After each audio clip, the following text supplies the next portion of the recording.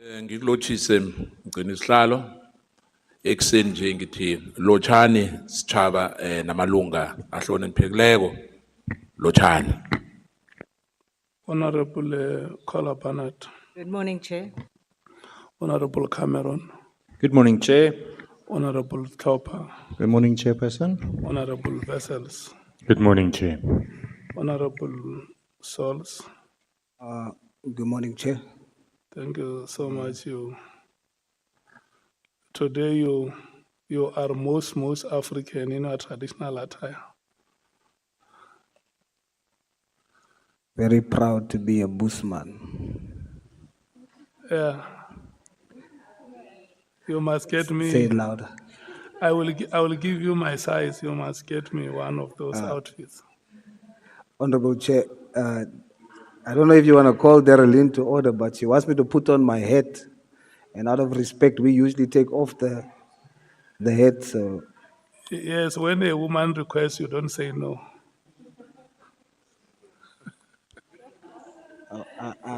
I won't say no to a woman, especially. Okay. Honorable James, good morning. Good morning, Chair. Good morning, everyone. Thank you so much. We have the apology of the Chief Whip, which was recorded here yesterday, that he will not be with us, Honorable Ntuli, for the rest of the week. We have apology from the MKP of Honorable Shongwe. Does it still stand today? Honorable Nomvalo and Honorable Koisan. Yes, he is going to join us late. Thank you. Okay, thank you so much. Honorable Breitenbach has arrived. She has apologized that she was going to be a bit late. She arrived before the meeting started. Honorable Mngwango is not here. Is in the Northern Cape on parliamentary oversight work. Honorable Malema and Honorable Mattheys have apologized for today on organizational commitments. Can I check if we have further apologies, Honorable Sangoni? I don't see Honorable Sokanyile here. Apologies, Chair. Yes, Honorable Sokanyile will be joining us. You just had a delay this morning. Thank you. Okay. Thank you so much. Good morning, Advocate Aransa. Good morning, Chair and Honorable Chair and members, everyone present, and also apologies on behalf of my two colleagues who both asked to be excused in view of committee-related work they're doing outside of Parliament. Thank you. Okay. Good morning to our witness.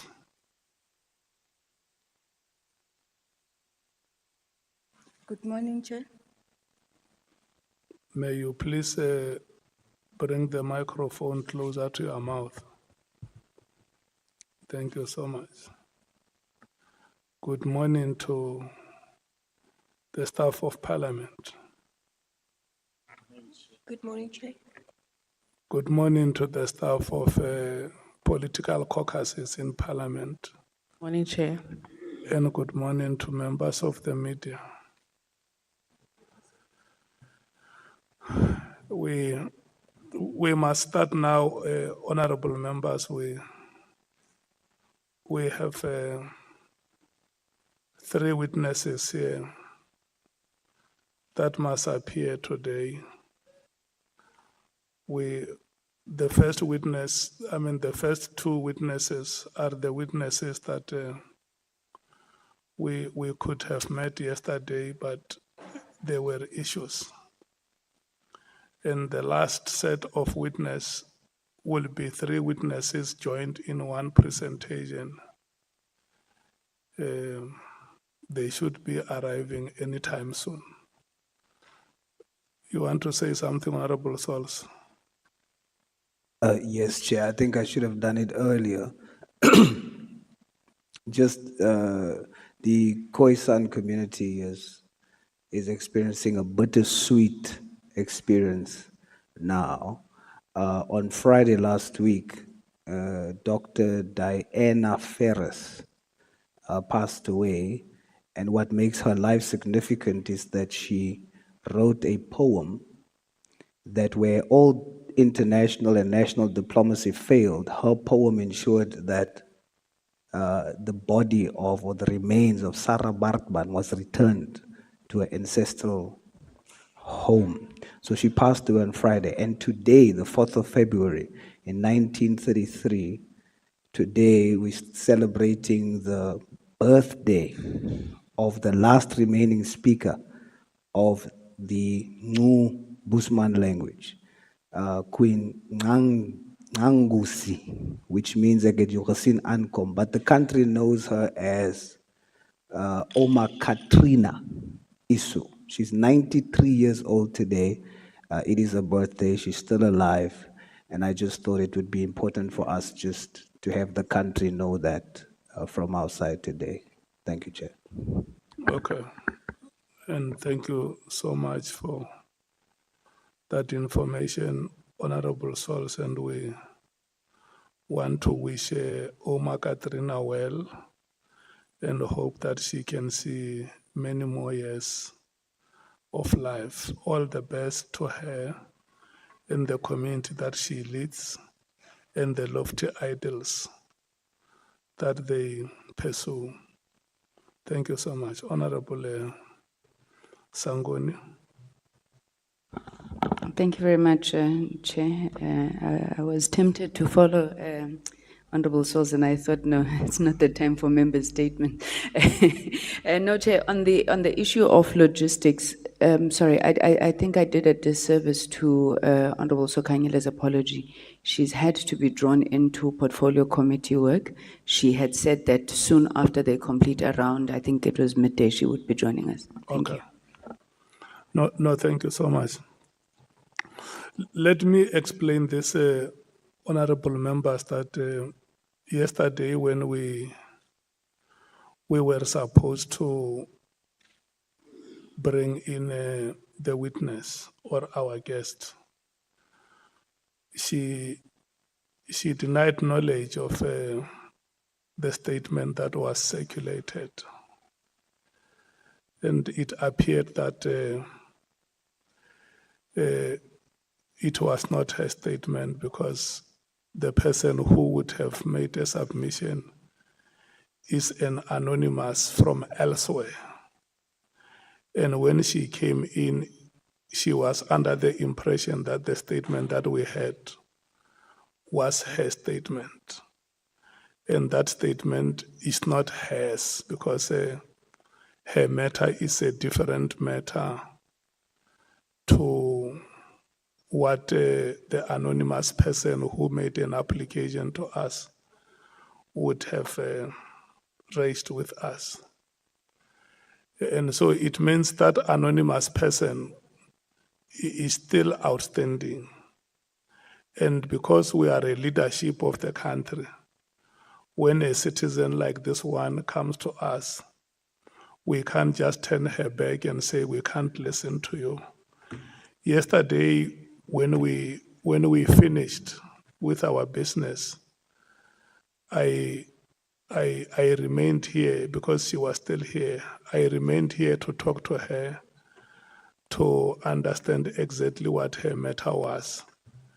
And she explained to me, and I advised her to come back this morning. It's not a very lengthy matter, and I don't think it's a matter which even needs a statement.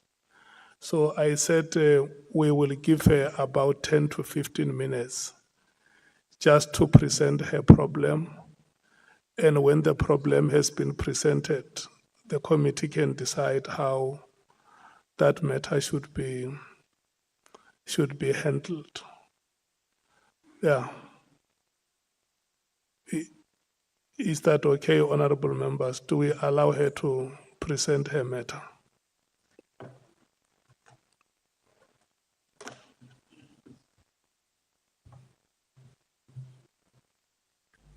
That's okay, Chair. Honorable Skosana. So Chair, was it rectified? Is this the one now which we have in front of us? It's her statement. I think when she speaks, she will confirm whether that statement is because I did not want to bore you about whether the statement that the senior counsel had yesterday, she said it was not her statement. But who then wrote that statement, Chair? Because yesterday we had that statement.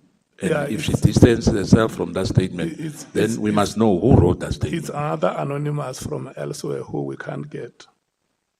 And her statement was not before us. Her statement was not before us. Okay, thank you, Chair. Yeah. Can I allow you, our guest, to introduce yourself? Good morning, honorable members. My name is Piladi Machola. May you please get closer to the microphone so that members hear you? My name is Piladi Machola. I am a GCC mechanical engineer, and I had a challenge. I am subjected to cybercrime. Yeah, if you, before you go to present your problem, just introduce yourself, who you are. If you want to inform us which province or locality you come from, you can do so. And if you decide not to disclose those details, you can say, I do not wish to disclose my physical or residential or personal details because I have chosen to be anonymous. Okay? I don't choose to disclose where I come from. Okay. Yes. Should I move on? Yeah, we can go ahead and we hear what your problem is. I am a cybercrime victim. I have wrote my statement to the Portfolio Committee of Police last year in January, on the 27th of January 2025. Can we ask maybe she moves closer, moves her chair? Chair close. Yes, thank you. Thank you, Chair. So I have been watching the development after I've sent my statement to the Portfolio Committee of Police. The development started when I had a call from IPIT. It was around about March, early March, on the 4th or the 5th of March. And the call came after I was called by the company called Afrimet for an opportunity in KwaZulu-Natal. And then from those development and with the statement that I wrote, the method that I used on that statement, it was very close to what the people that were testifying are testifying about. So when I saw that there is an opportunity for the anonymous to present herself to the committee, I decided to avail myself to the committee so that I can be able to give the background of my statement. And my statement hasn't been tested by the police officials. I had challenges within the police, which was in the Postman-Spec area in the Northern Cape. And then I went to the national office, and the matter was even referred for investigation by the Hawks here in Belleville. And it even went further to the head of the Hawks in Pretoria. And the person that was facilitating the investigation during that time was Brigadier Zwane, who confirmed that my statement was sent to IPIT. So I tried to engage with IPIT during December because after I had the call from Kanye, I was preparing the interviews for Afrimet, of which it's relating to, because I complained about the people of Tiger Valley on my statement as well. So I moved to KwaZulu-Natal. My stay in KwaZulu-Natal was not, it was monitored basically, all the time, even in the company. The cybercrime related issue is like the issue that I think I lived with it from 2019, if I may recall. And my perpetrator at that time, which I opened the case for, it was Mr. General Mkhwanazi, who is an ex-CEO of Anglo-American PLC. And then during that particular time, I had to gather information regarding the challenges that I had and then open a case. So the evidence was readily available. I even gave in my gadgets to be analyzed, and of which the police are still they're still in hold of those gadgets as well. So during the development while I was in KwaZulu-Natal, on the 6th of July, it was that statement of Nhlanhla Mkhwanazi. But before that, there was development within the police side. The two police investigating officers that were responsible for my case moved out of, I think they resigned, or I don't know if they retired, but all of them are not there in SAPS anymore. And then I watched the development from every time when I would sit for interviews, it was type of a hacking situation that I would be in, because General Mkhwanazi, every time when he was sitting on writing his final reports, I would sit in interviews and I was not even getting any feedback whatsoever. And then when I moved to KwaZulu-Natal, to Afrimed, because he panicked in 2020, we are in 2026. In 2024, he was panicking roundabout before the elections. And then before the elections, he was like, he's using Google as in like sort of a underworld communication, of which I do have proof of how he was communicating, and I've been following it up. And then during that time, what he did was he was communicating via, like they're using Google, TikTok, and then some of the events, it will be on SABC and SA Radio. Like usually they would create narratives and to get South Africans' view on how everything is conducted within South Africa. So what happened is that during that time when he was frustrated, I've realized that he really needed to talk to me, because he was thinking maybe Bheki Cele is not coming back. And then he knows that he has a case that is pending on his side. And I Googled him, I found his cell phone number on Google, and I don't know how did it happen that in that particular time, it will be on Google, because in time to time, I usually Google myself to see the development of the underworld, because there's an underworld that is happening to victims of cybercrime or victims of the system that is in control currently.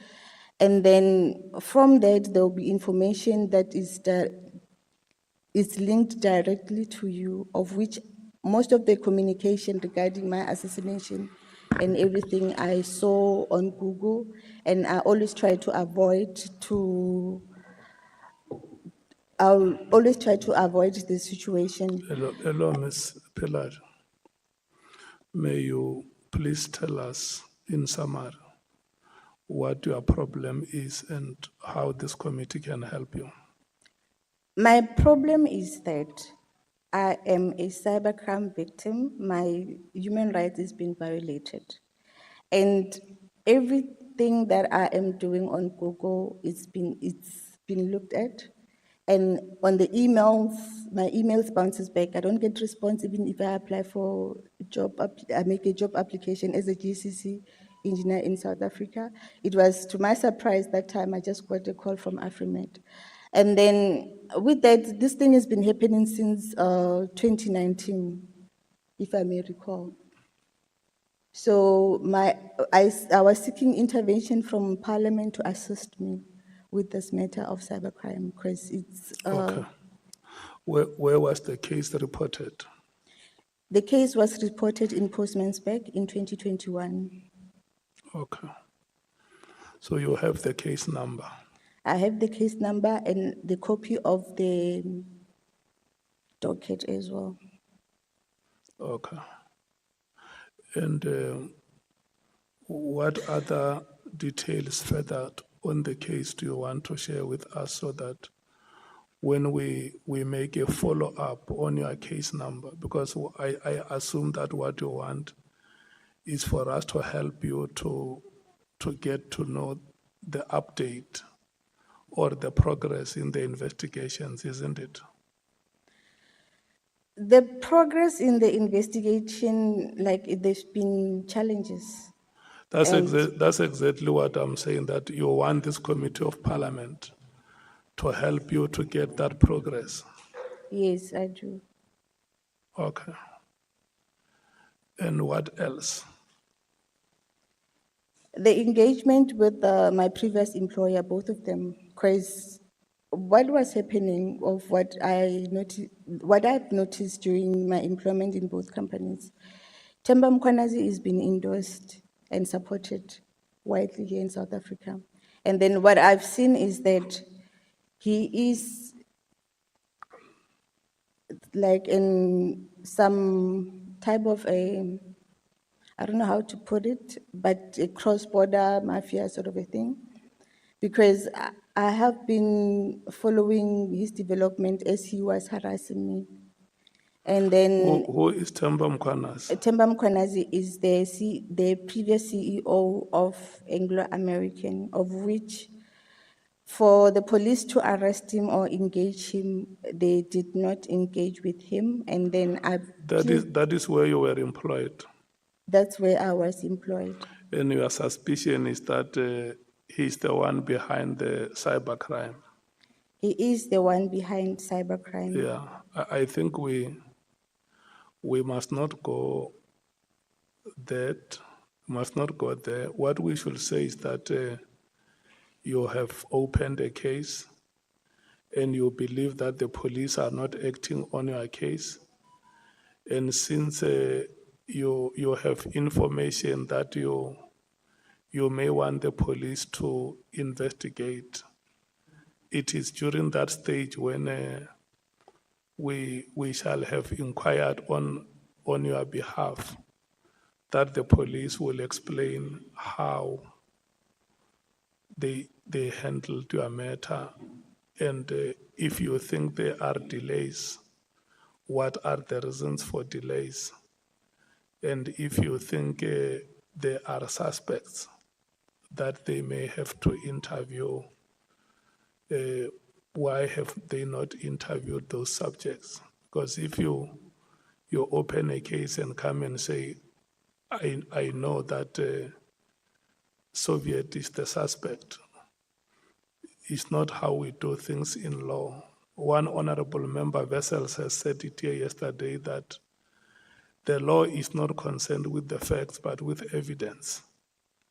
So if you have any evidence now, when the investigating officers are contacted, they will then consider the evidence that you have and arrive at a conclusion whether the matter is prosecutable or not, or if the information is sufficient to constitute the evidence that they can present before a court of law.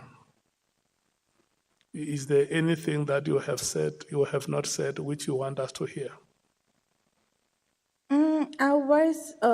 He was frustrated. Tambo Mkhwanazi was frustrated again in May 2025, and he invited me. Yes, listen to what I'm saying. The reason why we did not administer oath on you is because our understanding is that you are not going to make allegations against names of people. And for the record, if you make allegations against the names of people, those allegations are not recorded here. What we only record here is the problem that you state that you have opened a case and your case is not investigated the way you feel it should. But for you to start mentioning names of people and saying so and so, when those allegations have not been tested, is wrong. Do you hear what I'm saying? I sincerely apologize for that, Chair. Yes. Yeah. What I wanted this committee to assist me with as well, because I've been through this challenge for about, it's a decade now. And with how these people have been treating my family and then harassing them as well, following my daughter to school.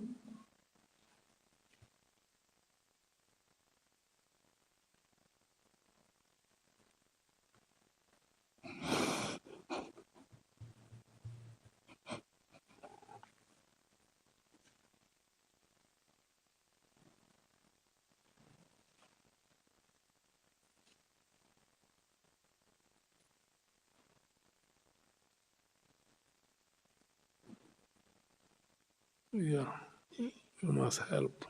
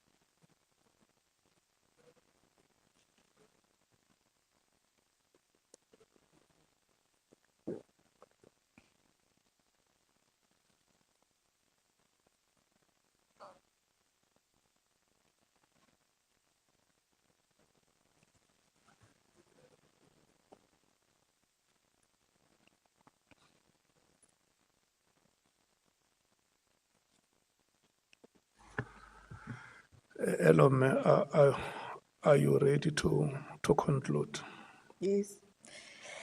So, Chair, it hasn't been easy since from 2021 when I realized that the sources of my perpetrator are following my daughter to school. My daughter was in Limpopo at Bidabera at the boarding school. And when I realized that my daughter was being followed by the particular perpetrator's family, I moved my daughter to Cape Town for her safety. While she was here as well, in the school, like when I applied here in Cape Town, because they have access to my emails, everything that I do on the internet, they see and then they act upfront. And then I've realized that some of these people,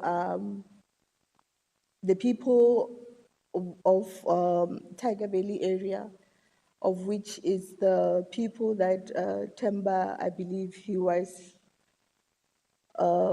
hired to destroy the leadership within, the black leadership within the mining industry from corruption and all that. So while she was here, some of their sources went and gave some courses in the school where my daughter is. Sir, Chair, I'm a mechanical engineer and I'm a government certificate engineer. I practice Mine Health and Safety Act. And when I was at the school, I saw that they are trying to align themselves to the Mine Health and Safety Act, the head safety officers, which raised my eyebrows that something is not right here. The people of the mine might be here. And then I saw that one of the matrons was going on a safety, it was first aid course. And the first aid course was being conducted by some of the people that were given contracts in Anglo American, and then from the Northern Cape, not from here in the Western Cape. And then I started to realize that General Mkhwanazi's associate at my daughter's school as well. So I had to leave I was consulting because I could not get any employment anywhere from 2019. And then I had to leave my employment to come guard my daughter here. And knowing that we are being followed by the hackers, and then Okay, can I check, when you say your daughter is being followed, did you report that matter to the police? I do have the case number of those matters. I reported everything Where is the case opened? in Wynberg, and they referred my matter back to Postmansberg. So you have the case number. It is on my statement. So before you leave here, you must have satisfied yourself that we have the two. Are they the only two? Are the two case numbers? There are basically three when I was checking yesterday. It's the one for Listen, what we must do is leave the details of those three cases with us. Is that okay? yes. Yeah. Okay. Can I check with yourselves, Honorable? I think this is a process matter. I just want to check with you if there is any one of you that has any question that you want to clarify with our guest before we release. I think she has explained the problem. And it would not have been fair on our part not to listen to her. Honorable James. Thank you, Chair. I just want to appreciate the Chairperson's spirit of discernment this morning to allow you to speak on an issue that affects many South Africans. What you have shared with us today, I was trying to figure out where does this have relevance, but I think never mind what we are busy with. You represent the plight of the people out there whose cases go cold and uninvestigated. Cybercrime cases in our country is a major, major issue. And I was reading through your statement where your gadgets are handed in and our police don't have the correct equipment. As you know, part of this committee's investigations is to probe and to give sort of recommendations on reform, and it is one of the areas that we also need to look into. We've taken the case number. I hope that that is the correct case number that you have given us. And I'd like to think the Chair didn't just ask you to come and share with us just for the sake of sharing. I want to give you the reassurance that we will act on your matter, and we apologize for the trauma that you have had to endure because of the lack of service and care from the men and women who's meant to serve and protect you. Thank you. You're welcome.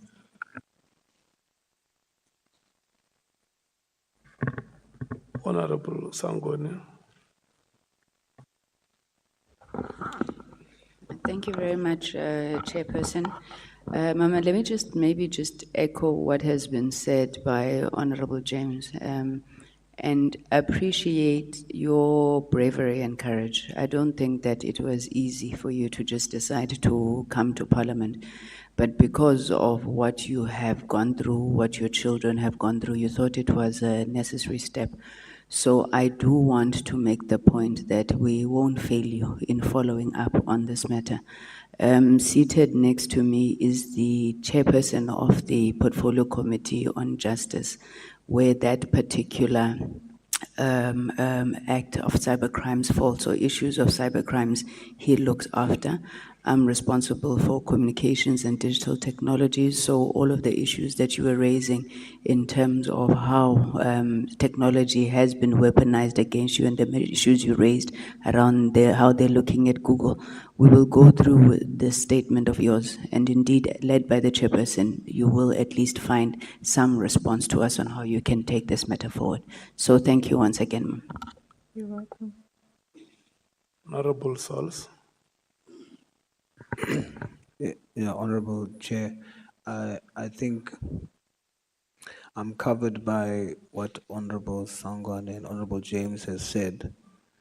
Mine was just that it's clear that the witness came as a last resort.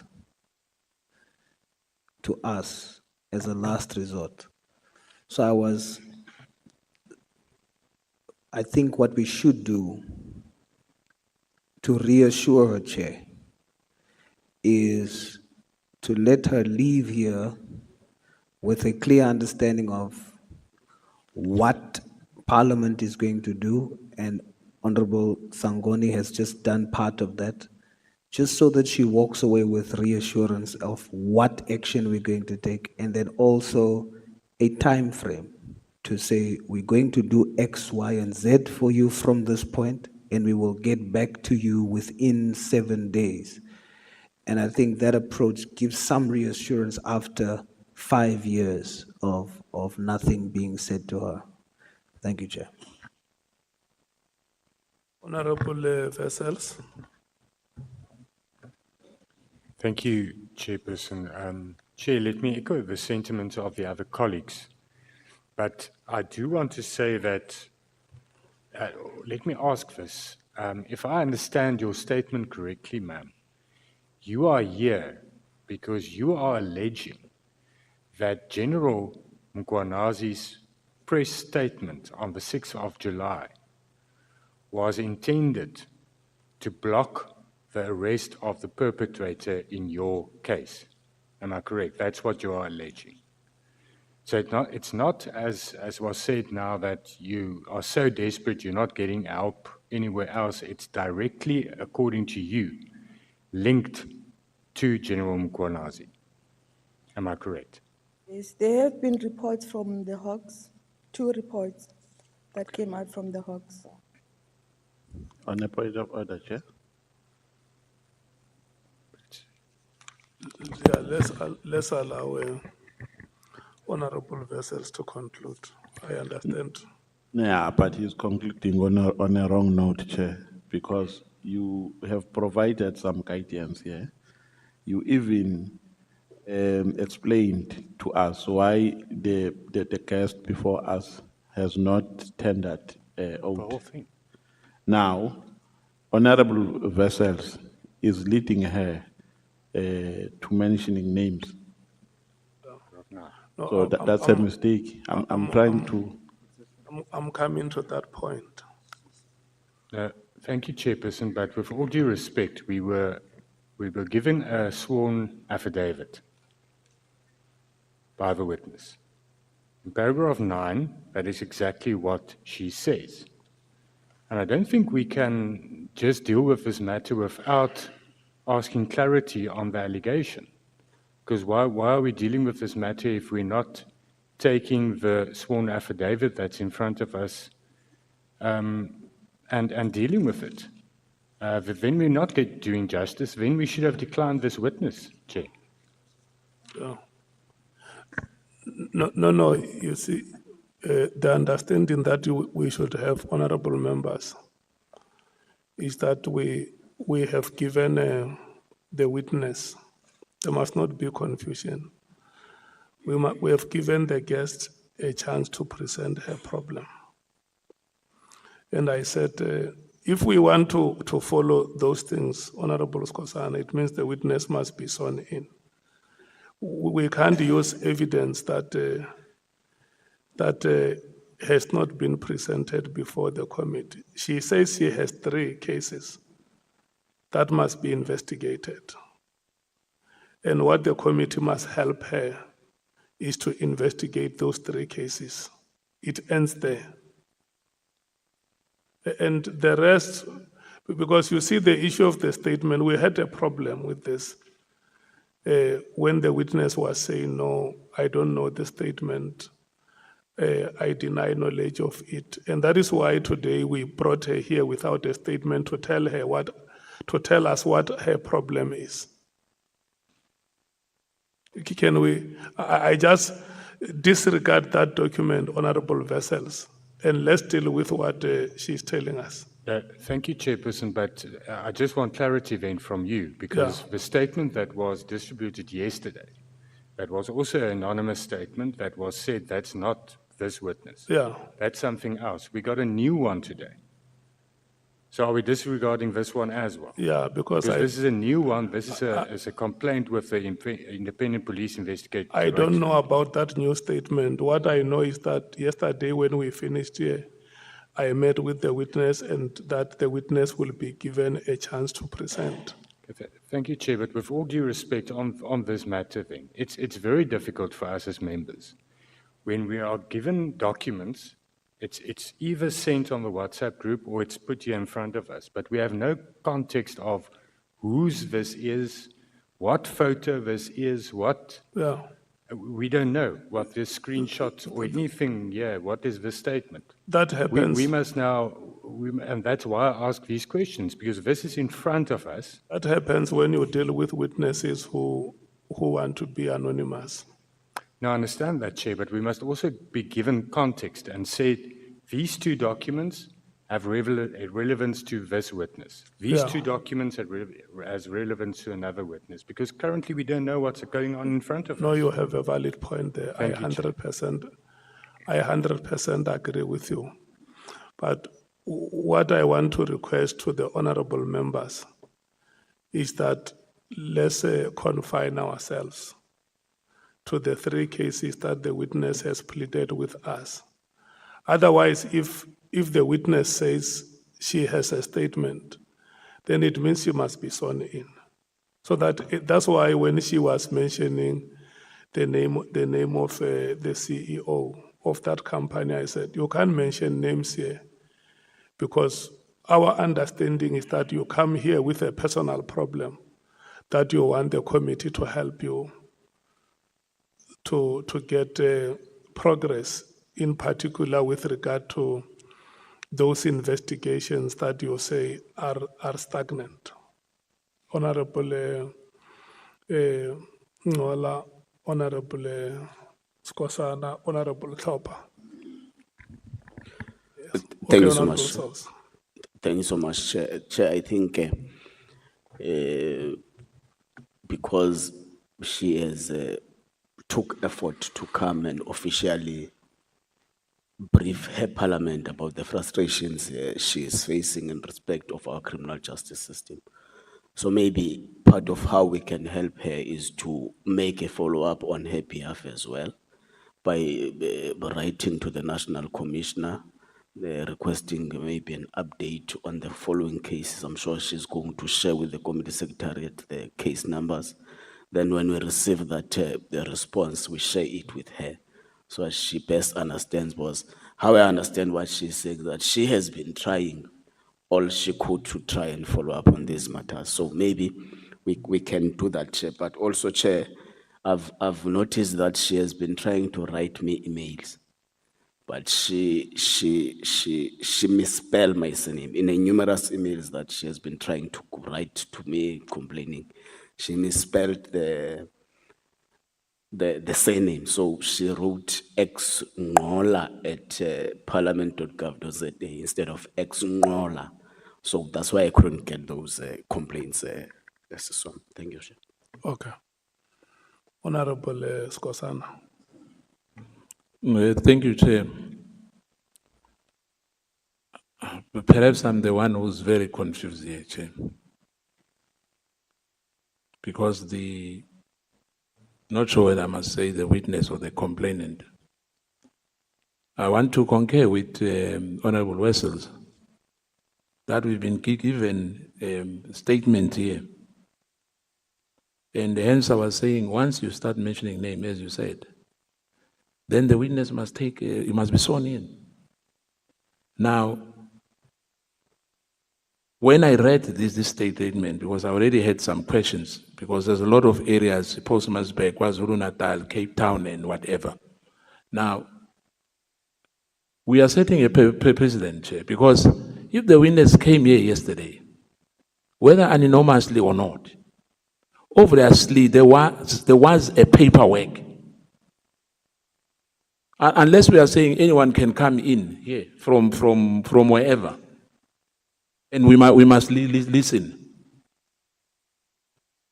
But I don't think the witness came here without sending anything to this, I mean, to the email before the public participation was closed. Now, the original statement of the complainant or witness, where is it?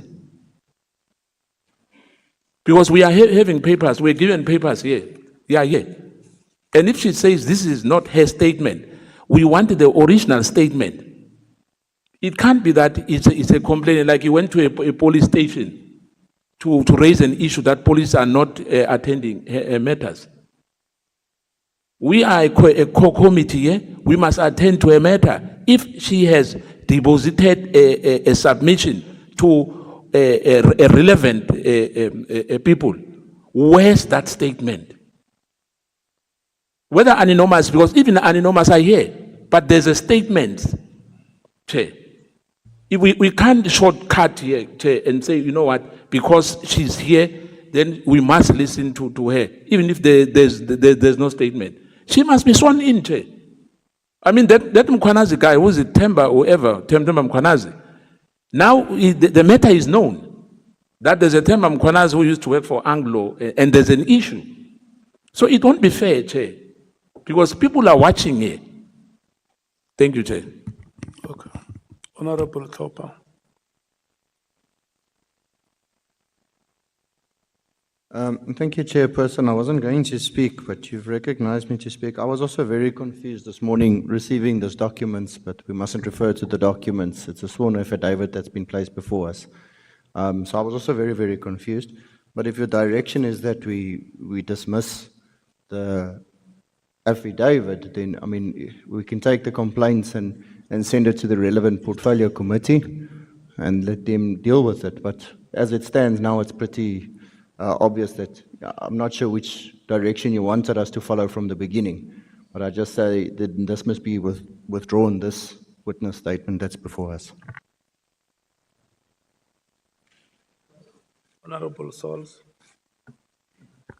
Chair, this is very disappointing. I mean, we should actually, as a committee, thank Honorable Vessels for raising that section, because when you started, the impression that I got was that we have an anonymous witness. She's going to be granted an opportunity, and Honorable James called it great discernment from you to do so. So I thought it would just be important for us to listen to the oral testimony, you see? And so I just focused on that. We received documents this morning. I then wanted to see which time did we receive the soft copies of these documents. We received it at 11 p.m. last night.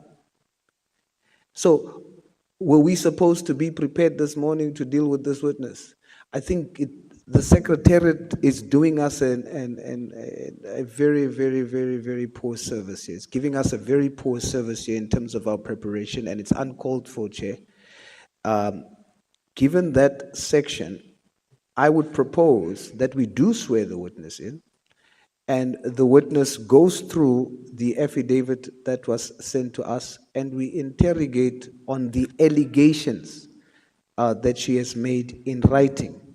I thought it was just a few cases that wasn't attended to, and then she needed assistance on that. But it's much deeper than that. So, Chair, that's my proposal in support of what Honorable Vessels is saying. Honorable Noval. Yeah, no, thank you very much, Chair. Chair, I think I, for one, understand where you are coming from. Number one, we are the People's Parliament. So it won't be prudent for us to chase people away, to turn them away, when they come with their personal issues, even if they do not fall within the scope of our terms of reference. People who are supposed to do that is our technical team, together with our legal team, because they are the one who are at our reception, who receive these statements, who consult with witnesses or with potential witnesses. So what was supposed to happen here, Chair, from the onset, upon their analysis, they were supposed to say, this is a personal complaint and try to assist her to tender this complaint to the relevant portfolio committee. Now, we are faced with a situation where we have a witness or a guest before us, and as a caring committee, we can't just say, go away because she's now here. But we can't share, and I want to disagree with members who are saying, let's administer the witness or the guest before us, because I think your approach is informed by the fact that this is a personal complaint about lack of service delivery, because it means here the police, if this is anything to go by, the police are not doing their job. So there is a portfolio committee, and there are mechanisms that we can use to enforce services which must be rendered in this context. Like what the Honorable has said, Honorable Machola, that why don't we assist the member by writing to the National Commissioner? Now, if we say we must administer, oath, she must take oath to interrogate what? Because the terms of reference are talking about interference and infiltration by criminal syndicates and drug cartels and so on and so forth. Yeah, the member before us, the member of the community before us is complaining about how her personal matter is being attended to. So it's a personal complaint that must not be ignored, because we are here for the people, but it must be channeled to the relevant people. So, Chair, I think listening to it here and interrogating it further would actually be a waste of time of our guest before us. Let's do an effective way of doing it. Let's help her to take it to the relevant bodies. Thank you very much. Honorable Sols, you'll be the last. Chair, I beg to differ. Now that we have sight of this document in front of us, we must first question why it was sent to us just before midnight. Was the intention for us not to really have time to peruse it? We received these documents this morning. Now that we have sight of it, this is not just a complaint. We, in good faith, myself in particular, I trusted what I was told, that it's an anonymous witness, and we're going to hear oral testimony. But now that I see this documentation, it's much more serious than just a complaint. You have a cover page with the letterhead of IPID that recommends that the statement should be looked at by IPID. It's not a normal documentation. Then the statement that Mr. O. Anthony, acting provincial head of the Western Cape Provincial Office for IPID, refers us to the statement. And in the statement, in line with our terms of reference, a witness is alleging that there has been interference with her case. That to the point of even saying that the actual July 6 media briefing was an attempt to stop and interfere in the case. We should hear that, and the oath should be administered, and we should be able to hear this allegation and probe it. It's just an allegation.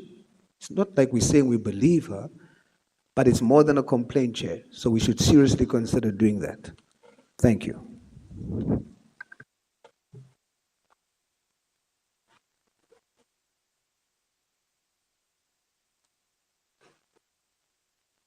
Okay. Look, honorable members, I don't think that this is a matter that must take us unnecessarily long. What I'm going to do, I will take the middle route to cover for all the legalities. I will say in the guests, and then can we please make sure that the document that is being referred to, she has it in her possession? Bonan. I don't even know what document is it, because yesterday the guest was here the whole day, remember, until we finished business, and we were told that the statement that was before us, she denies knowledge of that statement. Can we make sure that I have not even cited the document that member says is in circulation?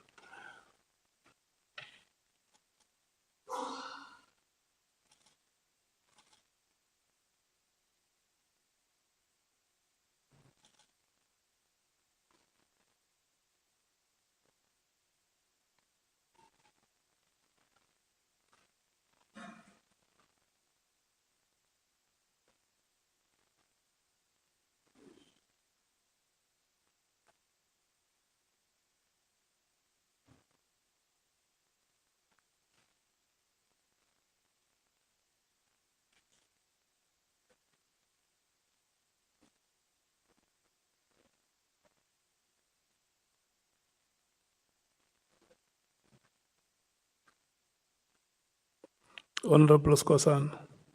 Chair, I'm just checking whether the documents are signed as well. Remember, we had a problem, I think some months ago, when we had a statement which were unsigned and commissioned.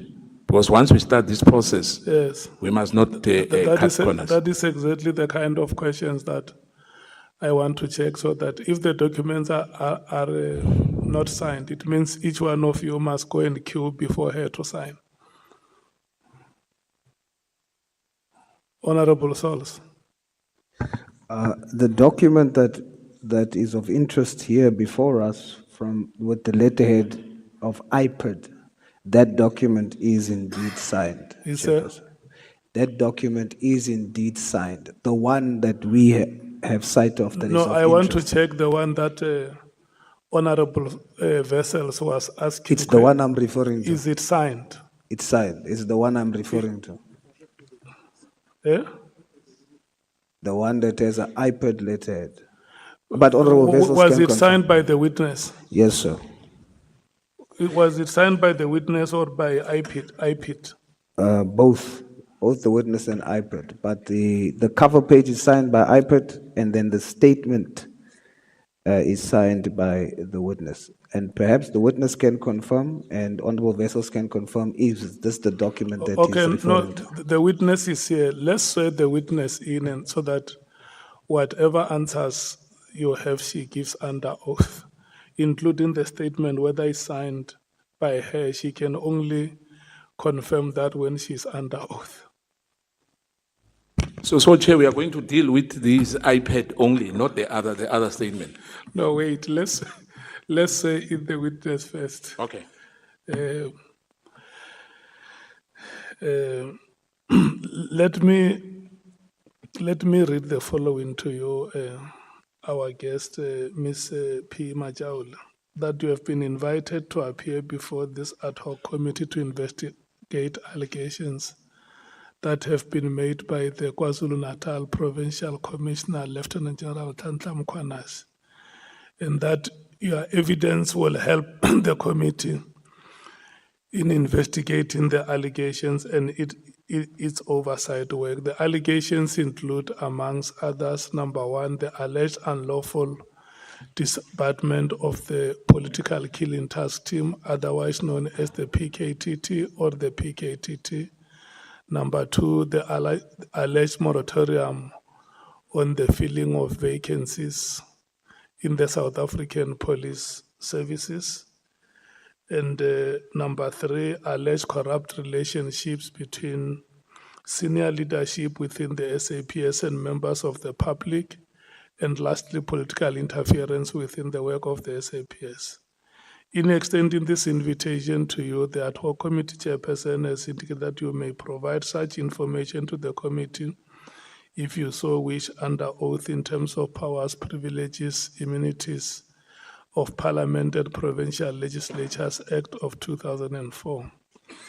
Please be informed that by law, you are required to answer fully and satisfactorily any question lawfully put to you, or to produce any document that you are required to do so in connection with the subject matter of the inquiry, notwithstanding the fact that the answer or the document could incriminate you or expose you to criminal or civil proceedings or even damages.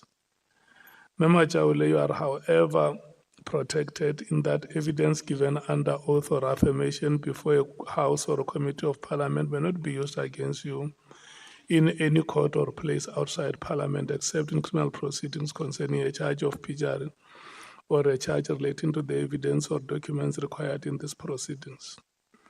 Please be aware that in terms of Section 17, subsection 2 of the Powers, Privileges and Immunities of Parliament and Provincial Legislatures Act, a person who willfully furnishes a House or a committee with information or makes a statement before it which is false or misleading commits an offense and is liable to a fine or to imprisonment for a period not exceeding 2 years.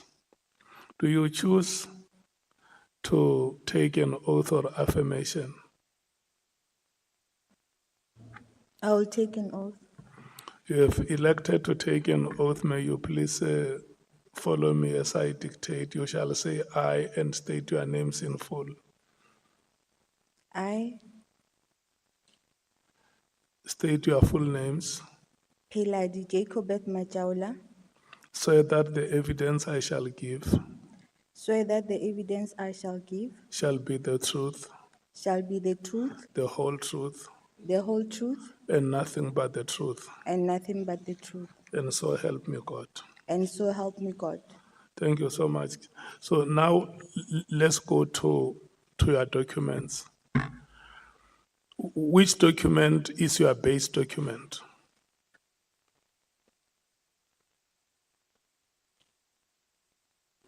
The documents you o di swere mo ka moka ga tsona ke efe yo ngwadileng ditaba tsa gago mo go yona?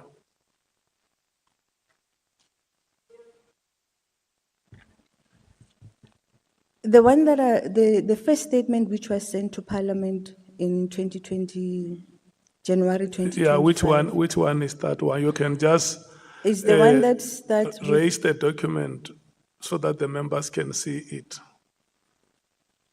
this one. Did you see the document, honorable members? Can you raise the document? Is it the one that starts with harassment, bullying? The one which is not signed, the one which says harassment. Yeah, we want to deal with that. Which one? What is the first sentence on that document? It states harassment, bullying, and victimization. It says harassment. Bullying and victimization. Okay. So that is your base document.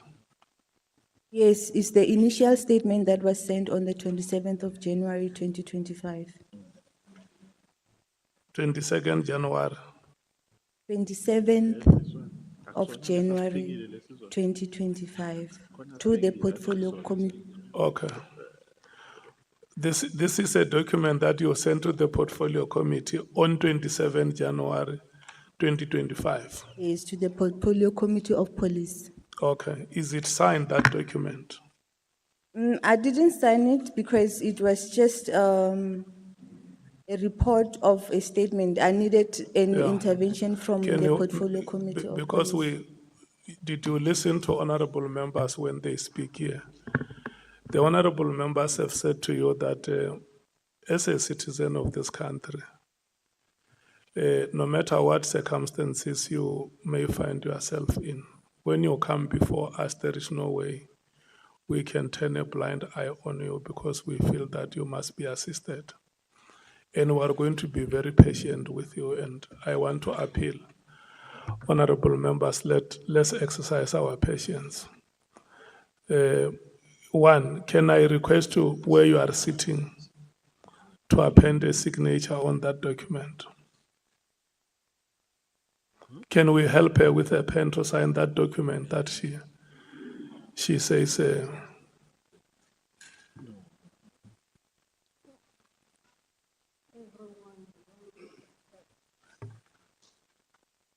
Let's be patient, honorable members. No, Yeah, no, patience is the exercise of leadership. no, I need some clarification, Chair. I'm not disputing anything. I just want to be on the same page with you. There are two statements here. We're coming. I want to deal with the administrative matters first. Let's have every document signed and then we'll come and question those things later. Honorable Souls. No, I shall wait on you, Chair. Yeah. I shall wait on you, Chair, Thank you after so the much. administrative issues. Yeah, and my second problem, Chair, is that even if she can sign, but how is she going to commission it and where? The statement that we are saying she must sign, where is it going to be commissioned? Because No, it's fine. I hear what you are saying. We have because when she signs, Chair, she must sign before a commissioner. we have sworn in the witness here. Now. She is now a witness because we wanted to avoid Conflict all of those interest. things. We wanted to avoid all those questions that members were asking. You know, once we swear her in, she's now under oath. She has been sworn in. And then she has a variety of choice on who can be her commissioner today. We Yes, all you are commissioners. commissioners, all of you here. She can just say no. I was saying that Chair Mkhwanazi says no, it's a conflict of interest. Okay, fine. So, did you sign that document? And then, which one is your second document? My second document is the IPID statement. The IPID statement. Yes. Does it have your signature? Yes, it does have my signature. So you have signed that first one. You have signed on every page. Yes. So the IPID document is also signed. I can see there is your name there on the bottom, and there is a signature on every page. It's 3 pages. The 2 pages have your signatures where there are contents, except the IPID cover letter. I mean the IPID letterhead, the cover page. Can you confirm that that document with the IPID cover page has your signatures on both the 2 subsequent pages? It does have signatures in the 2 subsequent No, pages. you must say it has my signatures. It has my signatures on 2. Correct. And then, do you have a third document?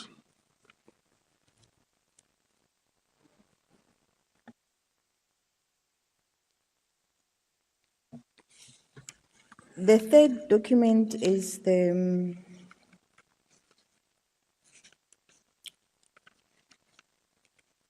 since I've been trying to reach Parliament and then No, let's talk to the documents first. Just tell us that my third document is this one, my fourth document is this one, my fifth document is this one. the third document is the proof of my emails bouncing back from Parliament. The emails that you sent to Parliament. Yes, the ones that bounce back to me. They were bouncing back. Did you sign that document?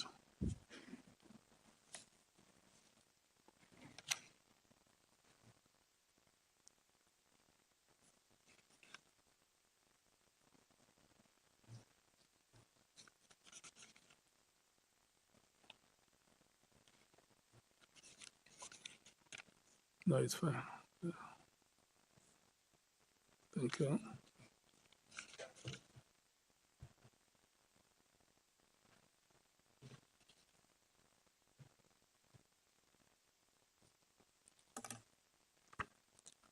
Yes, I've signed the document. Do you have the fourth document?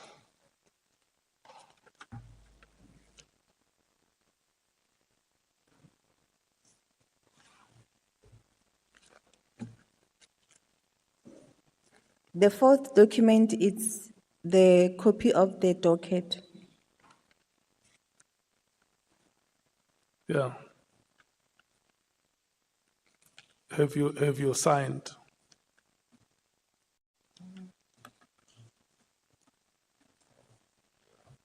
I will sign it now.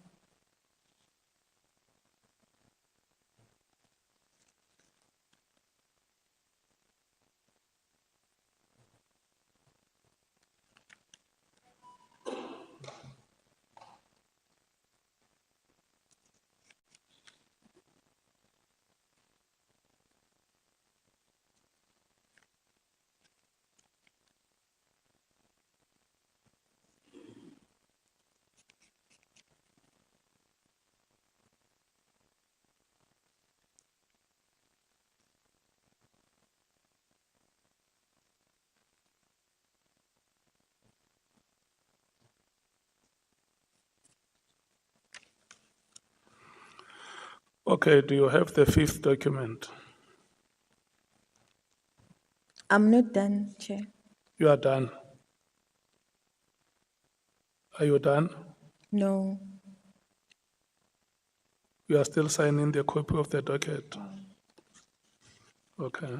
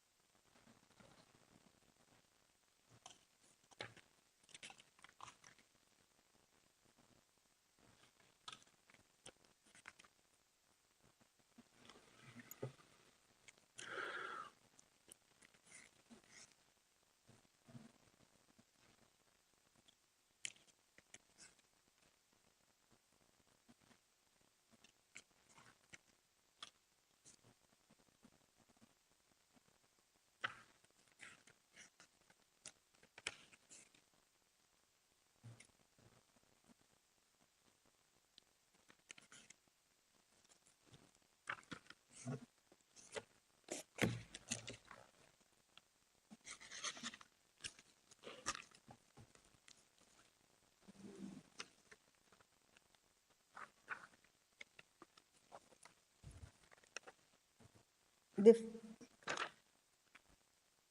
is it the fourth document? It's the response from Google South Africa. Okay.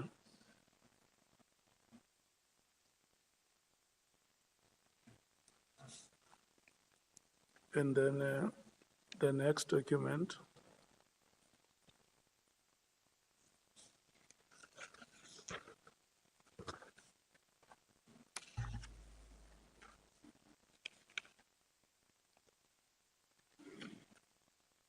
It's my initial email to the Portfolio Committee of Police on the 27th of January. Okay, did you sign it?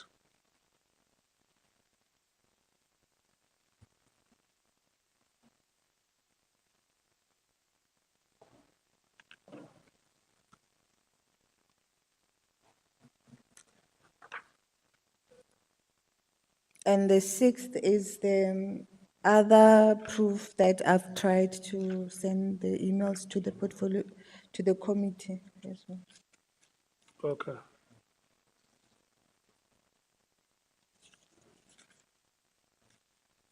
Next.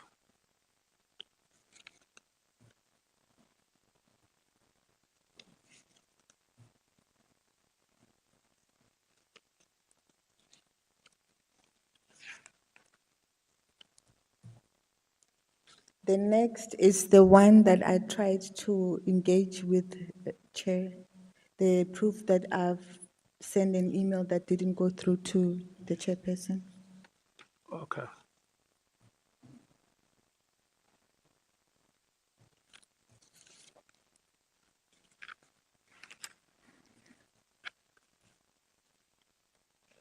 And the last is the screenshot of the underworld communication that is happening on Google. Okay.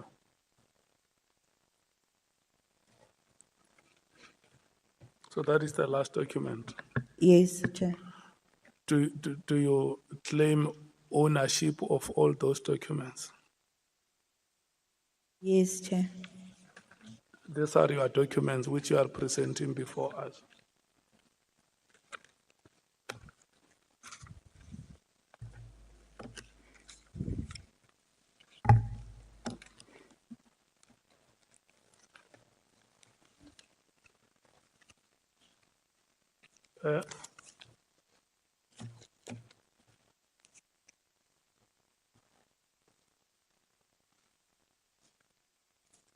Hello, Ms. Machola.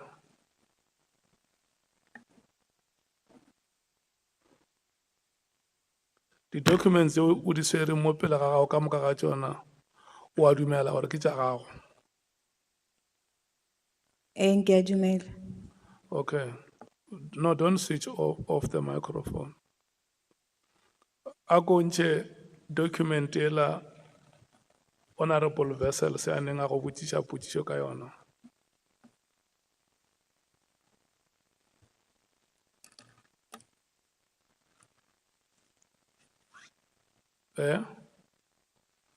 Wa e bona? Ke document ya iPad. A se document ya IP, ke document e ba reng o bolela gore conference ya 6 July. Is the correct document, sir? Ke yona document ya iPad. Yes. What is the date of that document?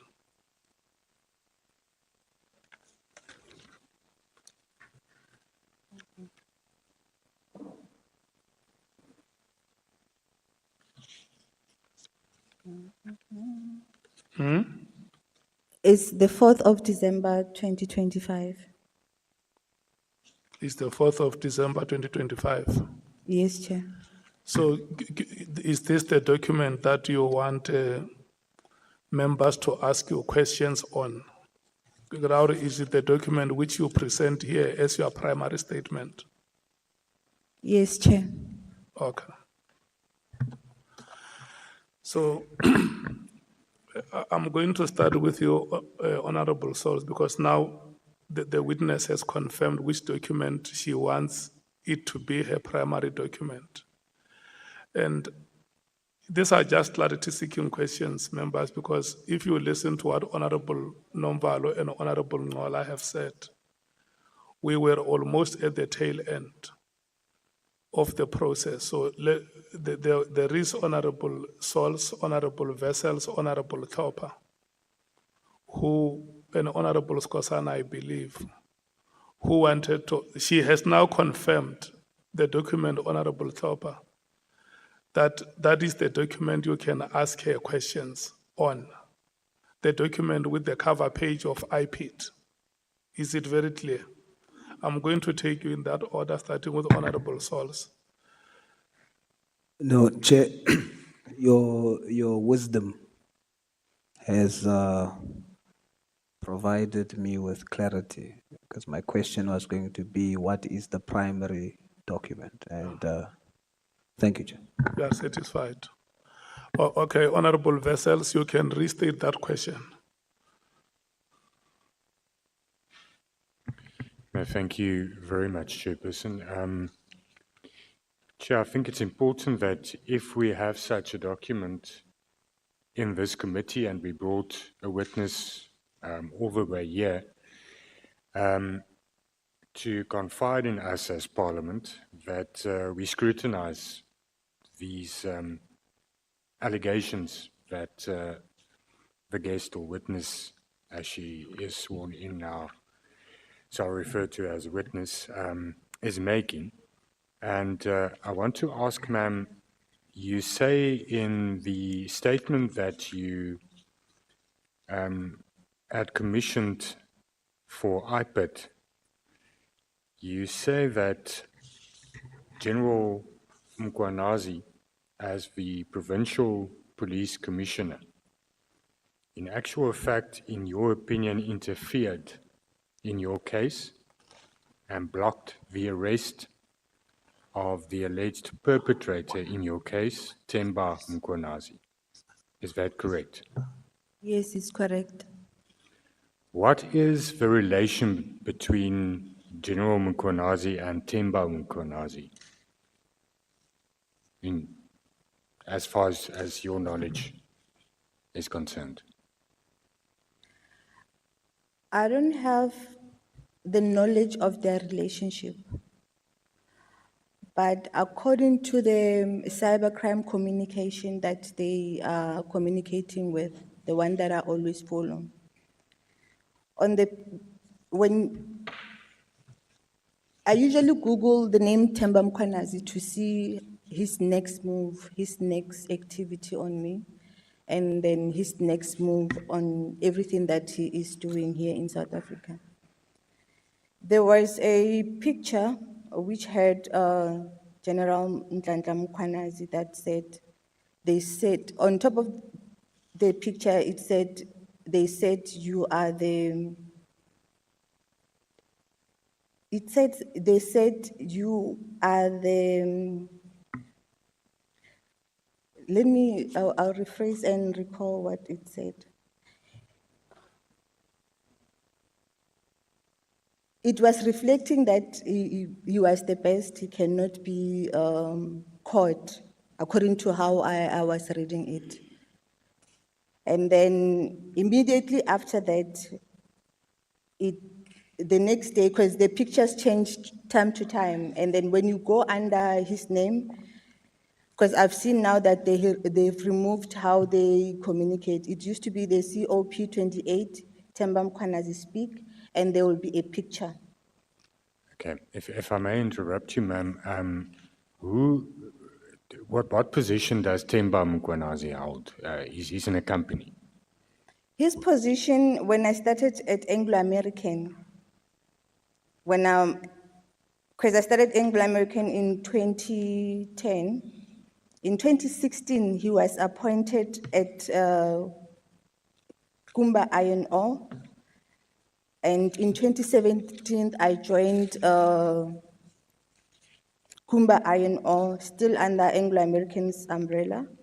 And then he was again appointed as a CEO bulk under Anglo-American PLC. He left while he was a CEO of Anglo-American Africa and Australia. Okay, is it at all possible? Okay, let me ask one other question. You personally say that you are of opinion that General Mkhwanazi's press briefing held on the 6th of July, that the intention thereof was to block the arrest of Tambo Mkhwanazi. Why do you say that? How did it block the arrest? There have been a lot of development under Anglo-American with corruption that is happening in the company, of which it's the leading indicator that Anglo-American is exiting because of the corruption. There have been a lot of activities that were happening beforehand, and the investigation were in Kumba Iron Ore. And then during that investigation, there are a lot of his sources that are involved within that investigation. And then on my side, I still had a case under him, which was for the cybercrime related issue. And then upon the statement on the 27th of January 2025, there was a media brief that there is a minister that sent the minister who is pushing for General Nhlanhla Mkhwanazi to be investigated. And with me is that I knew that I sent the statement in January, 27th of January. And then on the 4th and the 5th of March, I received a call from Afrimet. Immediately after that call, I received a call from iPad by the guy named Khan. And he said, he was telling me that he is going to investigate my case. And then during that process, I was a bit shocked. Immediately after Afrimet called me, and then I received a call from iPad. And then while I was still waiting for his call, I was busy arranging to the interviews of Afrimet and leaving to KwaZulu-Natal at the same time. And then I knew that I am going to be working around the people that Tambo Mkhwanazi is very close to, because he's a CEO, he's known, and he always follows on social media the companies that I'm working for. And I've seen it when I was consulting as well. And I just thought, let me just take this opportunity and then I'll see what happens next. Okay. And then I moved. Thank you, ma'am. Yeah, I understand. I think we understand. Just a moment, Honorable Vessels. Yes, sir. Ms. Machola, do you see how this committee has been very patient with you? Yes, Chair. Yes. The honorable member has asked you a question there and you have not responded to it. How do you link the press conference of General Mkhwanazi with what you are alleging? That's the question in brief. Okay. Tambo Mkhwanazi exited Anglo-American PLC on the 30th of June, 2025. Tambo Mkhwanazi was the member of the Mineral Council. He was the vice president of the Mineral Council South Africa, and then exited the Mineral Council as well before the end of, I think it was round about the 4th, because I usually check his whereabouts. And then on the 6th, there was a press brief. When the General Sibia was testifying, was saying that he went to KwaZulu-Natal for the 4th of July. I was staying at Greyville, where the horse racing pitch is, just opposite gate number 16 there. And then usually my phone is always off. And then No. We're not going to allow that, please. Don't abuse us.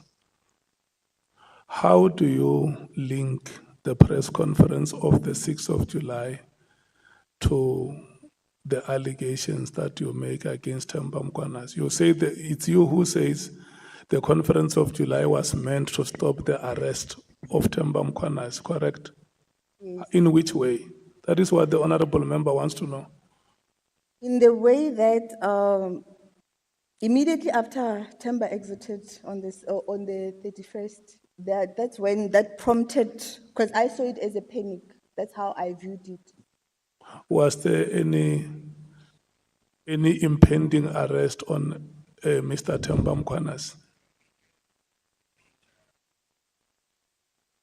From the challenges that I had, and I've seen the police being afraid of him because they said he was untouchable. Was there any case opened against Tambo Mkhwanazi where he was supposed to be immediately arrested? My case was opened. Okay.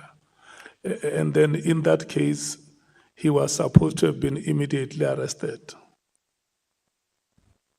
I can say so. And then because you have opened a case against him, Okay, the case that you opened, is it against him or is it against the cyber attack that you suffered? It is against him. It's against him. It's Yes. against him. Yes, Chair. Okay, you can continue, Honorable Vessels. Thank you, Chair. I'll conclude.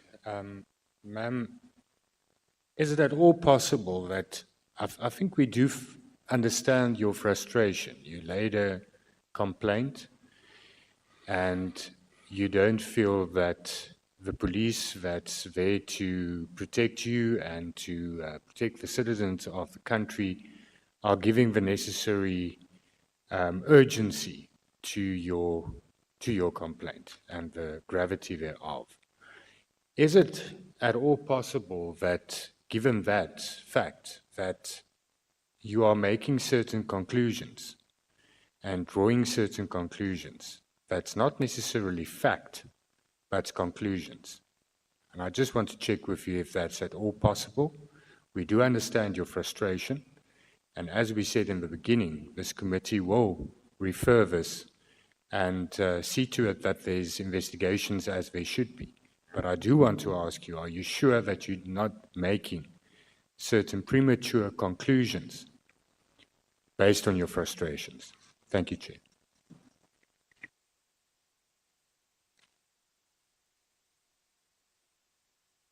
I viewed the 6th of July as a defensive strategy. Okay, Honorable Tlhopha. Thank you, Chairperson. I'll try to keep it brief. I've been covered by some of the questions. On paragraph 8, you spoke about, you realized your life was in danger because of General Mkhwanazi, I believe. You go on to say that you had to tell your senior managers to fire you from work because Afrimat wanted you to buy a bakkie. I just want you to explain that just a little bit. I don't understand it at all. So first of all, your life was in danger. Why? What particularly was in danger in that context? And who was telling you to buy a bakkie? This is how I can start with that question. When I went to Afrimat, there were 3 occasions where the police came in contact with the company. And I left Limpopo and Northern Cape having a challenge of being followed by the policemen. I've been followed by the metro traffic personnel, traffic officers, and my car was hacked. Your car was hacked. My car was hacked and is still hacked. And then I usually disengage the car myself from the computer box. But when I return some of the fuses, it still indicates that it's still hacked. Sorry, what does that mean, your car is hacked? Sorry, I don't mean to interrupt you. I just don't understand what you mean your car is hacked. How does your car get hacked? What they did while I was in Postmansberg, the traffic officers, they came next to my car because they were hacking it several times. And then I had to check how my car is getting hacked, of which I found out that it was the traffic officers of Postmansberg, of which I did go to Mr. Lowe. So when they hack the car, they come next to your car with some programming device and they connect your car, that programming device to your car, which is linked to your mobilizer, your key mobilizer. And then how I found that was that every time my car, where I pass, where the traffic officers normally sit, it will activate and the light will start blinking of the mobilizer while I'm driving. And it only does that when you lock your car and it's sitting maybe in your garage. But every time when I would pass where the traffic officers sit, if it loses that light, because when I'm driving it all the time, it will just blink where I pass where the traffic officers usually sit in the Northern Cape. So my life has been in danger from with that challenge of the car hack in 2021. Just after I opened that case for Mr. Tambo Mkhwanazi, and then the police started following me around about end of 2021, 2022. I've been followed by the police in Kimberley. Every time when I'm on the phone in Kimberley, they'll be there. Like I used to try and track how are they doing that, and up until I did find out why they were doing it, is they send you the geolocation SMS. So my life has been in danger through the cybercrime related issue that I had, and from this case that I opened for Tambo Mkhwanazi for a very long time. And Ma'am, sorry, just to keep it short, because I don't want to waste the committee's time or anybody's time. The first question I ask is, you said my life was in danger because of General Mkhwanazi's involvement. And in the context of that paragraph, how was he directly involved? Do you have proof that he was involved with hacking your car and all of that? Because, and are you also alleging that all traffic officers are now linked? All traffic, because you said every time you drive past traffic officers, this light blinks. So do they all share this technology to hack your car? All traffic officers? I don't understand this at all. I've never heard of this. okay. With regard to that, there was 2 meetings and a big meeting that came to, like, where the police, the National Police Commissioner of KwaZulu-Natal organized a meeting to be held at Afrimet. So the whole of KwaZulu-Natal commissioners, they came to Afrimet. After they left, I saw that my phone was cloned. How did you see your phone was cloned? What information did you have that day to On see that your that- phone was cloned? On the phone, to see your phone being cloned is when you see all your apps being doubled on your phone. Each and every app would have 2 apps on one phone. That's how I seen that after that meeting, my phone was cloned. And with the development that I had, I did share with the management at Afrimet that this is the challenge that I've been carrying throughout.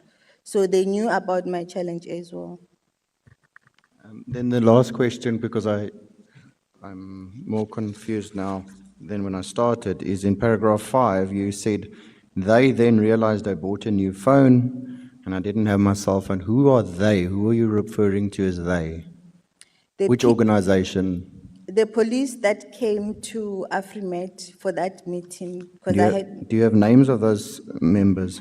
I don't have names. There were hundreds of people that came that day. So you're just one of the 100. Yeah, one of the 100, because it was around about the 22nd of July, 2025, when that big meeting happened at Afrimet. You said just above that, sorry, I know that I said I'm done, but you said there were supposed to be 36 people attending and then the 100 attend because somebody overheard your telephone call and it seems that you are saying because of that telephone call, the 36 went up to 100. So you were being targeted by hundreds of policemen. What I was saying is that because of this challenge of mine, because I know that my conversations are being listened to all the time, I'm aware that I've been under those circumstances from 2019. I've been aware from 2019 that even if I try and change the phone, like I've tried so many mechanisms not to use different phones and everything. And I even got to understand how they get your phone, your new phone number. No, okay, no, that's fine. Ma'am, just this literally will be, I'll put off my mic, Chairperson. Why do these individuals want to listen to your conversation specifically? And you must understand, as I said, we got this morning and there's all these documentations that I only received now. And maybe you have explained and I just haven't, because I've been trying to read at the same time. Why are these people interested in you so much, or SAPS? Because at the beginning, you're speaking of a CEO of Anglo-American or Platinum of Anglo, I don't want to say the wrong thing here, sorry, Anglo-American. And then suddenly we're into SAPS. I just want to know, why are these people so interested in your conversations? And I want to close by saying I have sympathy with you. If you have reported something to IPID and it hasn't been dealt with, that should be done. It's been alluded to, the cases will be dealt. I just need to understand this that is before me. Thank you very much, Chair. Sir, I have opened a case for Tambo Mkhwanazi, and he has lots of sources. They have sources that they use. They have their own IT people that they use. And they wanted to know, who am I talking to every time? If probably maybe I know somebody from Parliament. They wanted to know the conversations so that they can try and manipulate the narratives of what's supposed to happen next. Thank you so much. The last two will be Honorable Koisan and Honorable Nomba.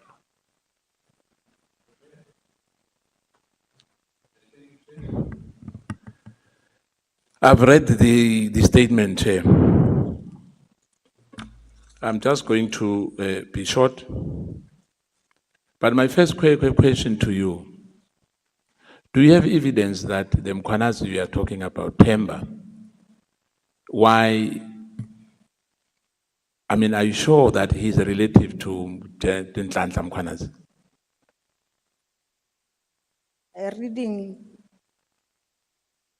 the underworld communication, how they communicate. No, the question is, do you have evidence? Yes. I do have evidence of the readings that they are doing, and I can do the explanation if you like. No, not explanation. Can you provide us with evidence, an attachment of that? Of the communication of the underworld. No, the relationship that they are related. The relationship, while I was in KwaZulu-Natal, they were calling all the Mkhwanazi clan. I have, Mema Jawul, wait. We don't have that time. Do you have evidence of the relationship between the two Mkhwanazis? Yes or no? I don't know whether to say yes or no, because I have a video of the Mkhwanazi clan, how they get together and calling everybody. Okay. Chair, I'll pass on that because of time. You alleged here that Tambo Mkhwanazi, in fact, you said he resigned on the 6th of June. Am I right on the date? At month end. 18 June. 18 June. 30. And do you know why? Yes, I do. Can you briefly explain to the committee? How he left, and I'm gonna. Okay, can you be on there? How he left with his sources. There was a Black Management Forum in roundabout May, and then one of his sources reported him because he's working with the sources that he has everywhere. Reported him at the media, as I recall, it was Ketim Tlatlane, and then he pointed the guy called from Postmansberg to explain their challenges. And the guy indicated that when they had contract at Anglo-American, they were getting paid 2 weeks after that contract, before even the contract started, of which it was a way of to want to exit Anglo-American because it was on media. And then what happened is that for his exit. Let me put it to you. Tambo Mkhwanazi was the director at Anglo-American, a regional director for Africa and Australia. You know that? Yes, I am aware. You know why he stepped down? Let me put it to you. He stepped down because the CEO of Anglo-American, Duncan Oneblood, when Vateria Platinum, when they were restructuring the company, he had to step down. Do you know that? Or you refute that? It's not all about the restructuring of the company itself. It's not. They were not And restructuring. then if I had the statement of the CEO, I will try and get it and read it to you because he was saying Temba's exit of Anglo-American is questionable. Madam, with due respect, the issue of Temba Mkhwanazi, because remember we do research as well, extensive research. What you are saying, you are misleading us. But be that as it may, you alleged here that we are one of the victims because Temba was destroying black leadership. The Hawks busted off more than 200 million at Sishen Mine. It's part of Temba Mkhwanazi's instruction to the Hawks to collect money. What happened? 200 million collected by Hawks. What happened is that one of his sources, during that time, one of his sources took money to the mine, which is Kulumela mine. What the value, the one which is 200 million?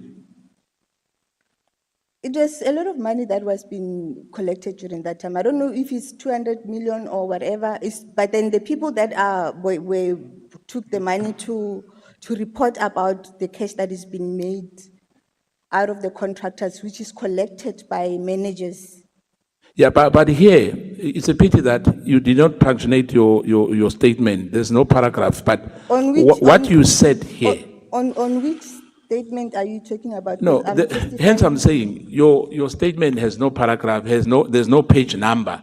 But you said in one of the pages here, I don't know how I'm going to lead you to that. Last part one, I think the last page. You said here, I'm one of the victims. The Hawks busted off more than 200 millions at Sishen Mine is part of the Temba Mkhwanazi, instructed to the Hawks to collect the money. What happened during that time? It was in 2023, right? When the report from the Hawks came out, when I was 2020? 23? 2023, round about August. But here you say 2020. Surely it was a mistake of the typing error, but it was in 2023. Now, you know, 200 million, over 200 million collected at the mine.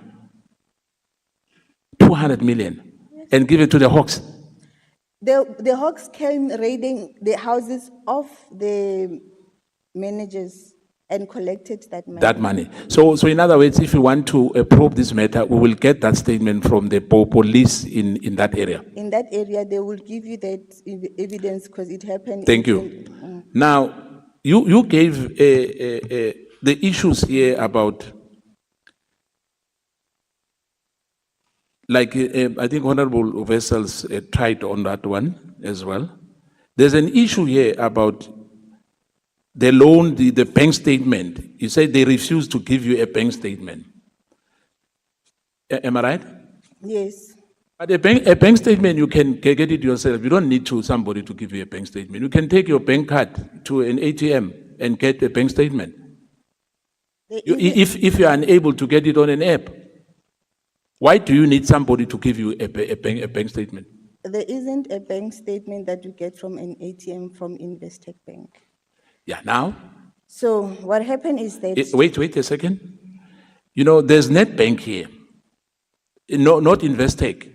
I don't want to go there because I don't want to say to people Investec is better than the other one. You said it's got nothing to do with Investec you are talking about. Your statement say here, NetBank Sundown, Mrs. Jennifer Muller has refused to give me a bank statement. Not in Investec. Okay. Can I explain Yes. what led to that? During my challenge, I had a challenge with Investec and NetBank, whereby what happened between the two banks, I was supposed to get the statement that links my funds from Investec to NetBank. So I went to NetBank in Sandton to request the bank statement during that particular time, of which is not from the ATM, but from the bank itself. So they refused me on that statement. No, madam, I'm going to ask again this question because it's you who wrote here. You said NetBank, Ms. Jennifer refused to give me a bank statement. So I'm saying to you, with a bank, with your bank card of that NetBank, you can go to a ATM, you can get your bank statement. It's a backdated bank statement. Is what? Backdated bank statement. Yeah, you put a date. If you want a 6 months one, you put a date there on the ATM machine. Dated statement doesn't come on the ATM machines. That's why I went to the bank. Let me. So you agree that you are wrong to say Investec? No, Investec is part of my statement there. No. I'm talking about this one, Jennifer, which you spoke. We spoke about Jennifer here. You said NetBank Sundown. Ms. Jennifer Muller refused.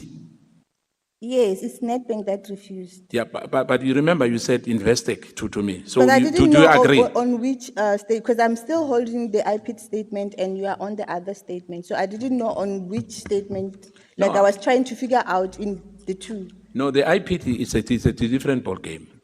It's another statement. I'm talking about the one which you signed now. Yes, but when you were asking your questions, I was still trying to find out on which statement is it here, there, because it's not on IPIT because I was still holding the IPIT statement. Yeah. So Sorry for that. So Investec refused to give you a bank statement as well, They did refuse. and NetBank refused to give you a bank statement as well, They did refuse. and they don't give you reasons. No, I do have the statement now. They ended up giving it to me. Yeah, but what I'm saying at that time, they refused to give you reasons because you stated here anyway. The reasons for them, it's known by them. But I struggled. It's been years that I've tried to get those statements, but I failed several times. Now, because your statement, there's Postmansbeck, there's Kimberley, there's Senten, there's Deben, there's Rustenbeck, there's Pulukwane. Now, I'm going to ask you here, there's an issue as well about 13,000 rand.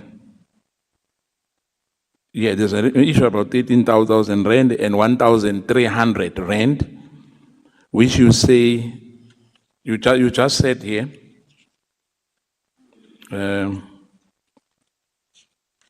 because there's no pages, unfortunately. In December 2024, Investec Pretoria said I must go to Investec Sundown to get my statement. Can you explain that? In Investec, you have different portfolios. You have your savings and you have your wealth. So in your savings, usually it was on the Pretoria branch, and in the wealth side, it was in the Sundown branch. And then Investec, we worked with a private banker. So during that time, they were sending me pillar to post up until they ended up saying, you must just go to Sundown and get your statement. As I said, I don't want to talk much about Investec because it will sound bad, because indeed what we are saying is untruth. There's no truth of what we are telling this committee. Some of us are the clients of those banks we are talking about here. You met Ingan Smith to from recovery, and she told you that you must draft another statement on Excel spreadsheet. The last statement said you owe 13,000 rand. With the current one, she said, I paid and I still owe them 1,300 on legal fees. Can we come back to... Okay. Because I don't think that the conversation you have is going to help us as a committee. Yeah, thank you, Chair. You correct, because this statement is all over, Chair, and I can't help it. Hence, Honorable Nomvalo said it earlier. That is not pagnated, there's no paragraphs, there's no pages, and when you read the statement, hence I'm saying to you, I'm still reading about Postmansberg, then there's Durban, then there's Cape Town, then there's Polokwane, then there's Sandton, then there's Pretoria, then there's Rustenburg. I'm confused too. That's why I said when we started that Honorable Nomvalo and Honorable Ngola were getting us closer to how this matter should be concluded. Let me leave it to Honorable Nombalo. Thank you for the time. Thank you, Chair. Ma'am, when you wrote this statement, this one, which is not paginated, what impression were you under? Were you under an impression that you are writing a statement or a presentation? The statement that I was writing, that statement is the statement that I wrote to the police No. committee. And then upon- Didn't you write this one for the ad hoc committee? it was the one that I sent to the portfolio committee of police. No, I'm talking about the statement that you have just signed. It's the one that I attached as proof that this statement was at the portfolio committee of police. Now, my question is, what impression were you under? Were you under an impression that you are writing a statement that you will sign and take oath for? Or you are just writing a presentation that you will make before the ad hoc committee? It's my initial statement that came to the committee. And then with that, because I didn't thought that I would be talking on this very particular statement. It was just a proof that this statement was in Parliament. Ma'am, And then, do you see the statement I'm talking about? Yes. The one that we have signed? Yes. Is it you who wrote the statement? yes, it's me who wrote the statement. Did you write it under an impression that you are writing a statement or a presentation? Surely a presentation, because it was just a statement that was going to be read and then be followed and tested So, by the portfolio committee. so you intended to write a presentation, not a statement? To the portfolio committee of police so that they can try and assist on my issue. So I So- took the very same statement and attached it to the one that I was sending to the portfolio committee. So you took the very statement you wrote to the portfolio committee on police to hear? This is the very same statement? Yes, because I didn't No- want No to change amendments? it. I didn't want to amend anything. I wanted No, to- I'm to talking remain- now for the purposes of this ad hoc committee. What impression were you under when you submitted it? Were you under an impression that you are submitting a statement or a presentation? I can say the presentation because of, I didn't want to change anything. I wanted its authenticity so that it's what was initially and what. So this is a statement, not a presentation. It's my statement. So you intended to submit a statement, not a presentation? A presentation is on PowerPoint, so I No, wrote ma'am, a I'm talking statement. about the statement that we have just confirmed, which starts with harassment, bullying, and victimization. The one that we have just signed a short while ago. Did you intend to write a statement or a presentation? It's my statement, it's a statement. So this is a statement? Yes. And that was the intention? To leave it as it came to Parliament. No, the intention was to write a statement. The statement, I wanted to be the same statement that was sent to the portfolio. Okay, let's move on, ma'am, because I think I'm getting more confused as I'm taking this question down.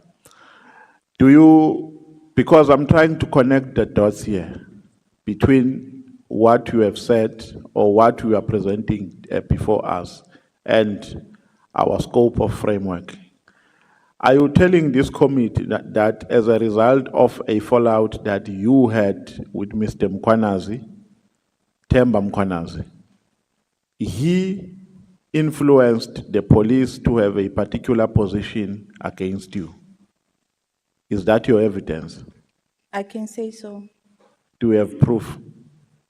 It's the incidents that happened at.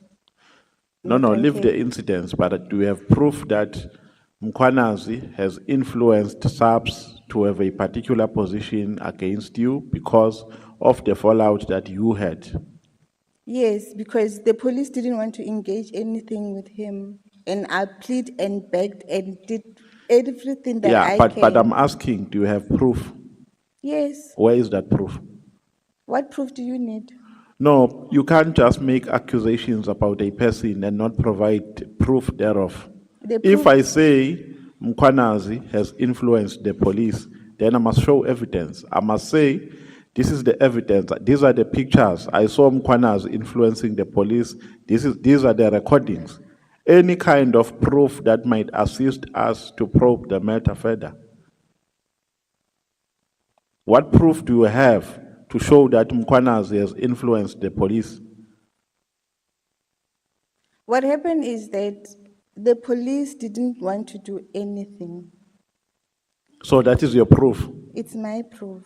that they did not want to do anything. Yes. And Because my therefore- case was ultimately being removed all the time on the system and I didn't understand why. So your conclusion is that because they did not want to do anything, then they were influenced by Tambo Mkhwanazi. That is your conclusion. Yes, my case was always been removed on the system. So I always used to follow up on it and sometimes I would find it being removed on the system. Okay, you are saying you have been followed on numerous occasions by SAPS vehicles. Were those vehicles branded with Yes. SAPS stickers? Yes, mostly SAPS pops. Have you reported those cases? I did report to them. They know about my matter, the police. So you suspect that it's Tambo Mkhwanazi who made the police to follow you? No, they were supporting their friends. I beg your pardon? They were supporting their friends. 'Cause So by following you, they were supporting their friend. What was the intention maybe of following you? Sir, that I cannot tell. So how many times did they follow you? Many times. So they just follow you from where to where? From your house to your destination? Basically, it used to happen a lot when I go to Kimberley. So they just follow you and do nothing after that? With They would- police, with branded police vehicles, With branded police vehicles. they follow you? Yes. Okay. I Did must- you take I the must- registration numbers of those vehicles? I must stop you, Honorable Member. I must stop you. I think if there is any decision the committee must make, we are at a point where we can make a decision. Unless you ask the last question. Yeah, no, I will ask the last question, Chair. I'll try to make it one question because I wanted to ask them separately. From the second last to the last page, you are saying, I think this is the unfortunate part is that these pages are not paginated. But the second to the last, from the second last to the last page of your statement, you are saying, we are talking about SABC, that Tambo Mkhwanazi used SABC, SAFM, and SABC News to participate and to get view of South Africans. Google is used to communicate with each other by regarding pictures and websites. Well, I'm also trying to understand what you mean by this. But the conclusion I'm making is that you are saying Tambo Mkhwanazi used SABC to deal with you. Do you have proof supporting this assertion? The proof is the fake news. The first was in 2020. Fake news? By who? By the media regarding the strikes at Kumba in 2021. Which media? SABC? SABC. So they dispatched, fake news about you. No, it was about the mine. That About they the mines. strike at the community and this there was nothing like that was happening. At Kumba, iron ore. So they were spreading fake news about the mines. That they strikes while there isn't any strike that way. Okay, no, Chair, because we are saying, Honorable Souls. let's leave it here, it's fine. But you have given me 9 minutes while you have given others more than 15 minutes. Chair. Yeah, let's not go there. Hopefully you'll be consistent. Let's not go there. No, we should, Chair, because you can't apply different rules in the same meeting. You have just given me 9 minutes for no apparent reason. Others have spoken for more than 15 minutes. I'm not taking what you are doing kindly. Honorable Souls.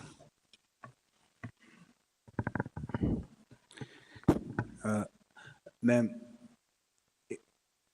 it's very important for me to understand whether you are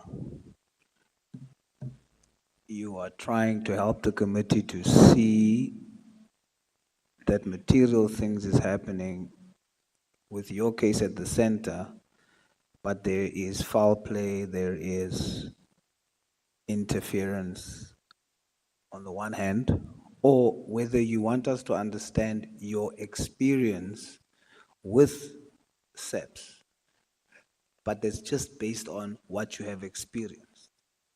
If you use that approach, what I read here makes more sense. I'll make an example. You said that the CEO, in his media statement about the stepping down of Tambo Mkhwanazi, you said the CEO said that his stepping down was questionable. So I wanted to go see whether that's the case, because the media statement should be available.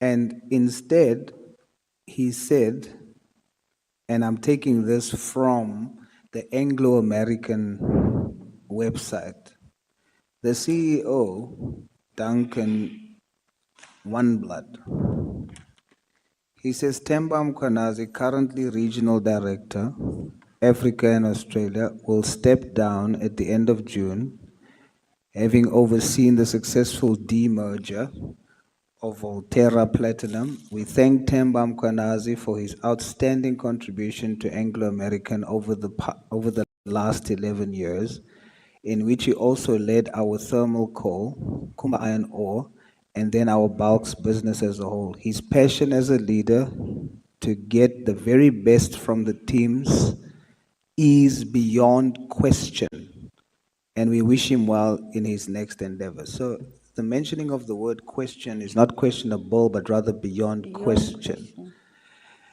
So do you accept that you're incorrect to say that he said questionable rather than beyond question?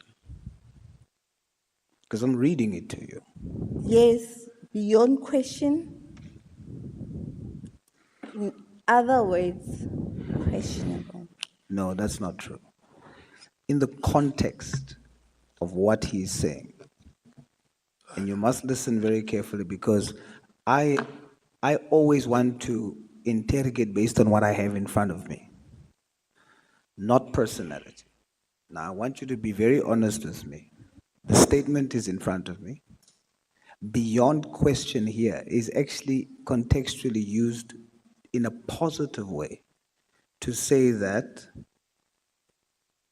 as a leader, to get the very best from his team, his passion as a leader to get the very best from his teams is beyond question, you see?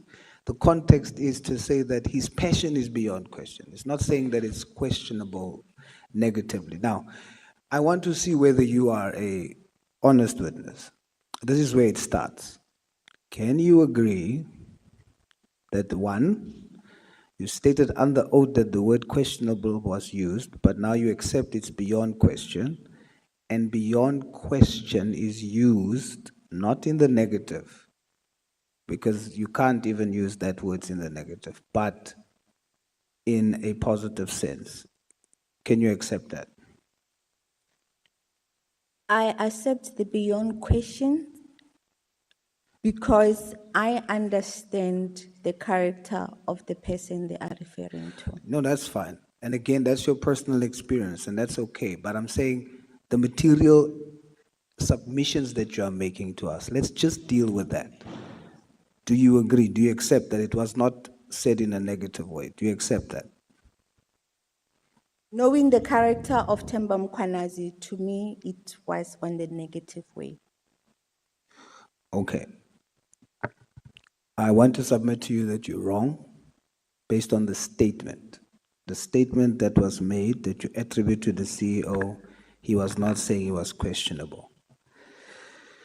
When you say underworld, what are you saying about the underworld? Help us understand that. What's happening? What underworld? In the mining industry and In the mining industry and in South Africa in particular. what happens? What do they do? What do you know? The communication of Tambo with the pictures, it's, for me to understand it at first, it came when in 2023 Honorable November. Sols, may I please request you to ask the last question? Why, Chair? But I think we are at a point where we must make a decision on this matter, honorable members. You see, what I want to understand, because even though there's mixed things here, I want to satisfy myself that we've given the witness a fair opportunity.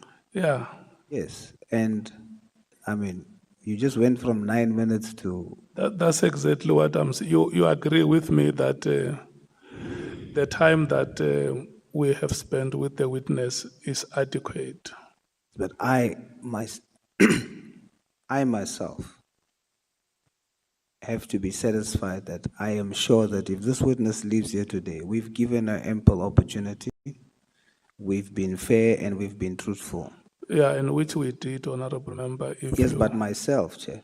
If you have to agree with me that we have given this witness, we're asking this witness questions as a collective.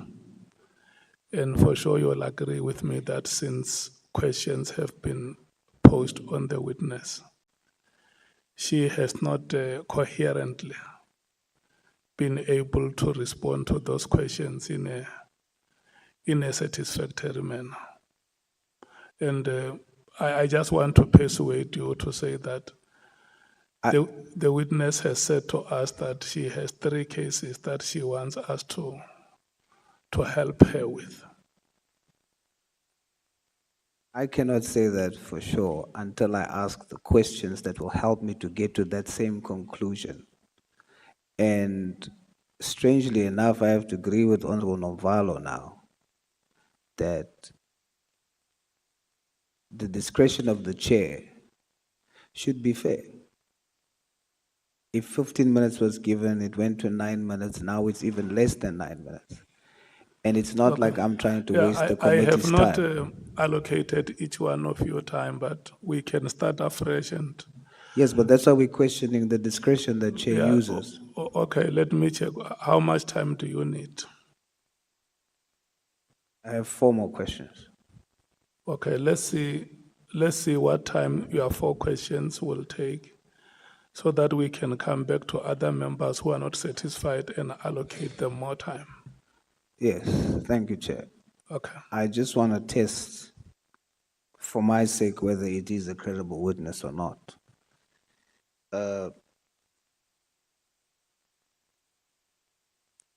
Ma'am, you say in the 3rd paragraph, you say, after I laid a complaint at the Portfolio Committee of SAPS in April 2025, I got employed at Efrimet in Durban, whereby I was followed by the police when I was employed at the company. Are you saying that the police followed you because you laid the complaint at the Portfolio Committee? Yes. What makes you say that? There were 3 interactions of the police at the Ridgeview Quarry. First, it was when they were coming for blasting material and they wanted me to be involved, and I'm not a mining engineer. Second, there was the Mineral Council's meeting whereby I was forced to attend, but knowing that Tambo was part of the Mineral Council. So when the agenda came back, I saw that there was police in that agenda, and then police are not part of tripartite. And then when they failed to attempt to be next to me, that's when they decided to have the big meeting at the mine where we were expecting 32 people, but eventually it came close to 100. They came with the bus, and we could not accommodate them in our quarry. Okay. So, which was very suspicious to me as well. You also allege that there was a Metro Police that followed you with number plate NDM 46793. Then you also say outside of your house, there was a vehicle from Blue Security BK91TNZN parked outside of your window every day. But then you allege that General Mkhwanazi has interest in this security company called Blue Security. Is that correct? Yes, I said that. Why do you say that he has interest in the Blue Security company? I don't know if you follow TikTok, the platform that they love most. Are you saying that your proof that he has interest in it is TikTok?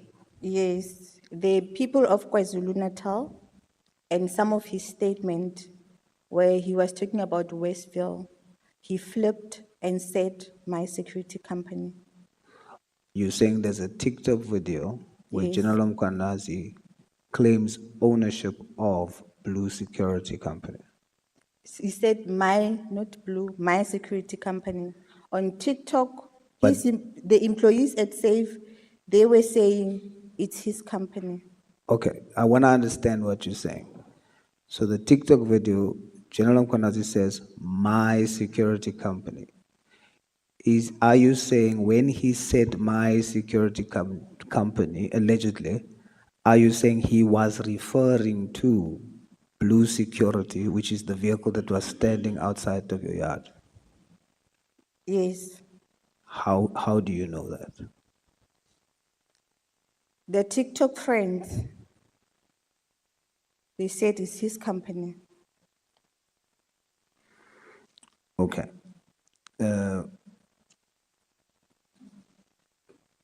My last question to you is, what is it that you know that they don't want you to expose?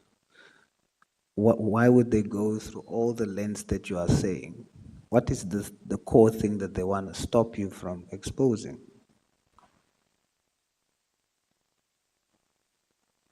They wanted me to stop, to expose them from what they are doing. The use of the resource of the state, because my phones were always at telecom towers. My phone locations were always at telecom towers during that particular time when I realized that I was hacked. And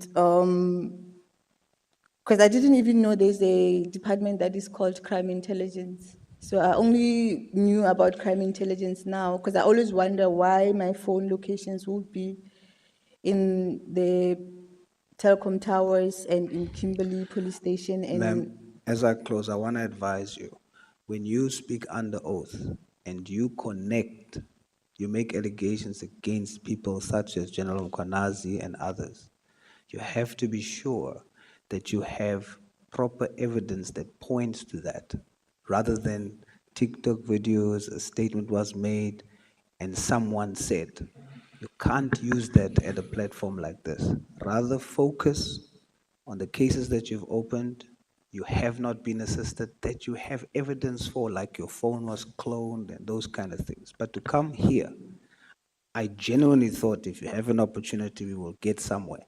But I must say to you, you are wrong to make such strong allegations against General Mkhwanazi and others without real, proper evidence, not TikTok videos.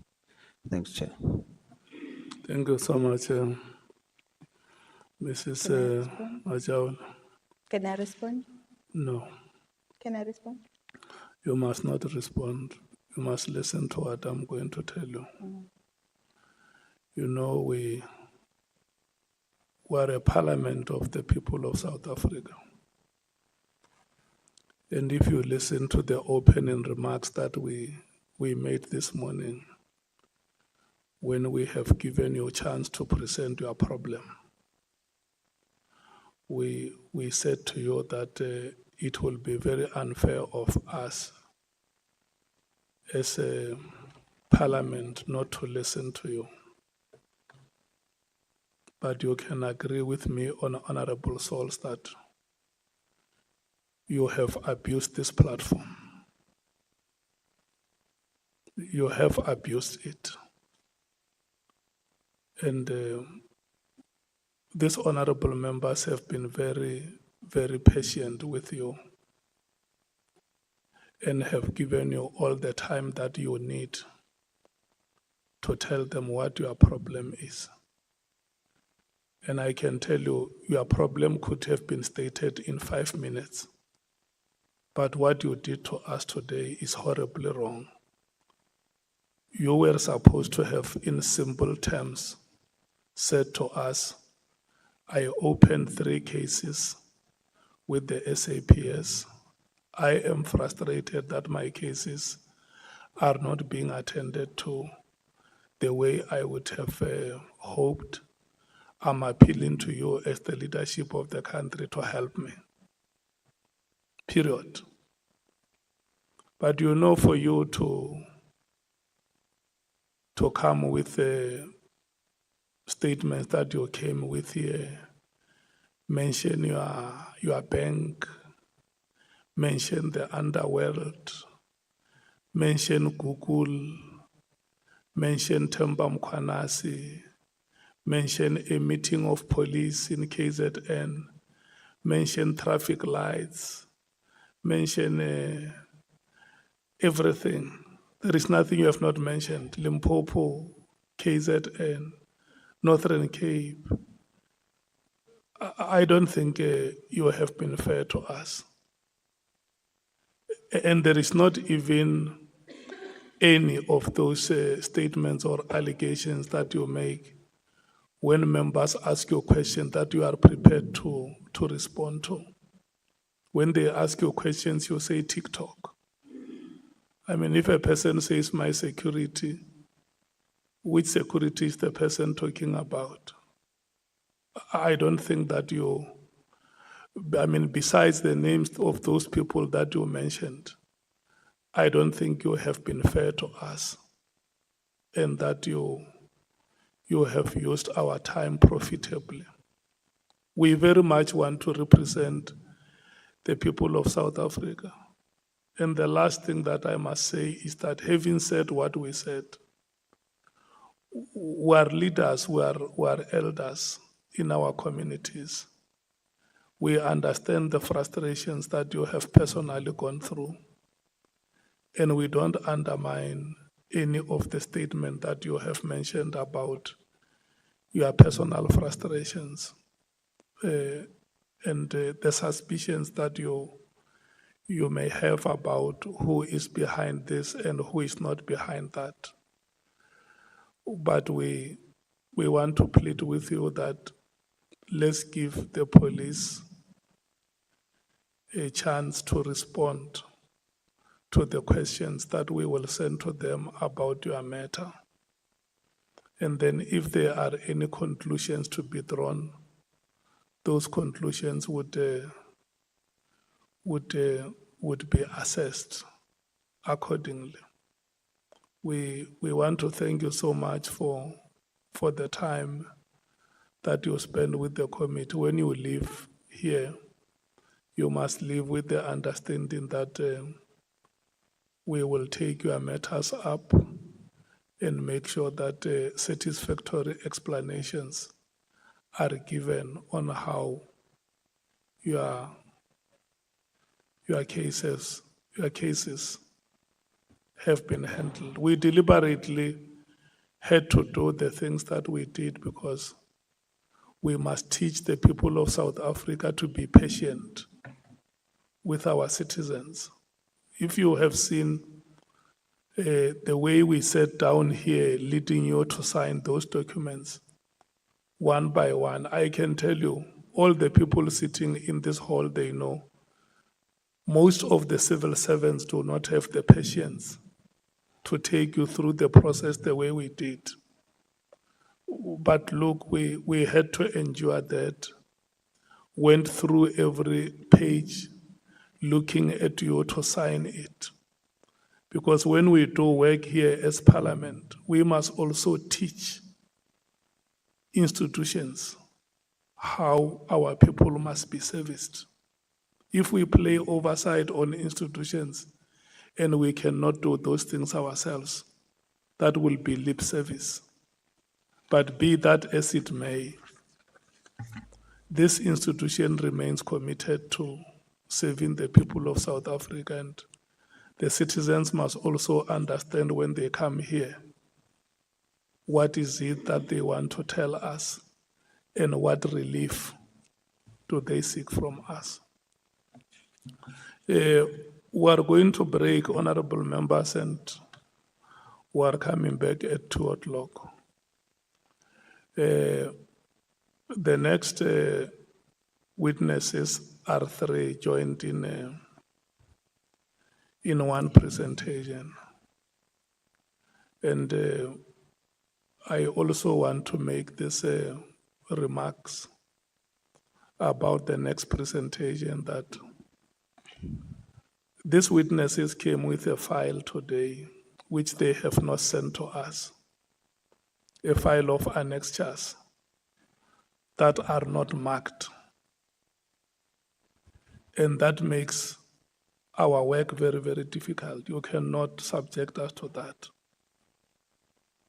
So when we come back here, we are going to take your presentations. And those annexures that you came with this morning, if you want to make reference to them in your presentation, you must be very, very sure that members are going to follow what you will be saying, because it's not our fault. It is your fault to bring that file today here, and without it being properly marked. We are going to give you 1 hour to make your presentation. Within 1 hour at 3 o'clock, we must be done with your oral presentation. Let's break and come back here at 14 hours.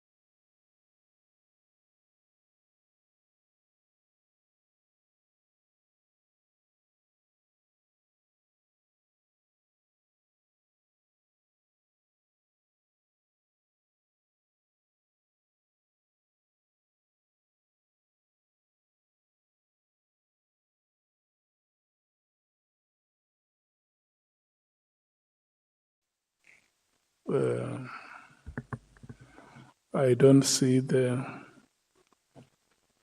witnesses here.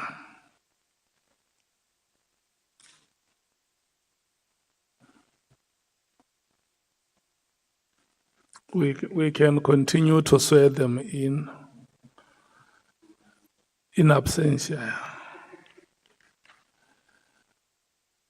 Because what we do not have here, Honorable Souls, is time. So when we break, we agree that we come back at 14 hours. The members come back and sit and wait for witnesses. So can we swear them in their absentia?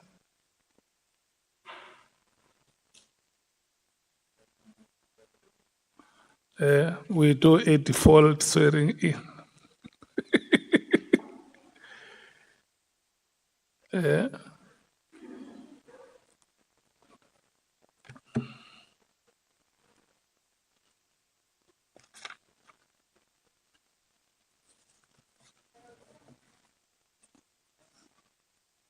Wanani, where are the witnesses? Because we have been calling for their swearing in.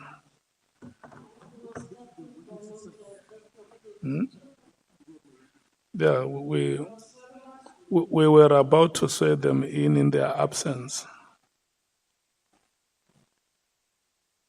How many are there? Okay. Advocate Arense, can you please confirm these witnesses that they are the witnesses we have expected?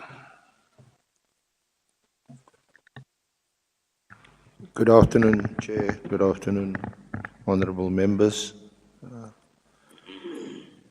all in the chamber. We have the three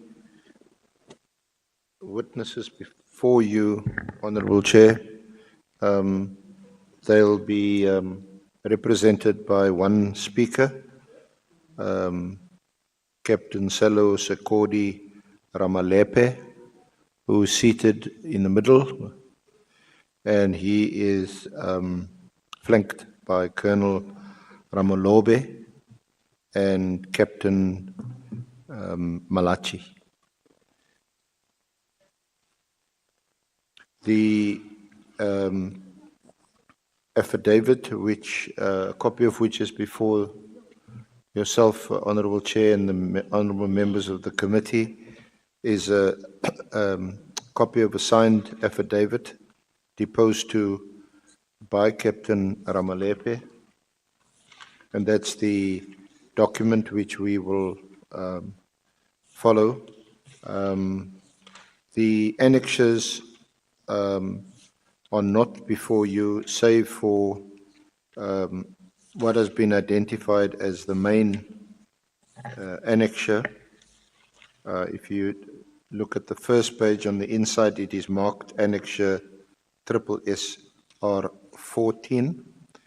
And the reason why the other annexures are not before you is because, one, they are voluminous, but not all strictly relevant. They were only brought this morning by the three witnesses when they arrived, and Mr. Romano will tell you that it's been there's been several logistical problems having it either scanned, which was the first attempt, or printed, and that is why we don't have them before you. I would request, with your leave, Honourable Chair and the committee, that we nevertheless lead the evidence of Mr. Ramalepe, and that the a full set of the annexes be made available and be made part of the record as soon as that is possible, Honourable Chair. The witnesses were unable themselves to provide the annexes earlier because of their own, as they described them, challenges in their office with printing facilities, scanning facilities, so they were also unable to email them to us in soft copy earlier. So I respectfully request, Honourable Chair, Honourable Members, that this failure to have all the annexes before you be condoned for the sake of progress, for the sake of moving forward, and given our own time constraints. Thank you. Thank you so much. Let me administer the swearing-in process. And let me make the following remarks to the witnesses before us, that you have been invited to appear before this ad hoc committee, which investigate the allegations that have been made by the KwaZulu-Natal Provincial Police Commissioner, Lieutenant General Nhlanhla Mkhwanazi, with the belief that the information or evidence that you are going to present here will help the committee in its investigations and oversight work. The allegations include, amongst others, one, the alleged unlawful disbandment of the political killings task team, otherwise known as the PKTT or the NPKTT.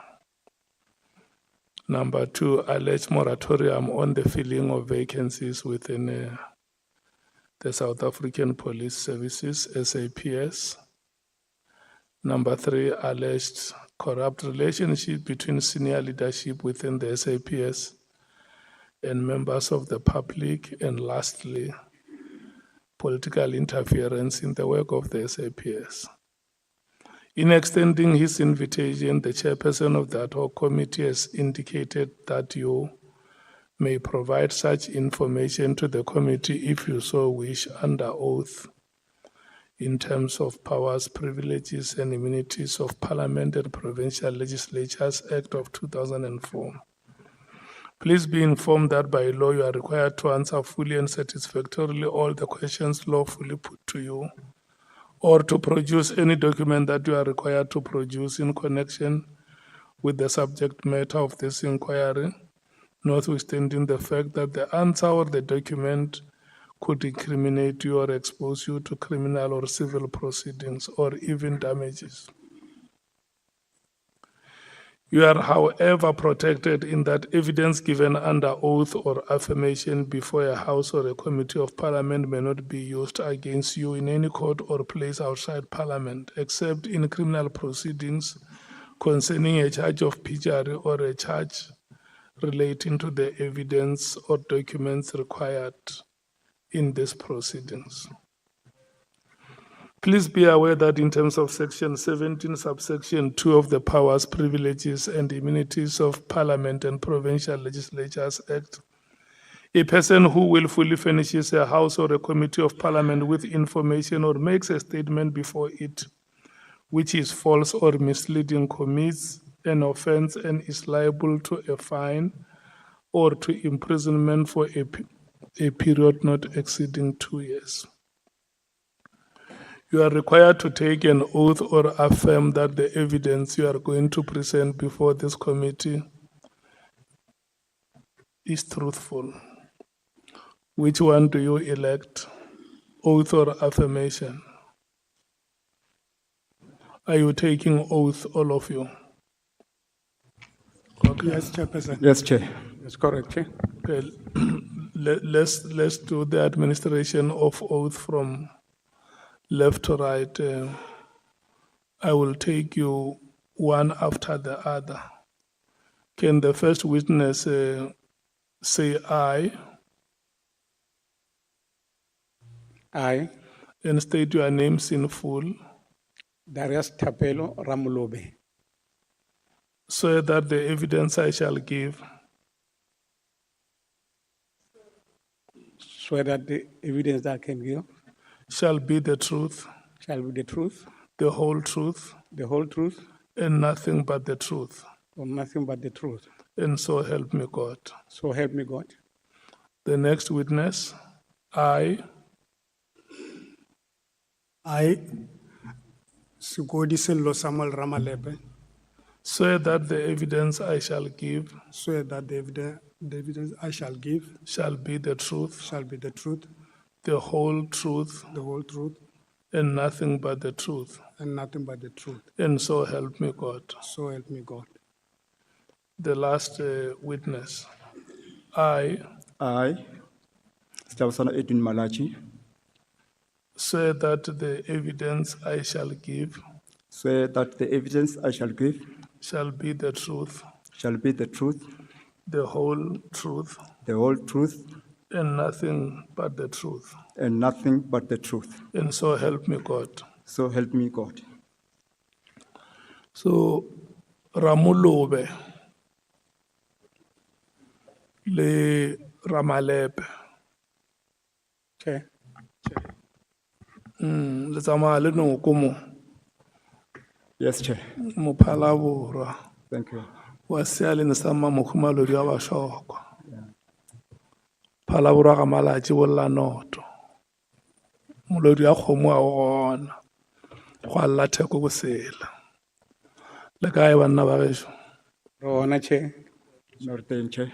Ramulobe o tswa kae gae? Yatadi, Mamorela a Matlhatši. Rovela, Komo, Kgoši yaka. Mokgalaka.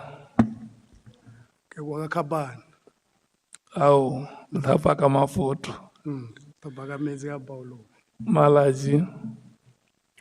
Mohotri Village, Hamjachi. Okay. No, the witnesses say they come from the prestigious kingdom of the Balobedu under Queen Mujaji. Hail the Queen.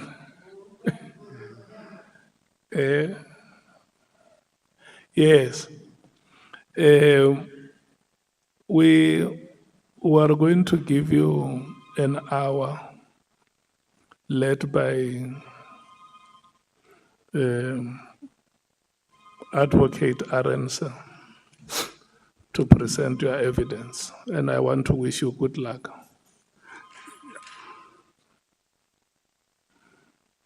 Mkhalaka.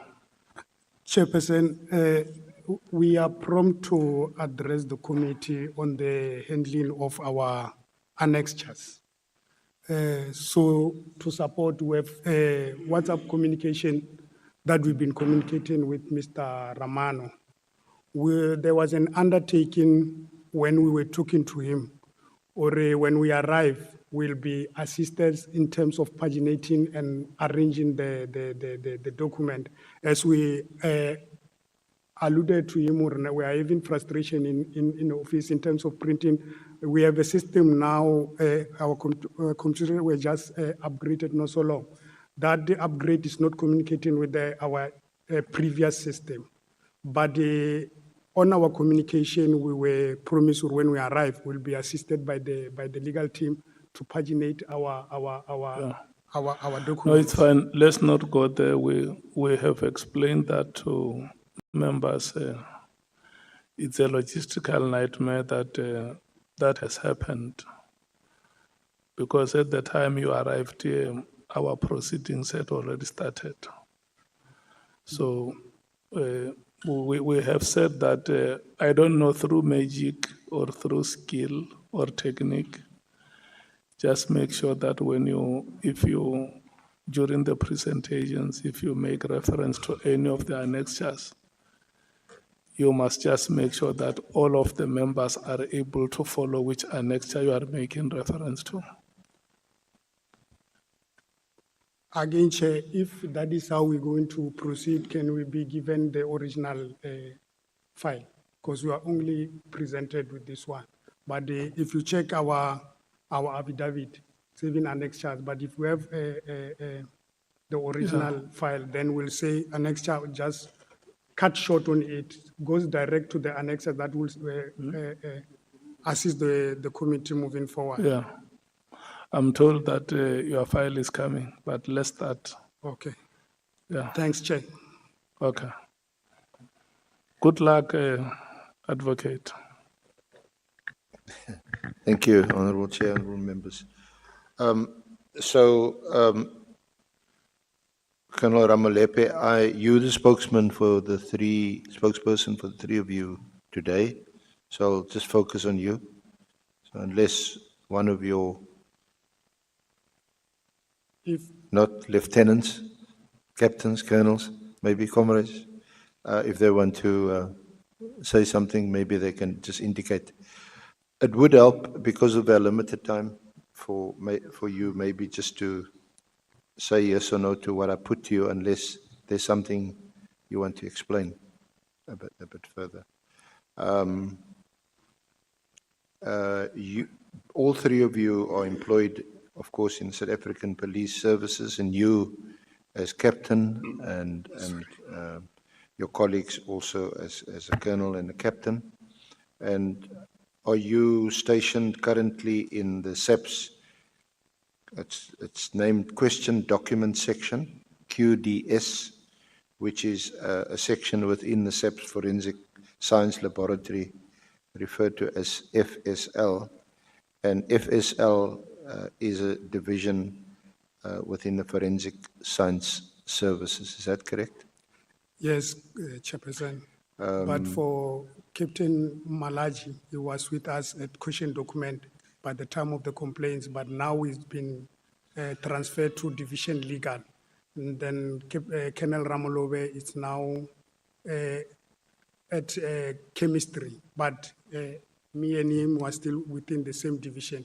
It's only Captain Malaji that now is out of the division, located at Division Legal. Okay. But So the within two of you, SAPS. it's only you and Colonel Ramolobi, you in the same division. Yes, Chairperson. Who's the divisional head of that division currently? Lieutenant General Sintumule. Sentumile. Yes. Yeah, that name has cropped up during the course of our inquiry, but not relevant to today. You joined in the section in 2007 already in the ballistic section, and you were subsequently transferred to question document section, this QDS section, in 2008. Yes, Chairperson. All three of you, are you currently members of POP Crew, or have you joined SAPU or one of the other unions? Are you still union members? I'm still a member of POPCRO and PSA. Okay. Now, your approach to present evidence before this honourable committee was motivated by the media and press conference of Lieutenant General Mkhwanazi on the 6th of July. Yes, Chairperson. So your complaint relates to what you describe as corruption, maladministration, and gross irregularities within the Forensic Sciences Division. Is that correct? Yes, Chairperson. Now, in 2010 already, POP Crew and you co-signed as members of POP Crew at the time, submitted a memorandum to the management of FSL, the Forensic Science Laboratory section, with a list of grievances. Is that right? You are on paragraph 12. Yes. Yeah, on this one, Chairperson, it was not submitting the memorandum. It was a gathering where in the morning we saw Pretoria newspaper article saying theft of drugs at the forensic lab laboratory. Then as members of the division, we gathered at biology section where our divisional commissioner then was situated to show our frustration on the inaction of the management on the issue of drugs. And then subsequently to that gathering, all members were arrested during that gathering. All of you also? Yeah, everyone who was on that gathering on that particular day, we were all arrested to Sunnyside Police Station. But our main or sole intention was to want answers on the management or why drugs have been stolen at the lab. But police were called for us to be arrested. Were you arrested and subsequently charged and prosecuted? We were arrested, detained, but charges were withdrawn later. And what were the charges that were withdrawn?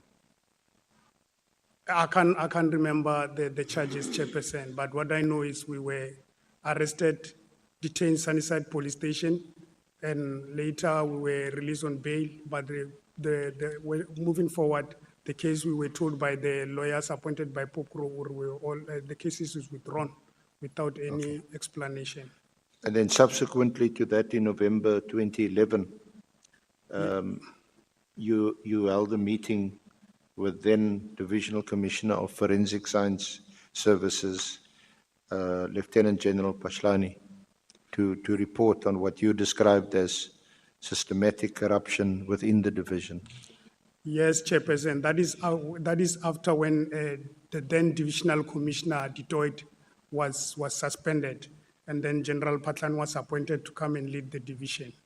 Then we held a meeting with General Patlan, outlining the theft of drugs, theft of rhino horns, sexual harassment, irregular appointment, irregular payment of scarce skills allowance, and maladministration and victimization within the forensic science laboratory. What was the outcome, just briefly, of that meeting? This is the November 2011 meeting. After we briefed General Patani on January 2012, he invited me and Colonel Ramolove to a meeting, because on November 2011, he asked us, Urna, if I call my senior managers, can you be able to tell them in my presence what you are telling me now? We said, yes, we can. And that meeting took place in January 2012, that's paragraph 14. Yes, and present in the meeting was Lieutenant General Shesi, then Brigadier of Quality, Major General Ngoga, the component head then of Forensic Science Laboratory, and Brigadier Morapedi for question document, and the late Brigadier Motwa. And you say the response that you recorded of Lieutenant General Pashlani was that he couldn't, to quote you, open a can of worms, and this is those remarks were recorded. Yes, Chairperson. You don't have that we have that available. Recording. We gave it to Bonan now. Okay. We WhatsApped it to Bonan so that we can play the recording for the committee to hear. Okay. Well, we'll see if any one of the honourable members requests you to play that recording. Then your complaint was subsequently escalated in April 2012 to then Acting National Commissioner, Lieutenant General Mkhwanazi. And Yeah. your complaint is recorded in Annexure SSR6, which we don't have before us. What was Lieutenant General Mkhwanazi's response? General Mkhwanazi referred our complaint to then Lieutenant General Mugwenya, and then Lieutenant General Mugwenya referred the complaint to Lieutenant General Levia but there was no positive response till today regarding our complaint.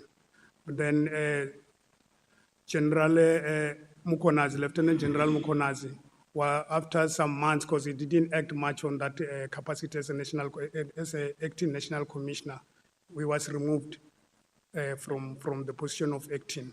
We don't know what was the circumstances, but he showed the appetite of assisting us, because rumor told us that there was an intention to suspend General Patlani, but things just halted when he was removed from the position of the acting. And he was then replaced by General Piecha? Yes. And in 2012, your union, then PopCrew, addressed a communication to her requesting her intervention. Yes, Chairperson. And what was her response or reaction? The communication with our office bearers, PopCrew, it was within the office of the general, lieutenant of the general, meaning General Piecha. But it was later out on the press conference after they see the reluctance from the general to act on the issues that we raised that affected Division Forensic Science. Then after pressure, General Piecha appointed an independent forensic team. It's there as Annexure 10, the accreditation of the forensic firm. It was Ernst & Young, but was subcontracted to CPN Forensic. Yeah, it's CPN Forensics. So we'll come to that, but in the meantime, there was a response to the PopCrew press statement by Lieutenant General Patlani, who was then still head of the forensics division, and he accused you of being ill-disciplined and influencing members negatively. Yes, that is when he issued an email circulated to all police officers to say we are ill-disciplined, we are the so-called whistleblowers who influence other members to behave somehow. And it was in response to that General Piecha then appointed yes, Chairperson. the investigators. And in the meantime, you record here that in 2013, Lieutenant General Patlani had also instituted a court application against you under that case number referenced at paragraph 21. Yes, Chairperson. In 2013, we received a summons of the case number 16322/2013, where General Patlani instituted a lawsuit against us for defamation. And what's the status of that case? You record in your affidavit throughout, we can read that you also struggled to get legal representation because of costs and things like that. Yes, we struggled to because in the lawsuit, PopCrew was also responded, Matsimela also was responded, Ramolove, Malaji, and myself. Then PopCrew took the case to say, because this thing it is because of us, or is because of the press statement that we made. Then we'll join everyone, then we'll defend this case. But Chair, we want to put on record, or during the proceeding moving forward of the civil case, we had a problem with our union, PopCrew, where when we now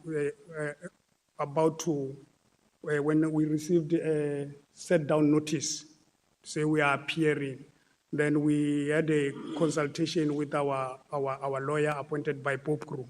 Then we said no, because this thing we did it under the umbrella as employer for SAPS. We are not happy when General Patlani is suing us. Why can't we call General Piecha? Why can't we call a minister? but the POPCRO rejected our submission. That is when we saw, no, something is wrong here. Then we said, no, we are getting out, then we'll get our own lawyers that will present our case good. Then we got the service of one attorney, Lishabane. But what happened, you may be asked about it a bit later by one of the honourable members, but what was the outcome of the case? Was it concluded? Is it still pending? What is the status of the case? No, the case, as far as we know, is not yet concluded because the judge then, Judge Monama, found in favor of General Patlan. Then we made leave to appeal. Then we were assisted by Mr. Vavi, and then he appointed us assistant from counsel, Advocate Ngaitobi Senior, and then Advocate Talimpofu Senior. And then on the leave to appeal, we were granted the leave to appeal. So you were granted leave to appeal, and is that Yes, where the Chairperson. matter, is it still on appeal? Yes, as far as we know, Chairperson. So in the High Court, Lieutenant General Pashlani prevailed. You applied for leave to appeal. You were granted leave to appeal, and the matter is on appeal. As far as we know, Chairperson. Okay. Now, just to come and when would that have been? In which year were you granted leave to appeal? With leave from you, Chair, the leave was granted in 2017. The leave to appeal, 2017. yes. Okay. So that's where that matter is parked and is still on appeal. And we know when a matter is on appeal, then a judgment of the High Court has effectively been put on hold. Yes, I don't know, what was the relief that General Pashlani was seeking against you? The leave that he was seeking for us is to retrieve the statement made. That you defamed him? Yes, and if not, and then it was an amount of money, I think it was 350,000. Okay. Should the court find him in his favor. And you had two high-profile advocates represent you subsequently? Yes, thanks to Mr. Vavi. Yeah, you may have as well have paid the 350,000. That's just an aside. But just go back to, in 2014, paragraph 23, General Piega then summoned a meeting because she had now appointed CPN to conduct an independent investigation. So just tell us about that. Yes, on April 2014, we were summoned by General Piega to his office, to her office. And then present in that meeting was Lieutenant General Mkhwanazi, then Ntsiya, and then the Lieutenant General Mbegela, may she soul rest in peace, she's late now, and Major General Vuma, male, not to confuse the committee, because we are even another Lieutenant General, but this one is Major General Vuma, and some saying male. He was the executive manager within the office of General Piega. And then General Piega also was the POPCRO legal head, Mr. Ramafalo. General Piega introduced herself and a legal team, management. And then she told us about she read the finding and the recommendation of the CPN report, not the whole. And she just said, no, the report is back, but I'm only going to give you the finding and the recommendation. She read the finding and also the recommendation. In the same meeting, we said, no, because the CPN report find positive on some of the allegation made against General Patlan. Then we gave General Piega to say, there is a lawsuit against us instituted by General Patlan. In that meeting, she made an undertaking, or no, I'll instruct General Patlan to withdraw, because you can't in the police service when there is this kind of thing. Then when as a manager, you go and institute legal proceedings against the employee, more so junior members, because we are even prescripts and policies within the SAPS, where if a junior member misbehave, we use the regulation. If he's doing that, then I will instruct him to withdraw. But General Pierre also, she was suspended. Okay, so that didn't happen. But Yes, just to, but to move more, Chairperson, General Pierre also gave instruction to Lieutenant General Nkwa to say implement the recommendation of the CPN report. Till today, nothing happened, Chairperson. okay. Now the report itself, that is the document, a copy of which is before the honourable members. It's this one that I'm holding up, or most of it anyway. And Honourable Chair, if you look on the inside of the first page, it's marked Annexure SSR 14. This is a copy of the report. It's summarized on the first page.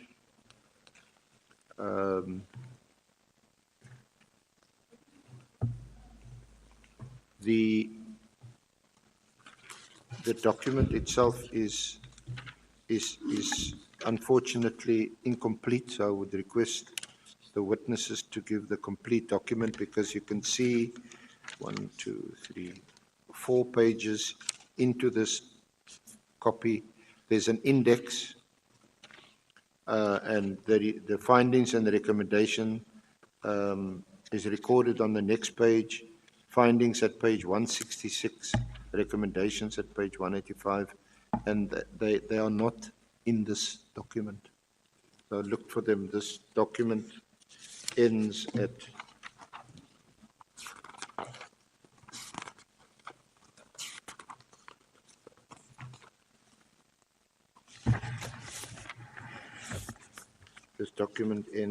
page 1. Yeah.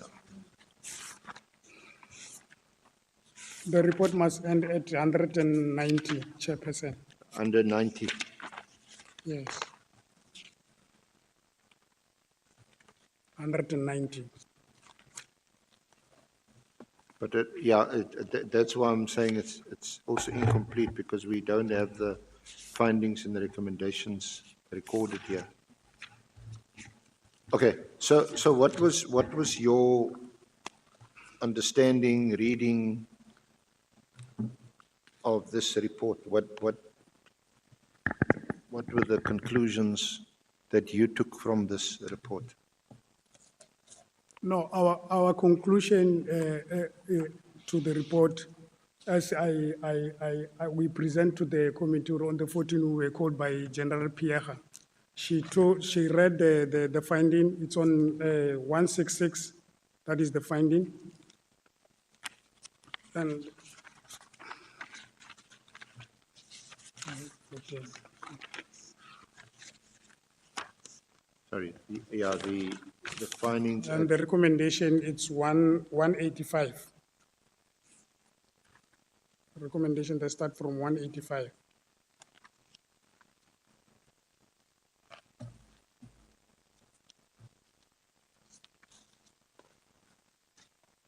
Yeah, the findings are from 166 to 169, and the recommendations. It's 185, Chairperson.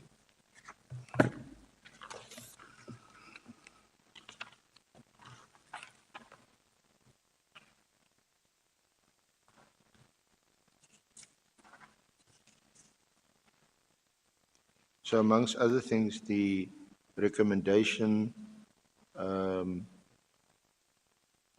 requires a present. This I'm reading from page 185 at the bottom. May I just ask, Honourable Chair, Honourable Members, are you with us on the same page? Yeah, it's a presentation to the Parliamentary Committee on the backlog of cases at FSL.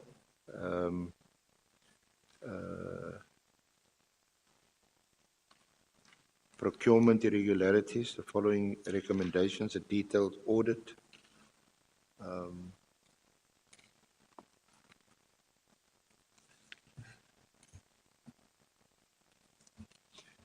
what is interesting on page 186, the second bullet, proper independent scientific testing of samples of the chemicals at the CRC and LCRC stores should be done to ascertain whether inferior quality products had been supplied. VAT irregularities should be reported to SARS. Possible collusion between crime tech laboratories and criminalistic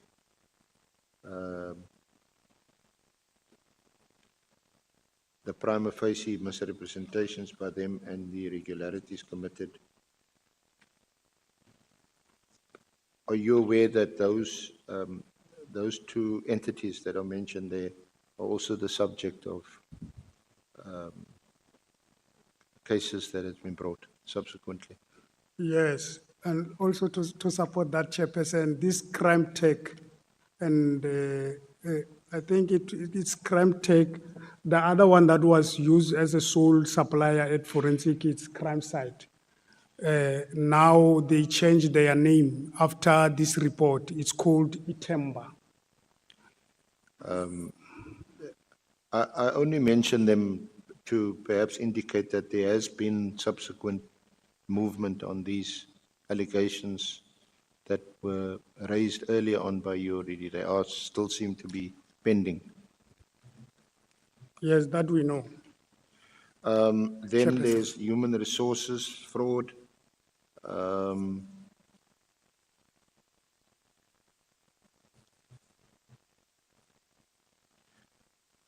Are there any recommendations directly concerning General Pashlani?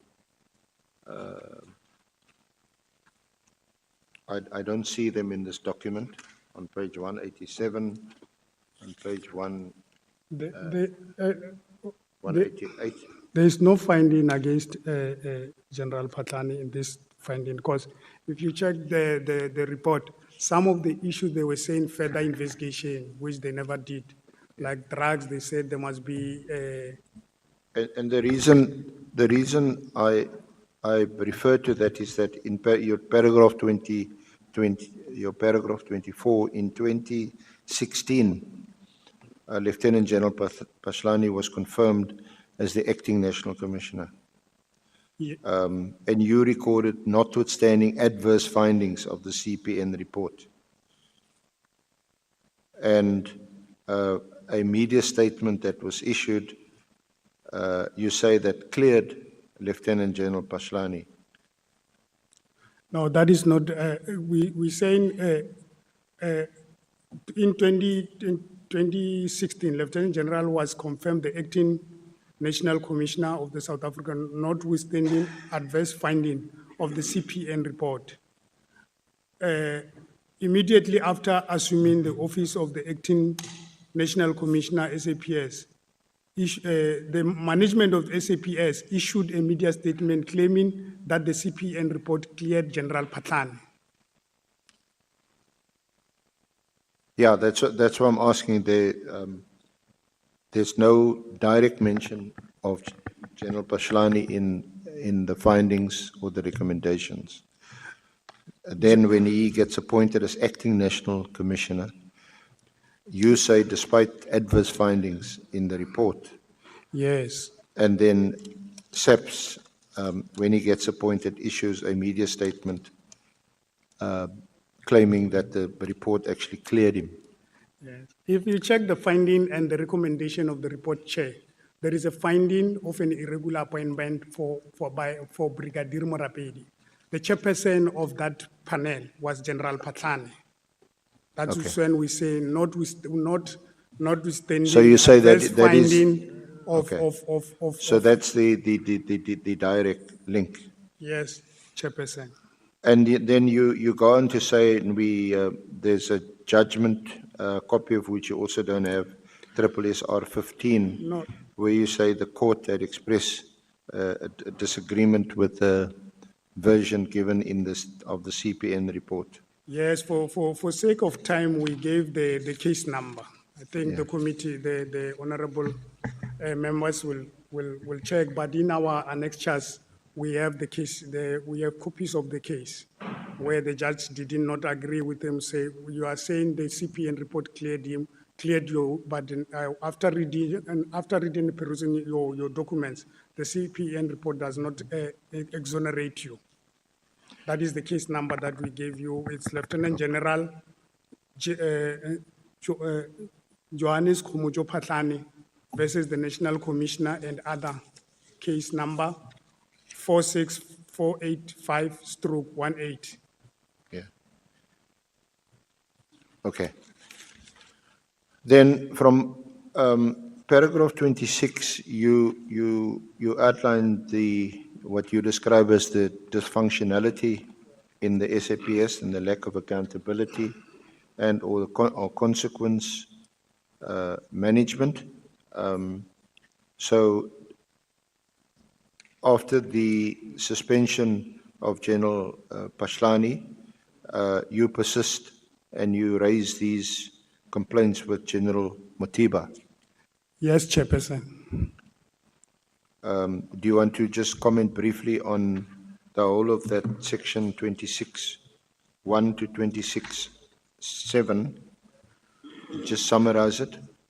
That is, from 26.1, after General Patlani was suspended, General Mutiba became the acting National Commissioner of the South African Police Services. We read that he had embarked on the process of implementing the CPN report. And I will put on record that during this time of General Mutiba acting, I was on suspension, but I will explain it when we deal with trump-up charges. Then he called me General Mutiba when he was the acting. He called me and then I saw his number. He said, General, he said, Ramalepo, where are you? I said, General, I'm in Moria. He said, no, I'm addressing your matters and I'm happy where you are. Then I'm addressing your matters. Your matters will be handled and then you'll come back to work. Then he was out and then it was after General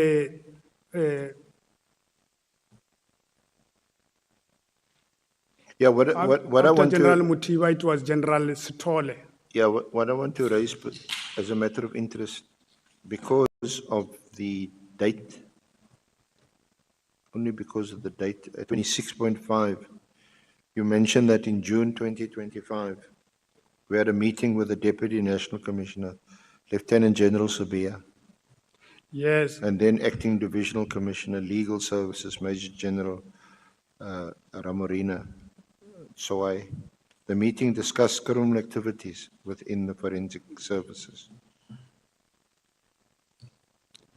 yes. Can I start on the 26.2? Because we must we believe this must be on record. Or after General Mutiba retired, General Sithole was confirmed the National Commissioner of the South African Police Services, and then General Sithole appointed Lieutenant General Magadlela as an acting divisional head forensics.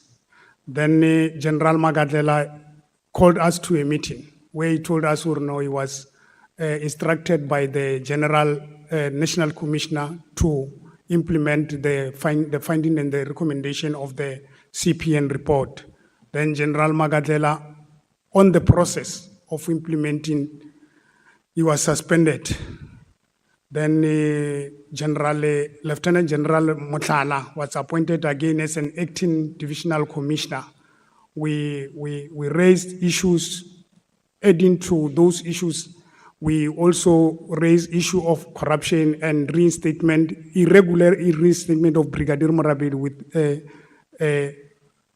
with General Nhlanhla, but we didn't receive any positive response from his office. General Nhlanhla was placed to another division. He was succeeded by Lieutenant General Sintumule, who we met to report complaints on victimization, criminal activities, and finding of the report. Nothing positive came out of that. And Lieutenant General Sintumule is still the yes, head she's now the acting deputy national commissioner responsible for crime detection and forensic services. Yes.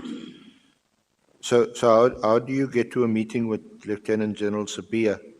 That is when we, He is the deputy, he was the, Head of before the- his suspension, was the Deputy National Commissioner for Crime Detection and Forensic Services. We had a meeting with him June 2025, outlined and gave him dossier of theft of drugs, amongst other complaints within the division. During the meeting, General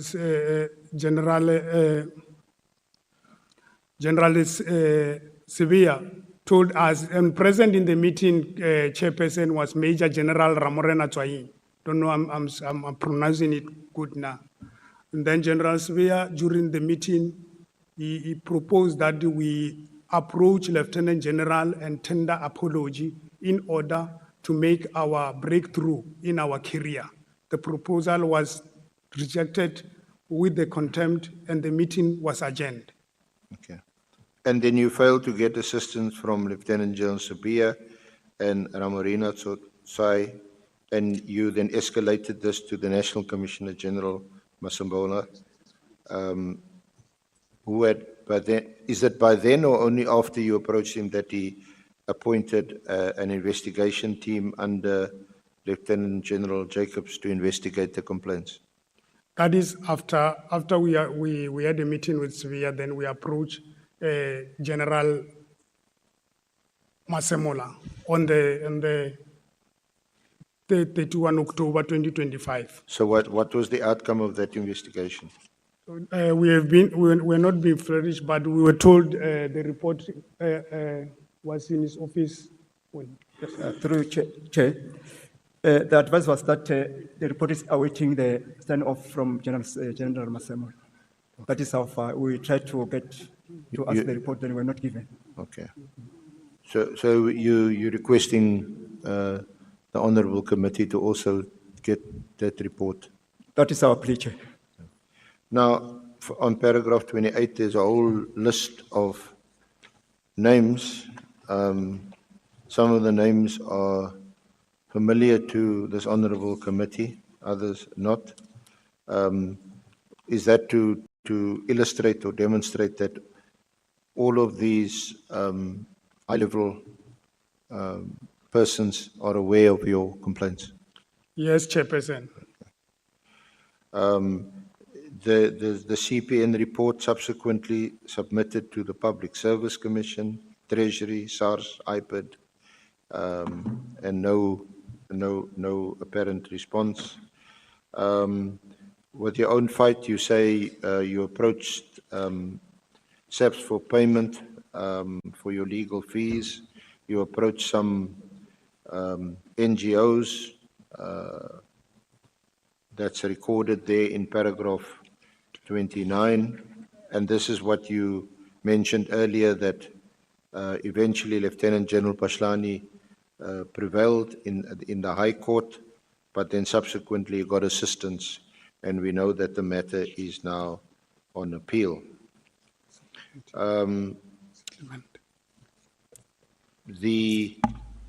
Some of these issues that arise also from the CPN report had gone as grievances to the SSBC, that's the Bargaining Council.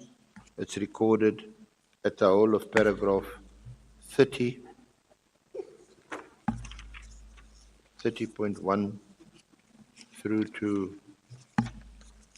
30.21. You want to summarize all of that? Yes, Chairperson.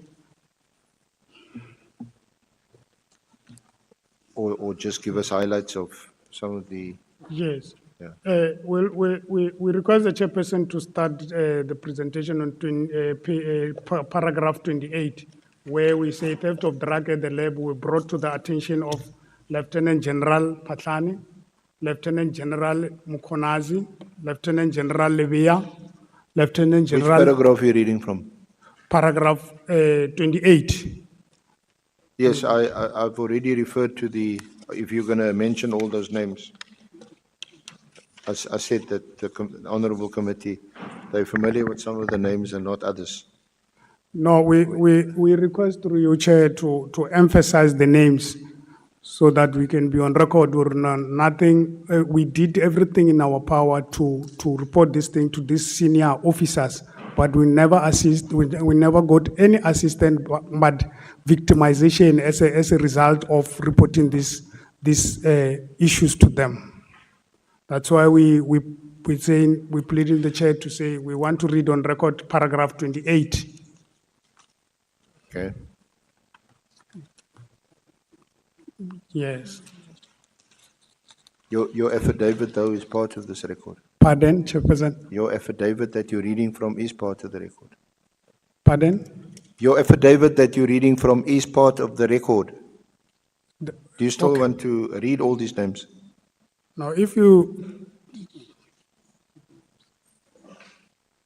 These names, as I said, that some of them are quite prominent and we are familiar with them. Some of them have appeared before this committee. And I think the honourable members note them and you may well be asked questions about some of them. Okay, Chair. But if we can just move on because of our time, the irregular appointments that you highlight in paragraph 30, which is a long paragraph, 30.1 through to 30.21. Okay. What, in summary, do you want the honourable members to take out of all these irregular appointments, grievances that have been lodged? In summary, we would like the committee to consider the irregular appointment of Brigadier Morapedi as pointed out in the CPN report. And then moving forward to paragraph 32. But you recorded 30.10, Brigadier Morapedi was dismissed. No, we'll get to that. It's here. Yes. 3.10. We'll explain to the committee through you, Chair. We will request the committee to look into the CPN report, more so particular to the irregular appointment of Brigadier Morapedi as recommended by the CPN report. Then 30.2, it's during the period of 2012, they were posts advertised within the division forensics where I applied and shortlisted an interview for post number 93/2012, FS number 96/2012, but not appointed. I challenged this advert through the grievances, and then my grievance was registered at SABC and also reported the matter to IPID under case number Pretoria Central 489/10/2017. The investigation outcome was submitted to NPA, but the NPA declined to prosecute. They say we don't have a prima facie case. Nevertheless, the finding of the internal audit commissioned by General Ngoga, investigated by Major General Machola. But the IPID and the SAPS internal audit recommended the departmental inquiry into the panel members, meaning Brigadier. Who was then the head of forensic? The head of IPID then was Mr. McBride. And did he also conduct this investigation? Or? Yes, because the recommendation of IPID was there must be a departmental inquiry and criminal charges, hence the case Pretoria Central 489/10/2017. That's at 30.5. Pardon? At Yes, 30.5. 30.5, sir. Yes, Chairperson. And then the department inquiry find the panelist guilty of a misconduct, and then Brigadier Morapedi was dismissed. Confirmed by the dismissal was confirmed by the then Deputy National Commissioner, Lieutenant General Tsumani. And then Colonel Redder, Colonel Matebula, Colonel Twala were suspended for 2 months without salary. Brigadier Morapedi and Colonel Twala challenged their sanction at the SABC under case number PSS 320/19-19/20. The other one PSS 2019/20. Instead of SAPS defending the case, because in the bundle I have a communication coming from Brigadier de Kock, then it's now on retirement. He sent me an email to say, Ramalepe, I want you to come and assist me in defending the matter of the two officers, because we are the main complainant. But my union being Pop Crew, they wrote back to Brigadier de Kock to say, you can want Ramalepe to come and testify to support your case when you don't want to settle Ramalepe's case, because General Magadela already wrote a settlement letter to your office to say settle the Ramalepe settlement, because internally I'm disciplining the penalist. Legal never did that. Till today we are still fighting. Hence the meeting with the now General Masemola. Then legal SAPS entered into settlement with Brigadier Morabedi and Colonel Twala. We have annexure marked 19, where we demonstrate the irregularities of the settlement. Because they saying the legal argument from the legal division, they say SAPS never defended an expeditious case, but we gave them an award of one member where SAPS defended an expeditious process and they won on a substantive procedure. To say procedurally we are agreeing, but substantively we're not agreeing, because the member cannot deny the allegation. Then the section was to say give him 4 months' salary. Then the dismissal was confirmed, and then Pope Crow wrote to the Lieutenant General Vuma and Lieutenant General Mkhwanazi, the late Lieutenant General Mkhwanazi, complaining about the settlement. But if I can take opportunities that we didn't paginate, and the settlement ready, because the person who signed is Lieutenant General Kang, 2020/2024. That is the date of the settlement. But paragraph on the command of the signatory, meaning General Lieutenant General Kang and Lieutenant General Ntsiye.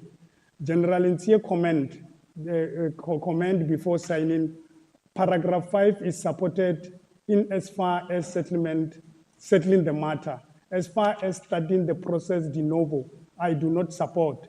We must go and check if the employer, meaning forensic services, it's supporting, it's having a winnable case. And then the document reads, but our argument, Chair, it say, if you check again on that thing, it's unfortunate you don't have, on the paragraph 5 to say approved, not approved. Generally, Nkua, scratch approved and not approved, meaning she's not agreeing. And why I'm saying that, because there's two reading and interpreting the comment on the comment form. She's saying, I support. Then the second is 2 paragraphs. I support, and then the other one is saying, as to starting the process de novo, I do not support. Meaning General Ntsiye cannot blow hot air and cold air at the same time. Something is wrong there, honorable members. That's why we are requesting, or this settlement must be checked thoroughly. General Ntsiye, General Nkua, as the head of human resource management, she must explain this settlement. Because the member now is Brigadier Morabedi, she's back at work. I'm reporting direct to her. That cannot be honorable members. Now the nub or the basis of your complaint appears to be the CPN report, isn't it? Yes. And as that served before the police portfolio committee? Yes, we have meetings of the portfolio committee. We'll touch to that. We have annexures of the meeting. And have all these grievances and complaints, have they all irregular appointments? Have they all been raised before that honorable committee? The victimization, the trumped up charges that you complain about? The minutes that procurement irregularities. The minutes that we have in our position is the minutes of the portfolio committee, respectively, I think 2012 and 17, if I'm not mistaken, but the CPN report was discussed, but nothing came. Hence, we saw When was it last discussed? the minutes are 2017. 2017. 2017, but nothing came out of that.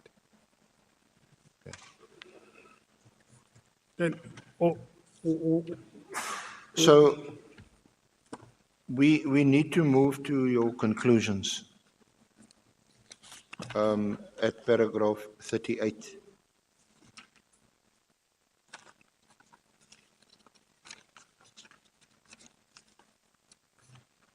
And you, at paragraph 38.2, you say that we've been reporting, as I think is catalogued in your affidavit, glaring acts of criminality in SAPS, theft of drugs, irregular appointments, irregular procurement, corruption, and/or maladministration, and/or gross irregularities, and our efforts were ignored or not supported. As a result, we suffered occupational detriment, physical and psychological harm. This is the price you say you pay for reporting crime committed by police officers, is victimization. Do you want to add anything to that? on paragraph, No, I'm at your conclusions, paragraph 38. I've read paragraph 38.2, 38.3, and the harm that you suffered, 38.4. yes, Chair, on the conclusion, we are closing to say we are requesting the committee to check on the conclusion here in our affidavit from 3.8 to 38.1 to 38.12. But more importantly is the report that is sitting in General Mkhwanazi's office, because that is the latest complaint that we made, and then an undertaking was made. People were appointed to investigate our matter. They are investigate inclusively everything that is within the affidavit. Then we send emails after General for inspectorate. No, Yeah, so we need to get the report of 31 October 2025, we'll appreciate, Chairperson. because it should deal with most, if not all, of the complaints and grievances that is recorded in your affidavit. Yeah, because one touching issue that frustrates us, Chairperson, is this legal suit against us by Lieutenant General Patlane, because we requested General Machola to assist us to get to the finality of this legal suit. And then the report, the investigation also touched to that. The outcome, it will assist. Is he granting us the legal cover or what? That is what we were requesting him to assist us. But if you got leave to appeal, the matter is just hanging there, nothing's happened. Yes, that's why we went to his office to say we are having this leave to Well, appeal. were you ordered to pay costs? On the defamation. Yes. Yes, But I mean, you didn't pay those costs because you're now on appeal. yes, Chairperson. You weren't ordered to do anything, so at the moment it doesn't mean anything.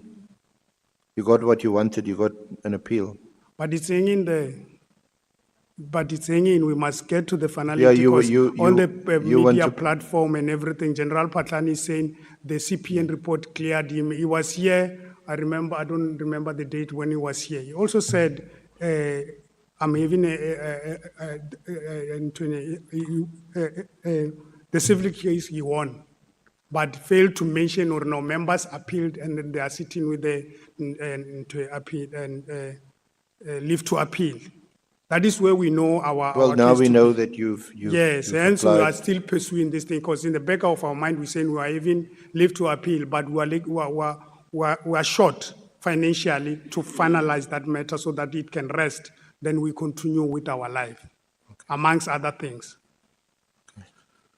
Thank you. Is there anything you want to add before I conclude my? Through you, Chair, we are pleading with the community, with the committee, to really consider our affidavit and also in the conclusion, or we are here to seek assistance as we are very, very, very frustrated at our workplace as a result of whistleblowing against corruption amongst other things and the drugs. Because if you check, drug is a very serious issue on a community.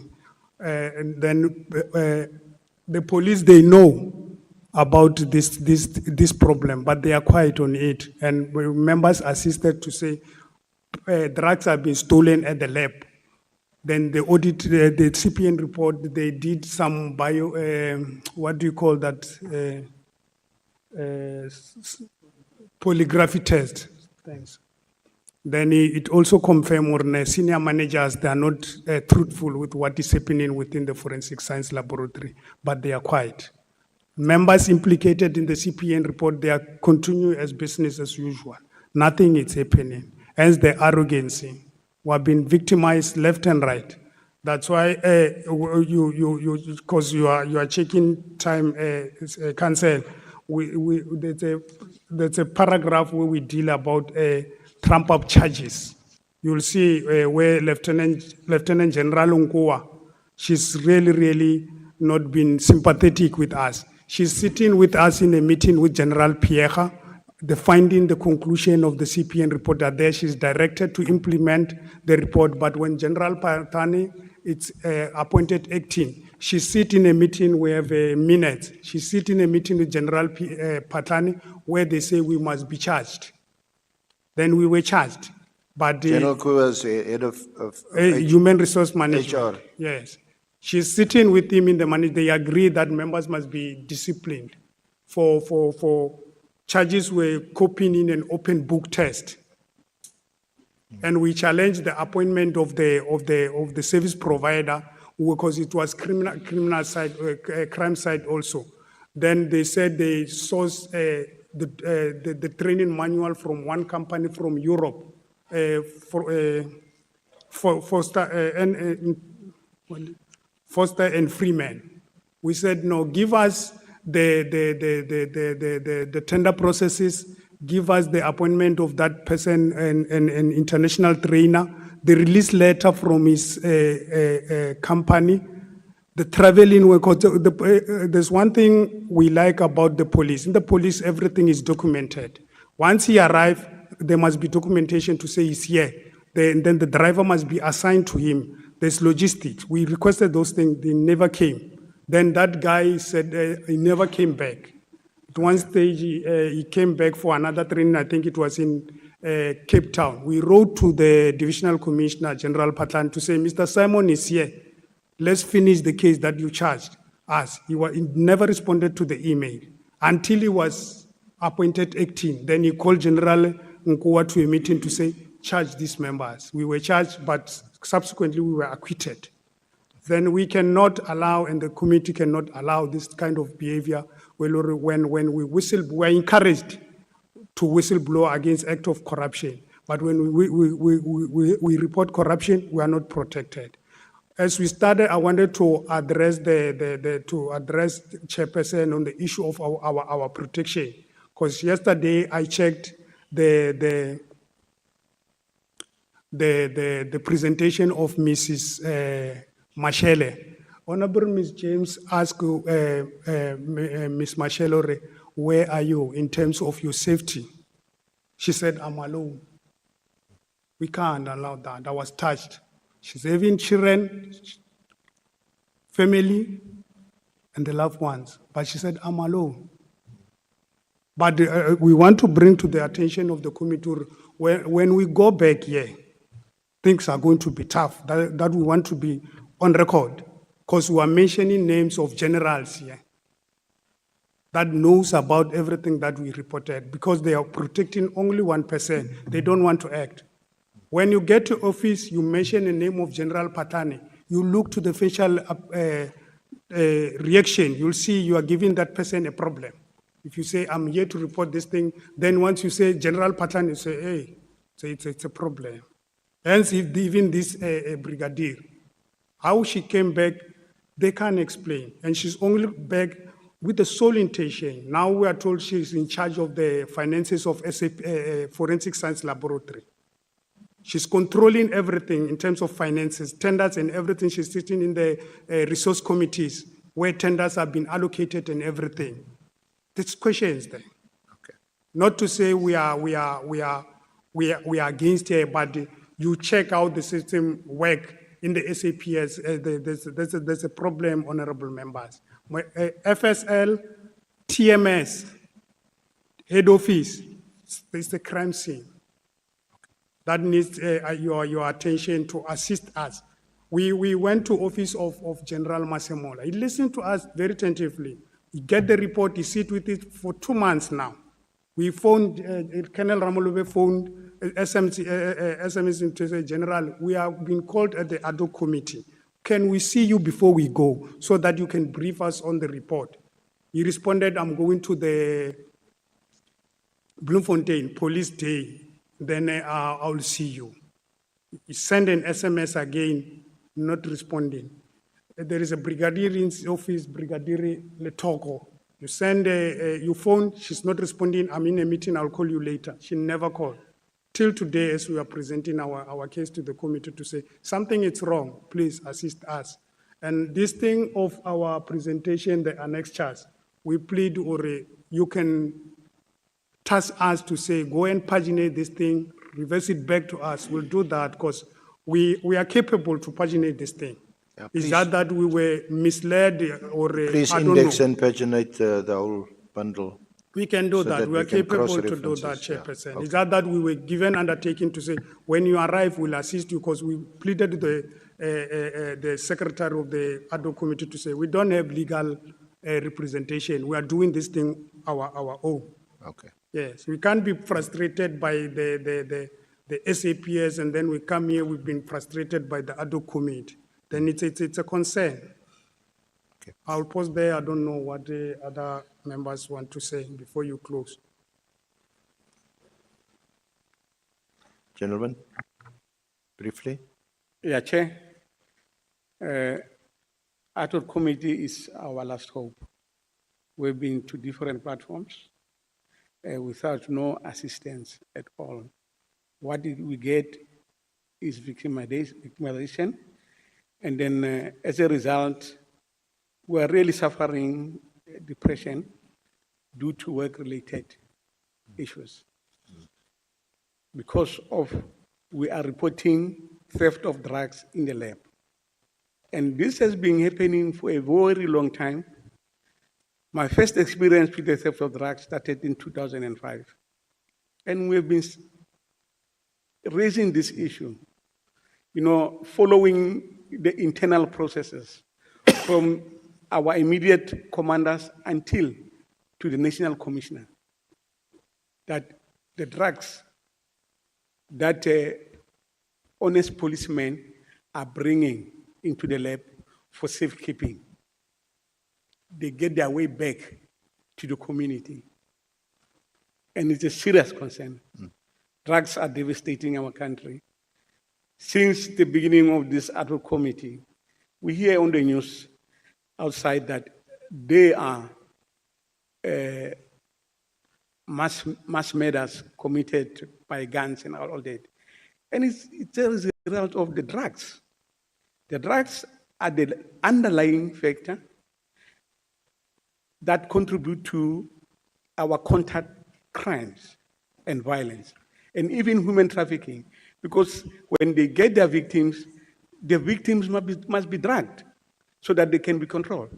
Now, how do you, any three of you, how do you explain that both Lieutenant General Mkhwanazi and Lieutenant General Khumalo, who's the head of crime intelligence and also head of the PKTT, have said in the evidence that there are drug cartels, they mentioned 5, that have infiltrated the criminal justice system.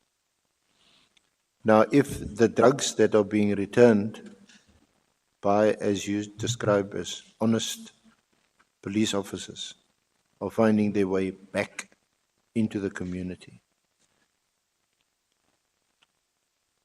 I don't understand why General Mkhwanazi and General Lieutenant Khumalo would not take more seriously your complaints as persons who work right there in that division, your complaints that drugs are disappearing out of the forensic division and finding its way back into the community. Thank you, Chair. My biggest concern, Chair, is that when we report these drugs, emails are circulated by General Pasani that we are ill-disciplined because of reporting theft of drugs. He even published in a city press, in bold, Colonel Ramulove is responsible for the information that is all over the place. I'm a police officer. It is my duty to report crime. It is my duty to serve and protect. It is my duty to protect the community. I'm putting my body online for the community. But what you get from the generals is going to the newspapers, going to the radio stations, calling out our names. I mean, by now, there's possibility that those cartels knows us now, as we sit here now. So we know that General Pashlani, at least for the time being, he's been dismissed. He's challenging his dismissal, so he's been at least temporarily out of the system. Why do you mention his name? There's now General Sentumile, who's now in charge of that division. Remember, Chair, media, they have the power to convince the community. And as long as we are still having the report from the media that we are the responsible parties in blowing the whistle with regard to theft of drugs, it's easy to access that. You can access that information on your cell phone at any given time. Then we are still at risk as we are sitting here for blowing the whistles on the theft of drugs in Silverton Forensic Science Laboratory. And this risk is caused by our generals. Hence now, the recommendation on this CPN report is not yet implemented 12 years back. It's sitting somewhere in an office in one of the general's safes. Yeah. And nobody is coming back to us to say, guys, we'll give you protection. But we are police officers. Captain Malachi? Chair. Are you not able to do anything? You've not been moved to legal? No, I'm putting our life in the hands of the members of the committee to assist. But legally, as we are saying, we have been reporting this at the division. But anyway, as my colleague have alluded, we didn't get any response. We did not get any positive outcome from what we alluded to. When we report to Lieutenant General Sibia, as my colleague has said, there was a legal representative in the meeting. But however, we didn't get anything that is of assistance. Okay. Thank you. Thank you. Thank you, gentlemen. Honorable Chair, honorable committee members, thank you. Thank you so much. Ramano, do you want to say something? Yes, Chair. No, I just want to clarify that, or maybe just to state that, it's wrong for the witness to say that he was misled by the committee secretary. The witness was invited to appear before this committee, maybe, I don't know if it was a week or two ago. And we have been talking about the issue of the annexures, for him to send the annexures, which it never happened. Even yesterday, I asked him if he was going to send us the annexures, and he indicated that they would bring the annexures, which they did today. Unfortunately, they were on the 6 o'clock flight from Joburg to Cape Town. So had they not experienced any difficulties with the flight, they would have arrived there on time and consulted with the legal advisor, with the evidence leader. So I take, serious offense for them to come and say that, I misled them. That's all that I want to say, Chair. Okay. I don't think it's a matter that we should debate. When you go out together with the witnesses, you must find each other. Can I see the hands of members who want to speak, so that I don't assume that you are going, Honorable Vessels, your hand is not up. You are not asking questions. Yeah. Honorable Sokhanyi, raise your hand up. Okay. James. Honorable Kola Barnard, your hand is not up. Okay, let me count. 1, 2, 3, 4, 5, 6. Honorable Sangone, is it up or? Okay. Let me count again. 1, 2, 3, 4, 5, 6. So we have 6 hands. And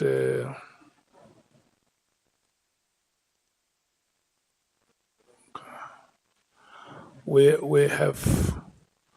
have 6 speakers who have indicated they want to speak on. Is your hand up, Honorable Sols? Yeah, but you were supposed to listen to me first to hear what the hands are on.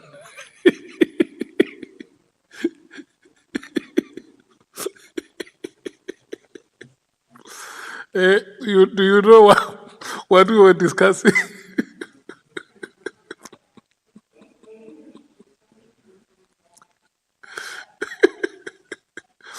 Okay, no, you'd be the 7th. Okay, let me check. Who are the speakers who want to speak for less than 15 minutes? Honorable Thopa and Honorable Sokanyila. Okay. Yeah, I'm going to start with you. What time is it now? It's exactly past. So by o'clock, we will be done with the 2 of you. Yes. Yeah. No, 15 minutes. All of us. This one's volunteer that they want 15 minutes. Okay, thank you. So I will come and check the next round of you, how many minutes you want. But I hear you suggest 20 minutes. Can we start, Honorable Thopa? Thank you very much, Chairperson. Captain, in paragraph 21, you were speaking about the appeal is pending in the High Court. That's 13 years ago. Is it a legal cost issue that is still pending, or is it a court problem that it's still pending? Thanks, Chair. It's the legal, it's both, to answer you short and straight. All right, you appeared just to help this committee. We need to make suggestions on what the problems are. So I need to know which is the major problem there in the courts. Because the judiciary has also been accused many times of, in many allegations. So I'm trying to ascertain whether it's a cost issue or a court problem. The main issue. Yeah, through your chair, the main challenge now is the affordability in terms of payment of fees. That is the issue. Perfect, thank you very much. In paragraph 22, you said the public protector is also still outstanding. It's 12, 13 years. Did they communicate with you, or did they do no communication whatsoever?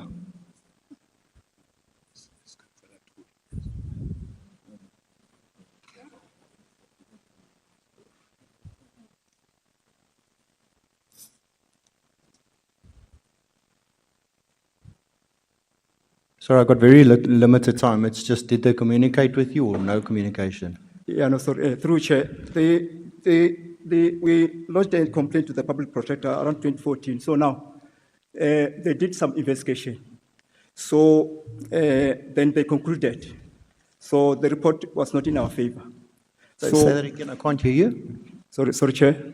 Yeah, what I'm saying is that after we have lodged a complaint, then they issued an outcome which was not in our favor. Not in your favor. So after that, then we applied for a review of the report. So when they responded to the review, then they finished the response to Colonel Ramolope.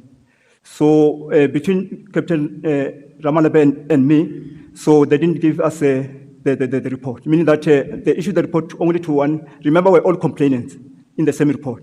When they issued the report, they gave it to Colonel Ramolope. So we lodged a complaint so that, since we've all been complainants, why do you finish your outcome to one complainant, not us? So we were the view that, we're treated unfairly. So we made submission, which is in the annexures. When we made submission, then we're not responded to. All right, that is how far this thing is. Thank you. You also make reference to the CPN report, which is an independent report. And has findings that, according to you, should be implemented. Why does no one that was in that position at the time, you mentioned various people coming in and out of the position, including General Piega and so forth, why did nobody implement the report? There's many excuses. One resigned, one was suspended, one left. Why did nobody then institute these findings? So through Chair, I think that is the angle that the committee must look into. Why it's too difficult for them to implement these recommendations. But as the documents or the evidence will support, we went we did everything in our capacity to make sure that these things are brought to the attention of the management so that they can implement. But as we have said, nothing happened.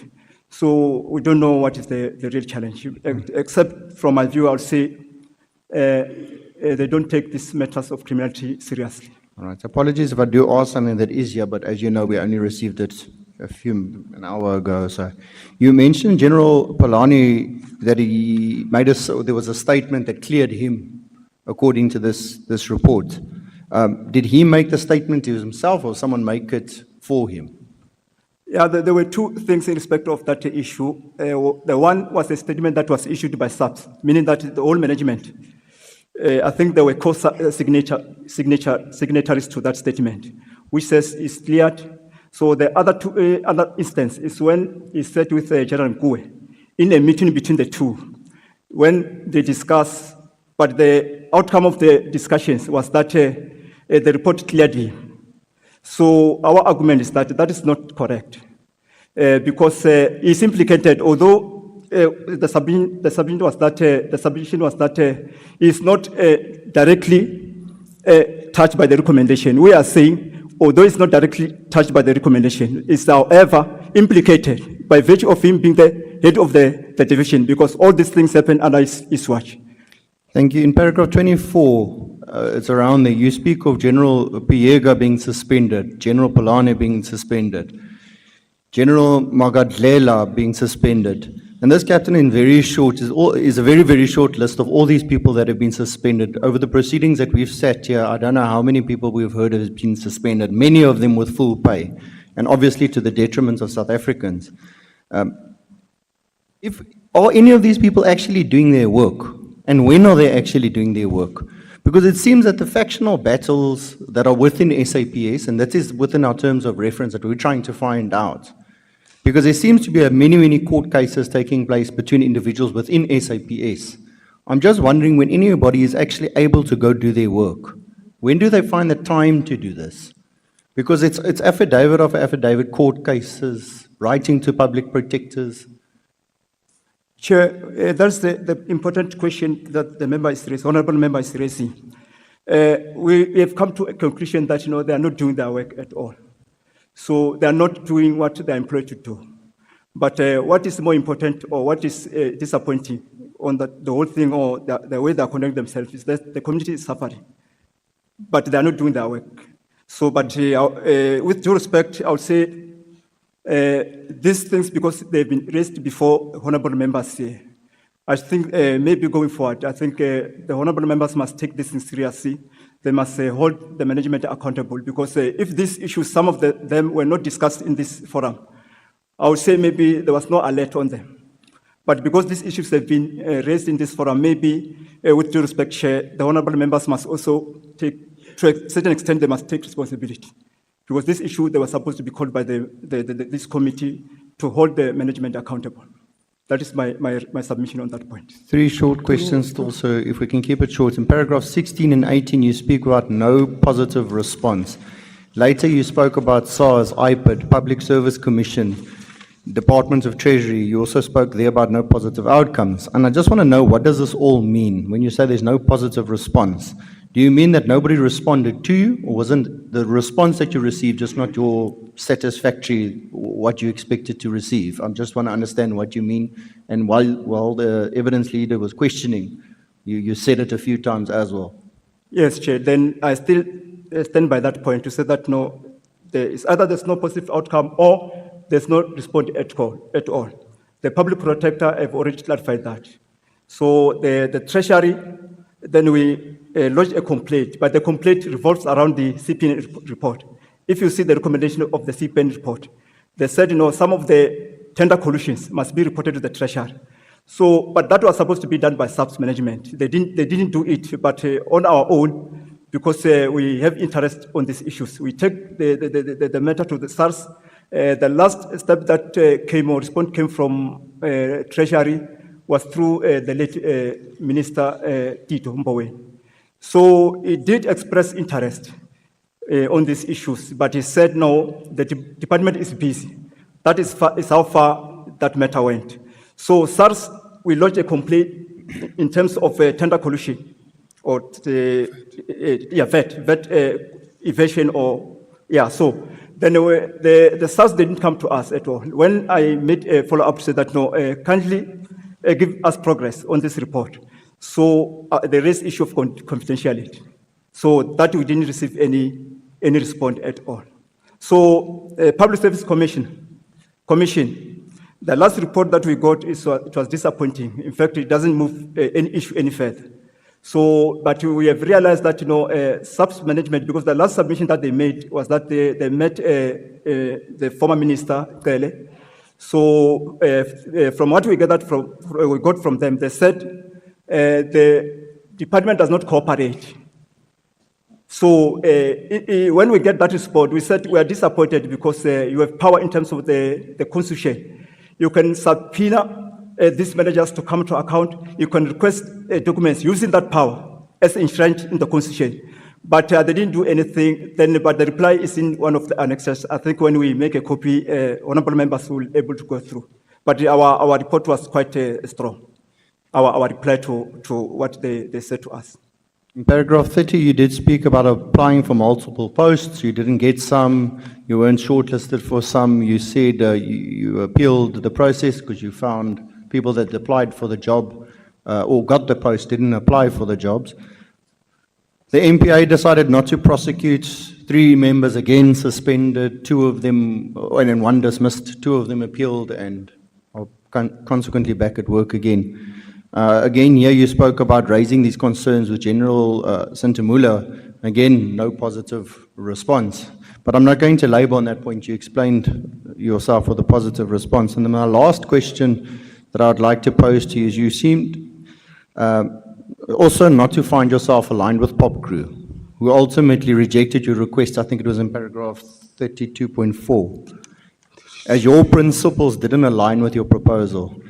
Nor did you find any other institution outside of SAPS to assist you financially. You then joined SAPU and PSA to diversify your union representation, if I understood you correctly.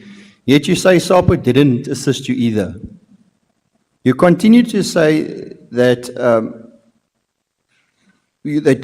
I think you made a case with the with the Labour against PSA. Now, I want to ask you, not whether I think it's right or wrong, I just want to ask you ethically, to join PSA and SAPU and then hold them to account for not assisting you with a case that's retrospective, that was already pending. You think that's ethically correct? Considering at the time you were also rejected then by Pop Crew. Yeah, through Chair, maybe I have to clarify something. When I joined the lab, when I joined my colleagues, I was already a PSA member. So, but now, because of these things, the bargaining council threshold, then I found that they were active in POPRO. So when I joined POPRO, I affiliated to POPRO, meaning that I have dual membership, PSA, because when I came to SAPS, which is predominantly POPRO sector, then I just joined, because maybe the influence, I joined SAP. I joined POPRO. Right, I'm just reading from paragraph 32.8. It says it happened that I and Colonel Ramolobe joined SAPU and later PSA to mitigate the risks of relying on one union. Prior to this paragraph, only Pop Crew is spoken of. So are you chronologically saying that this wasn't after the fact? No, Chair, through Chair, I'll pass because it doesn't relate to me, it relates to two colleagues. I'll pass this question to them. Through you, Chair, your question, Honorable Member, is on 32.9. No, well, it starts at 32.8. This is what I just read. It carries on to say, I and Colonel Ramalobe did approach SAPA to assist in the payment of legal fees in Lieutenant General Polani's lawsuit, but in vain. Then it talks about PSA and also unsuccessful, and then it carries on to go to the Department of Labour. So starting at 32.8, where it says that I and Colonel Ramalobe joined SAPA and later PSA to mitigate the risks of relying on one labour union. So it reads, that's why I'm asking you, it reads as if you joined them afterwards and then wanted to hold PSA accountable for not wanting to assist you. No, not exactly through you, Chair, Honorable Member. Because the statement is we are still supporting that.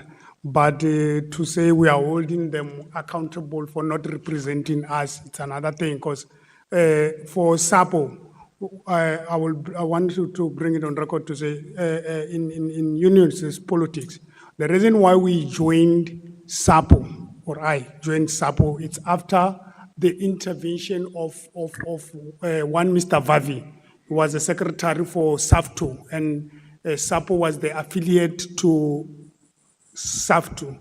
Then when he was assisting us and sourcing Advocate Ngugaitobi Senior and Advocate Mpofu Senior.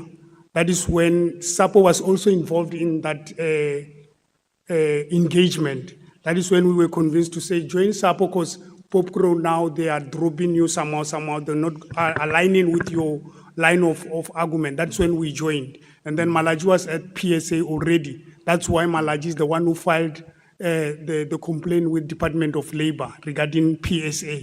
But for SAPO, when they dropped us, we said, no, it's fine, because it's after the effect that you are alluding, Honorable Member. Thank you very much. Thank you, Chair. Thank you, Honorable Sopa. Honorable Sokanyile, until 16 hours.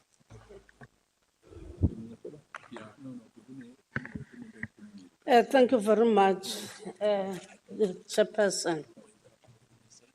Greetings to you. Going straight to the first question on paragraph 24. On paragraph 24, you are claiming that General Pahlane, Lieutenant General Pahlane, issued a statement claiming that the CPN report has cleared him. He has done this immediately, assuming office as the acting National Commissioner. Is it your evidence that General Pahlane acted irregularly when him and Lieutenant General Mkhwanazi resolved that the CPN report has cleared General Pahlane. Through you, Chair, we think the step that they took in respect of the meeting that the two generals had, we think the conduct was also not only irregular, it was also unethical. I'll give you the reason why I'm making this statement. Because my colleague presented before this committee that General Nkua was instructed by General Pierre to implement the recommendation of the CPN report. By the same logic, she knows that the CPN report implicates General Pahlane because that was the discussion of the meeting we had with General Pierre. So when she sits with General Pierre, I think she was supposed to maintain a different view, to say that if maybe she was pushed to agree to his submission that the report cleared him, I think she was supposed, being ethical or professional, she was supposed to raise an issue to say that, hey, General, I know maybe this is your submission that this report cleared you, but there's something that's in my mind. If I remember, I had a meeting with General Pierre, we were with members, then we clarified these things. The report makes adverse finding against you. Anyway, the head of the lab. So I can't agree with you with the submission that this report cleared you. I think that was the position that she was supposed to take, Honorable Member, in my view, my honest view. Then why could he issue a statement knowing that the report is still there with those adverse findings and say that the report has cleared him? Remember, there's another dynamic to what the Honorable Member is raising, Chair. The person who was in charge was the overall commander of the South African Police Service. He can have an influence to all members down his office. I think that is the dynamic that was playing there. So anything that the general says, because he's an overall commander of the SAPS, we can't oppose. And I'll give you an example again. We did oppose some of the things they are doing, but you see where we are now. Then we've been victimized, we've been charged, then there's civil litigation pending against us. So in other words, it's either they collude to this act or there is this view that, if I oppose General, maybe there are no favor that I'll retrieve from his office. But to be honest with you, he has got powers. That's why that post, all of people that are looking after it. Once you are General, you are acting General, National Commissioner or National Commissioner, you have all the powers. That's why maybe she succumbed to but if she was ethical, she was not supposed to even succumb. She was supposed to correct him. Just through you, Chair, can I add? Thanks, Honorable Member, and thanks, Chair. The committee will appreciate to note, or after General Pahlane was appointed acting National Commissioner, all senior management who were working with General Pierre, I don't know, it will be good to say were purged, but let me say they were suspended, some were dismissed, some were subjected to what we are stating today, it's occupational detriment. E.g., the late General Mbegela, she suffered a lot because she was alone. But with a group of all people who were working with the then General Pierre, including General Setol, I think he was deputy, was demoted to lead divisional commission VIP protection. And then the late Mbegela, she was somewhat, if I'm not mistaken, she was suspended, subjected to a lot of mental problems, so to mention that she was late. And then the only person who survived the sword is General Nkua. Okay. That is the only person who survived the sword, supporting what my colleague is saying. She didn't object, even though we were sitting with her in the meeting with General Pierre, and she was instructed. We have letters here from Pope Group. If I can, I don't know, I'll eat your time, Honorable Member. The paragraph, this sign is signed by the General Secretary, Nkosinati Teledi. Paragraph 4 of the letter, it is worth to indicate that we will not repeat the entire wording of the allegation indicated in the report, but rather we will concentrate on the finding and the recommendation made. We take note of the finding and the recommendation relating to the allegations stated above, and we are of the view that implement immediate implement of all recommendations made here within 7 days receipt of the letter. That is the letter from Popcrom. That letter was not entertained by General Ngwa. Okay.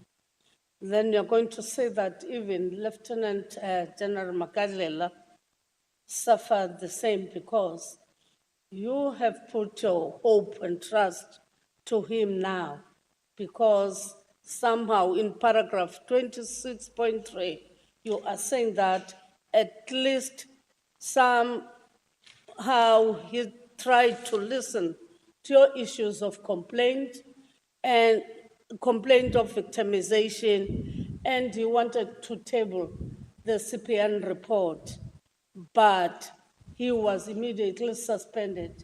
So he was also the victim of that. Are you saying that? Or is there another reason why was Lieutenant General Mkhwanazi was suspended immediately? Through you, Chair, before I respond to the Honorable Member, I want to state, Chairperson, or documents that are presented before the committee promoted most of the people, demoted most of the people, victimized most of the people. It depends on how you handle it. But as to how General Mkhwanazi was suspended, the newspaper article reads he was suspended because of a misuse of state vehicle. That is what we got. He was suspended by Lieutenant General Tsumani. So it means that even yourselves who don't know why he was suspended. What we know is he was suspended because of that. But if you check, there are a lot, not to say we are defending him because he came to our rescue. What he was doing was very good, and we are still stating if he was not suspended, everything was going to be fine, because he was a very sharp and straightforward person, taking account his qualification on implementing this thing, because he's an advocate with an LLB qualification. He was there to really support, because this disciplinary hearing is because of him. This suspension and dismissal of Brigadier Murabit is because of General Mkhwanazi. Okay. In paragraph 26.5, what were the reasons provided by Lieutenant General Sbiya for you to apologize to General Pahlana? Through you, Chair, to be honest, we were very much disappointed, taking the history of him, starting from the charges he was charged. And in the meeting, I said, we came to you because we believed you know our suffering. But the first approach with him, it was quite when we were giving him document. Surprisingly, on the last meeting, when he said we must apologize to General Pahlana, note, honorable member, so that is his reasoning, so that your career movement can be clear. It's somewhere concerning. And he said we can go to the media to sort out this thing of legal suit, and now can go to Moria.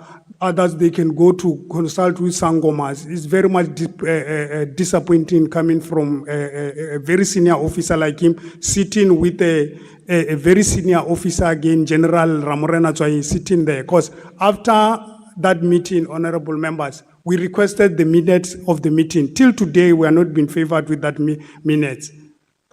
The staff officer was just ignoring us, Afenant, Colonel Afenant.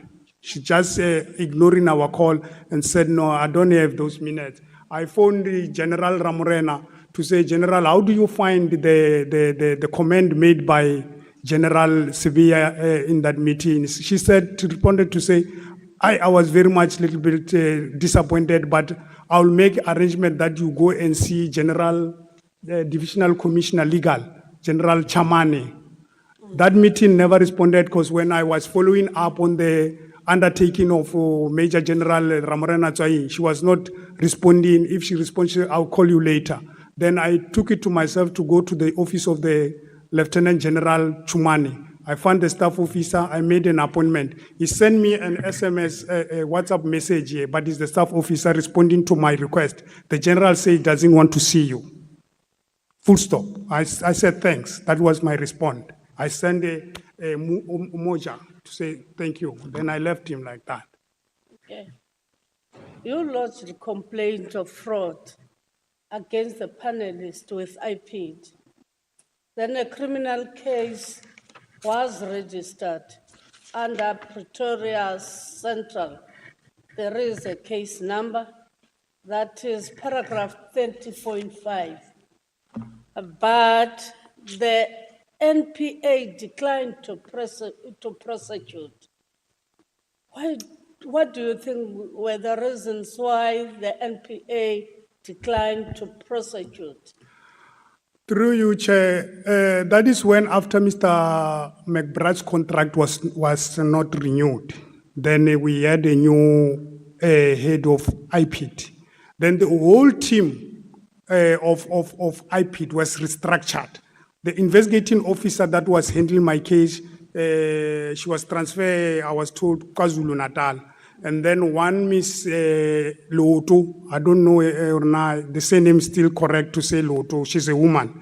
I don't know status now. Then she invited me to go and see the prosecutor because I was on a neck to say why my case is not progressing. Then I went to the meeting with the prosecutor and the investigating officer being Miss Loto. Then the prosecutor told me in my face, honorable member, to say, you can't win this case. Even if you take all the textbook of criminal law, you'll never win this case. So I'm not prosecuting. I said, but look, there is alteration, there is a lot of things that you can get. He said, no, we can't prove common purpose. I say, common purpose, how can you not prove it? Because it's one page alteration, panelist signed there. Common purpose is there. He said, no, I'm not prosecuting.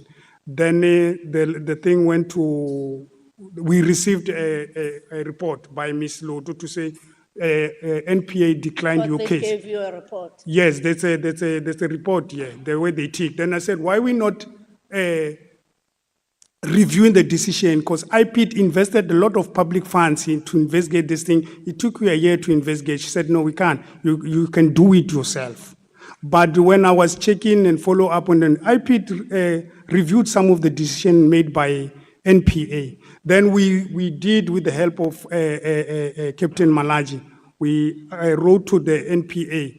They responded to say, we're not what you call. But to finish, we wrote another letter now. I think it was submitted to the new head of NPA, Advocate Mutibi. We wrote a letter on the on the first day that he reported on duty. We gave him the letter of asking him to review and consider the facts on table, and we requested only him must review that time because we don't trust members of NPA. That must be on record. There's too much collusion there. And one other thing, it needs to be verified, but we are told the husband of Brigadier Morabedi, she's also a prosecutor there.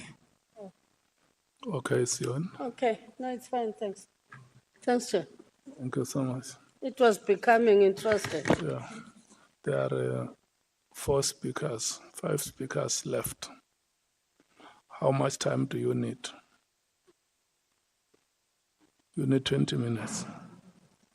Honorable Nombalo, you need 30 minutes. Honorable Skosana. Yeah? Okay. Honorable Sols, how much time do you need? 20 minutes or 30 minutes? 30 minutes, please, Chair. Okay. Honorable James.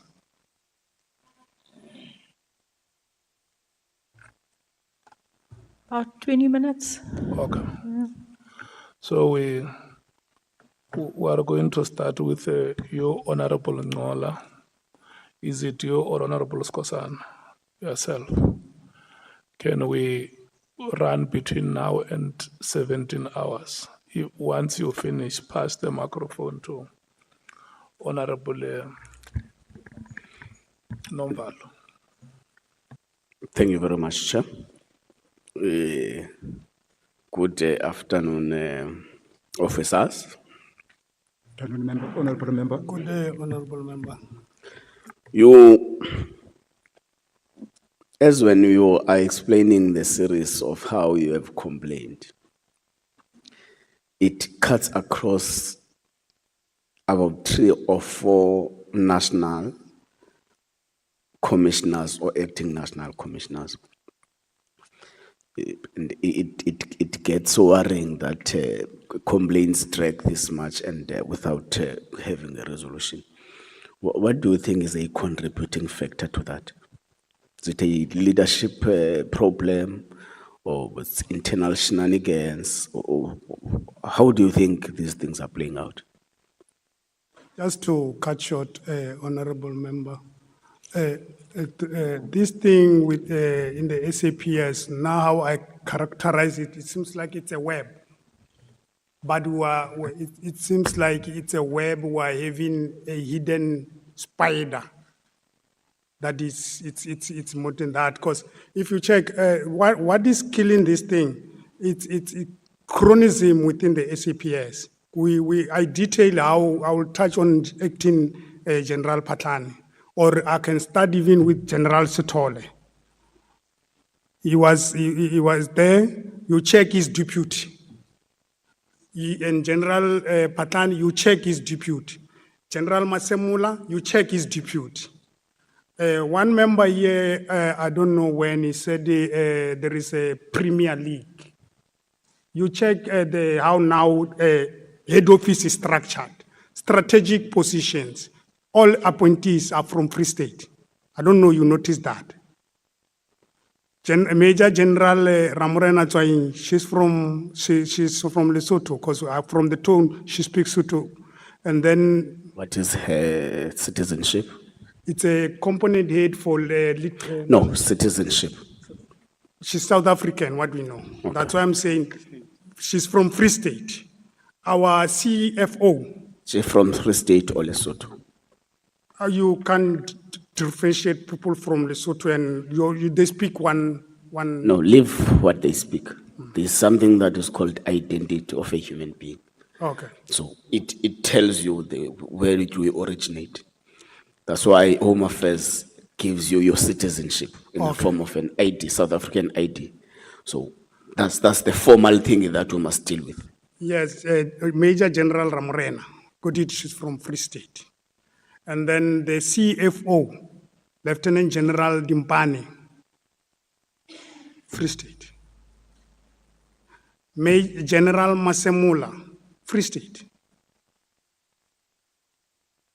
And you can't touch those people, honorable members. So, General, there's a lot. I listen. General Masemula, you mean Fani Masemula? Yes. She's, in terms of development within the police, is from Free State. Oh, I thought you said that. Yes. Masemula, I know Kitao. Okay. But I'm speaking the employment. What you call? That's fine. That's fine. That is what to us. That is why we are probing you, honourable member, to check on this syndicate or systematic challenges. It's like Honourable Sangon was born in Mthatha, but she's from Gauteng. Yes. Okay. But you can't touch those people because that's fine. That is what's. No, I think you have made the point. Okay, thanks.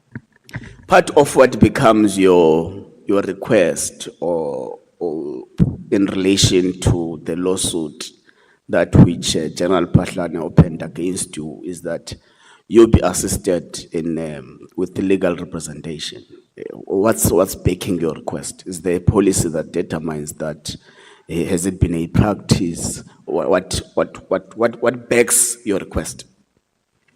Through Chair. So that we determine whether it was victimization or you really had no backing grounds.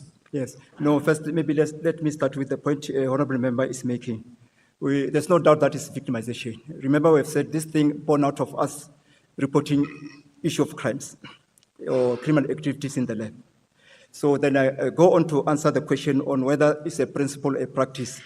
We just look at pure legal without referring to any prescript or policy. Then there's no way you can charge a South African police official in his own name while performing official duties. It's just a pure law, strict liability. So our submission, Honorable Chair, is that we made this is reporting of crime while we're under the scope. We're doing it within the scope of our employment. So that's the one principle. The second principle is that when you look at the judgment says, or the judge or the court found that we are whistleblowers. In the judgment, it declared us whistleblowers, but the judgment shortfall of protecting us. So that is one principle I'm saying. Based on that findings, then we should be qualifying. So the third principle is that, you know, if you go to the media, you make open statement, you make an appeal to members of the community to report crime. Then when they report crime, then you go on to institute lawsuit against them. Don't you see that it's a contradiction? So those are the basic or principal thing we are saying. Then we are entitled, or we plead that the committee must protect us. I think that is basically what we can submit before when last did you make a follow-up on the public protector report? Complaint, in fact. Yeah, Chair.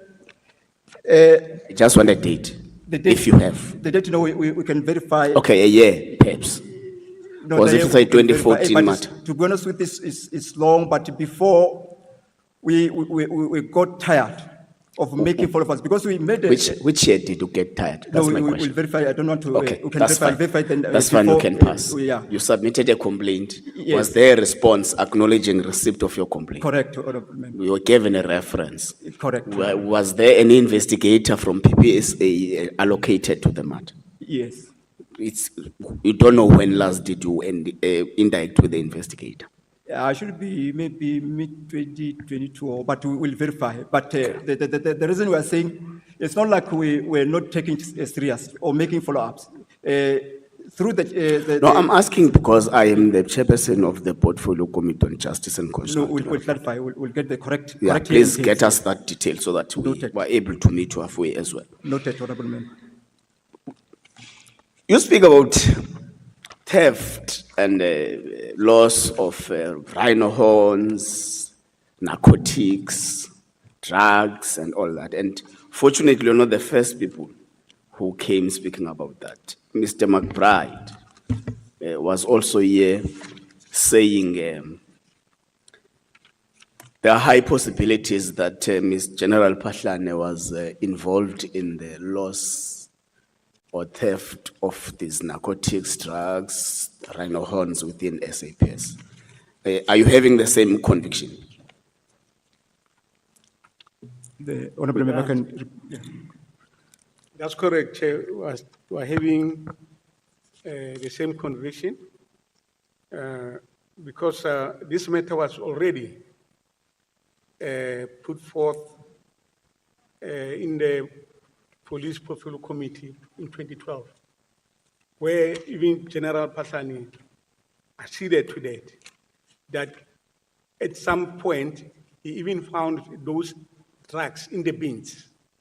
You know, members will still. I don't think you got me properly.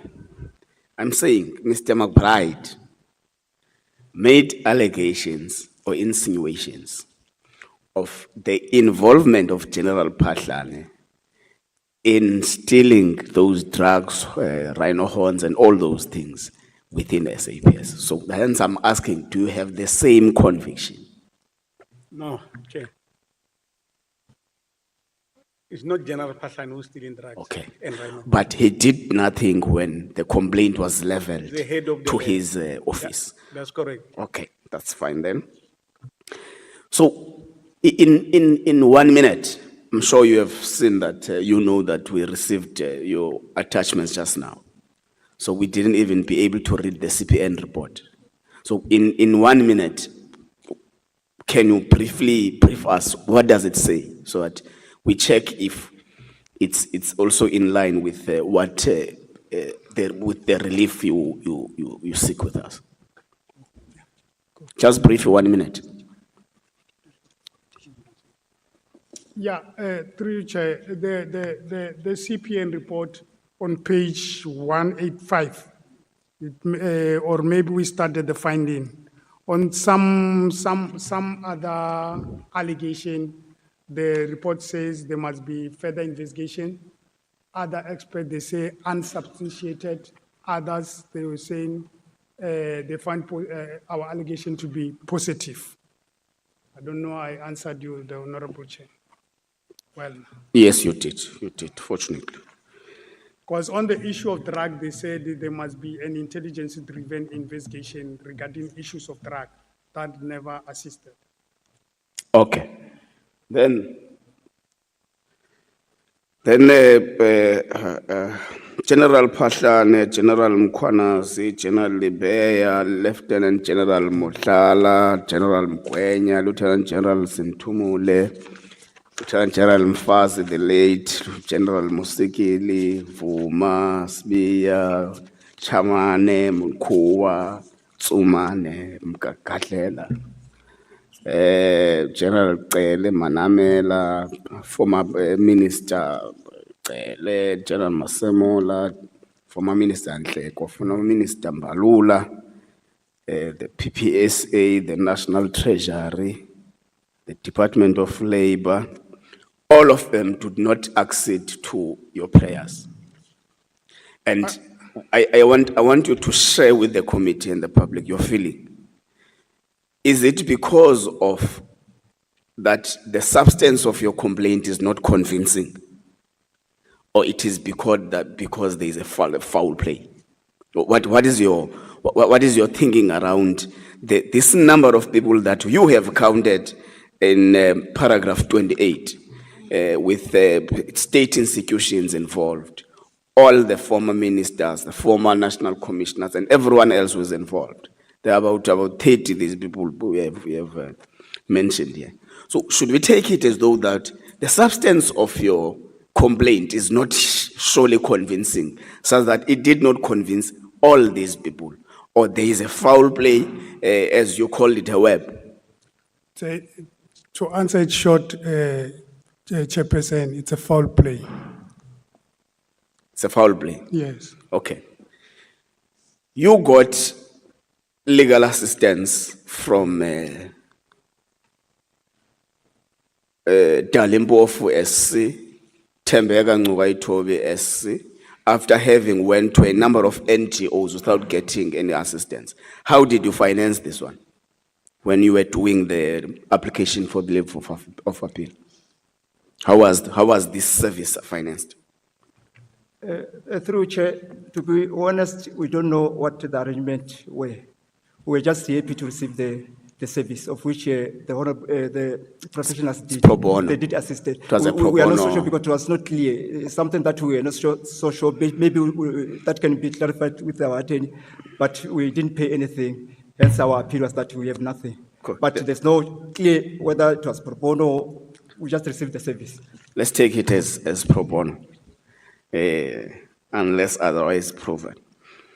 There is an issue about irregular appointments. I think there are a lot of issues that are raised there.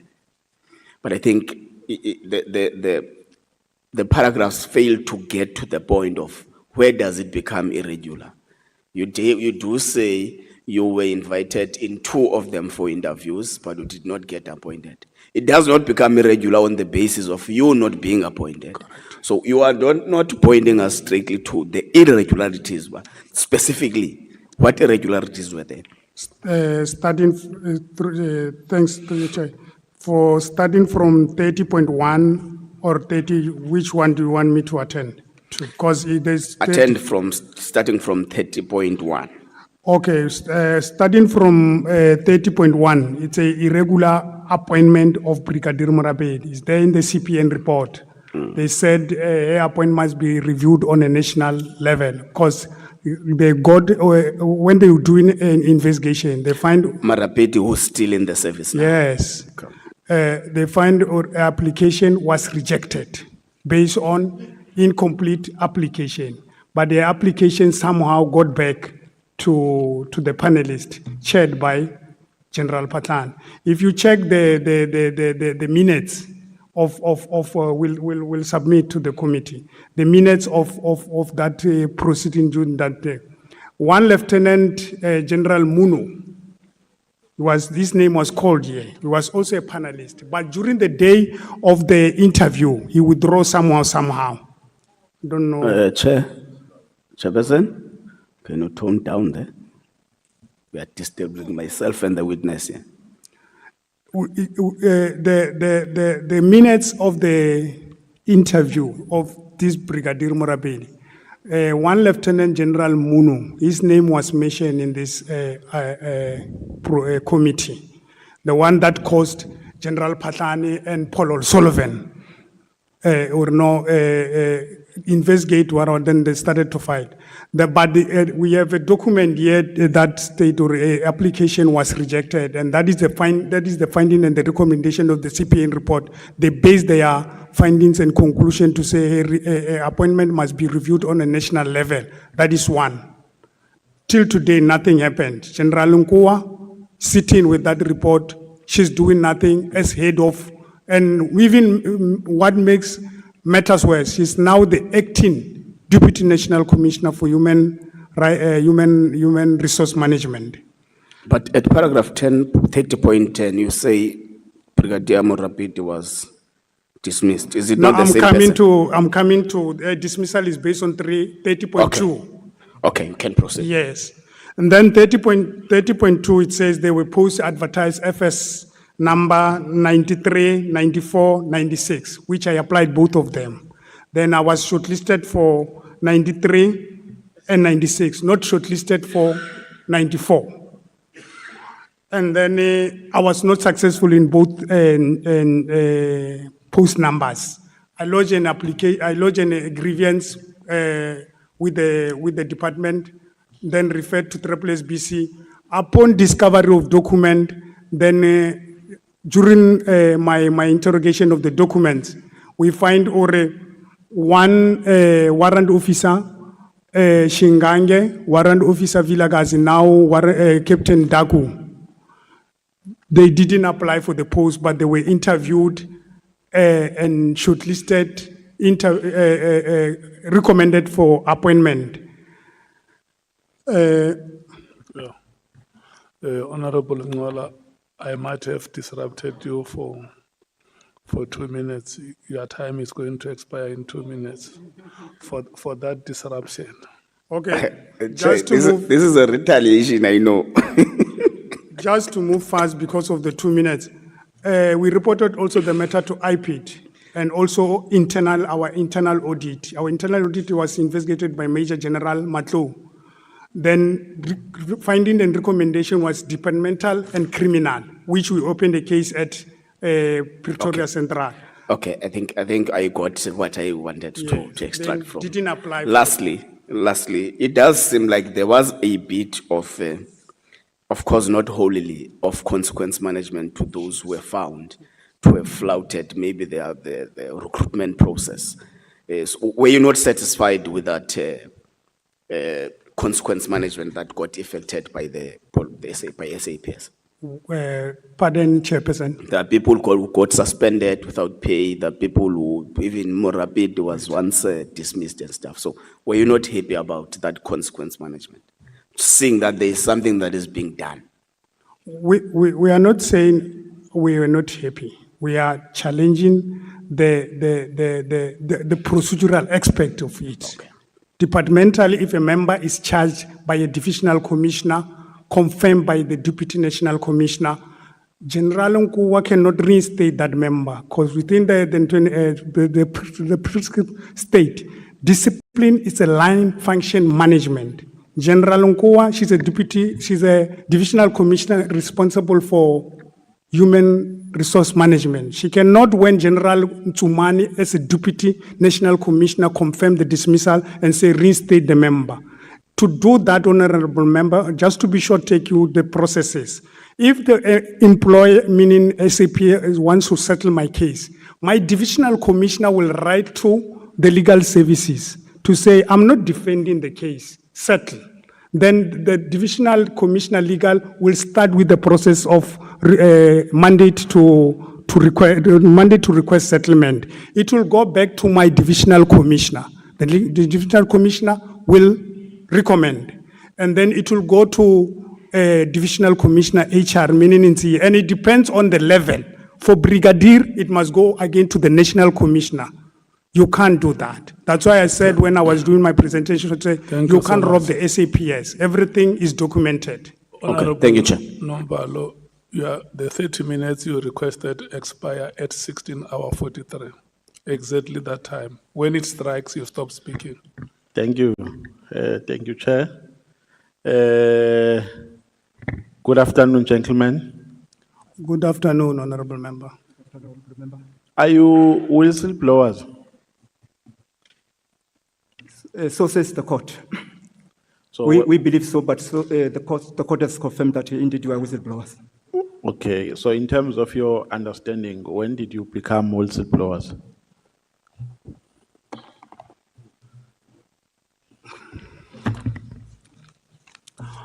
I will respond in this way, Honorable Chair. From the first day that General Patlani sent an email to all SAPS members to say the so-called whistleblower, I will assume that is when he gave us that title to say we are whistleblowers. No, despite that title that was given to you by General Patlani, in terms of the work that you are doing, when did you start to do that work? Yeah, through the documents. Or when did you start to blow the whistle? No, that has been long, even before, because Colonel was here. But this is what he has been doing even before we joined him. Then that has been our responsibility to report crime when we see it. So we can't say which year. So General Patlani gave you that title when? In 2012. 2012. Yeah, thanks for the compliment. On matters relating to complaints that you lodged in 2011, correct? Yeah, around, yes. Yeah. So in terms of the sequence of events, if we were to go in terms of the work that you have been doing, in terms of blowing the whistle, you started blowing the whistle in 2011 when you lodged these complaints. Honorable Chair, that question is problematic because, as I'm saying, we didn't join the division once. There were those who were before, then we joined them. But as I've said, those who were before is what they've been doing. Then when we join, then it's just continuing with the trend or with the responsibility. Yeah, but the complaints here that are listed on page 2, paragraph 13, are complaints which were lodged in 2013. Correct? I mean, in 2011. No, if through you, Chair, if the honorable member can check, there's a gathering before General Patlani arrived. Yes. There drugs were stolen there. We have placards on that gathering where we have a picture. No, I mean your complaint. Leave the incident, but I'm saying the complaints. When were they lodged by you formally in 2011?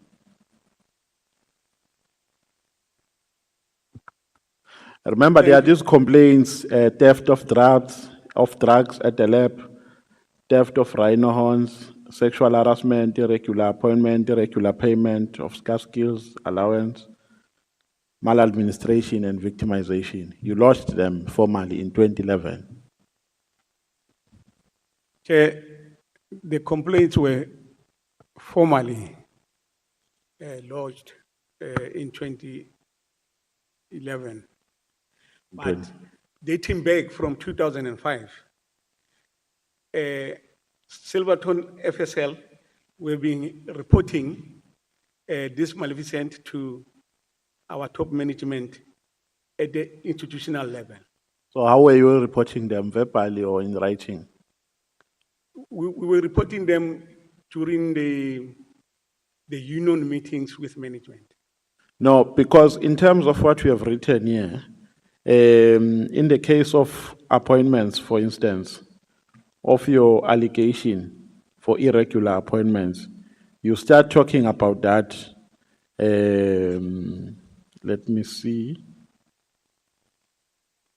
On paragraph 30, for instance, when you talk about irregular appointments, you start from 2011. You are not starting from 2005. You start from when Brigadier Morapedi was appointed, and you are saying that appointment was irregular. So, insofar as this statement is concerned, there is no reflection that dates from 2005. It starts from 2011. So there is nothing that suggests that you have been whistleblowers from 2005 Chair, in your statement. Chair, is correct. On our statement, 2005 is not reflected. But I'm trying to put in perspective the chronological order when the malfeasance at FSL were Yeah, happening. but let's go in accordance with what is contained in your statement. Yes, I'm coming there. Yeah. I'm coming there.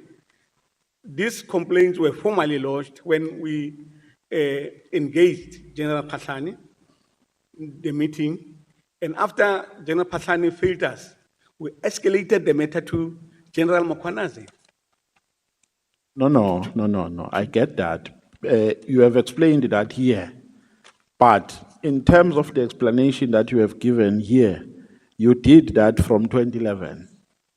That's what you are saying here. So you are not disputing what I'm saying when I say to you, you started to formally report these things in 2011 in terms of what you have written here in your statement. That's correct, Chair. Now, the problem I have here, I'm not trying to undermine your grievances. I think in this country we'll need whistleblowers. That is why in the committee, in the Portfolio Committee of Justice and Constitutional Development, we always make noise about the protection of whistleblowers because they are at the heart of a battle against corruption. So they need protection. But whistleblowing also must be genuine.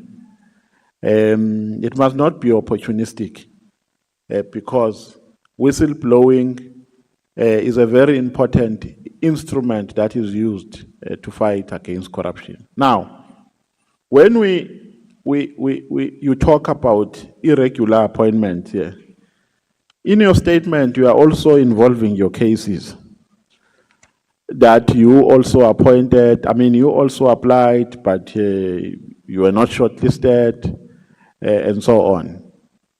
Now, as a person who was never involved in all these things, how do you convince me that all the complaints you are raising about irregular appointments are not informed by your anger, are not informed by the fact that you applied and you were never appointed, but are informed by corruption that is taking place in SAPS? I'm saying this because it's too much of a coincidence that your complaints about irregular appointments starts exactly from when you applied and were never appointed. It's too much of a coincidence. So how do you convince me that these complaints are genuine? They are not influenced by your personal ambitions. Thanks, Chair. Just to answer in short, our whistleblowing does not start when I applied or Captain Malaji applied.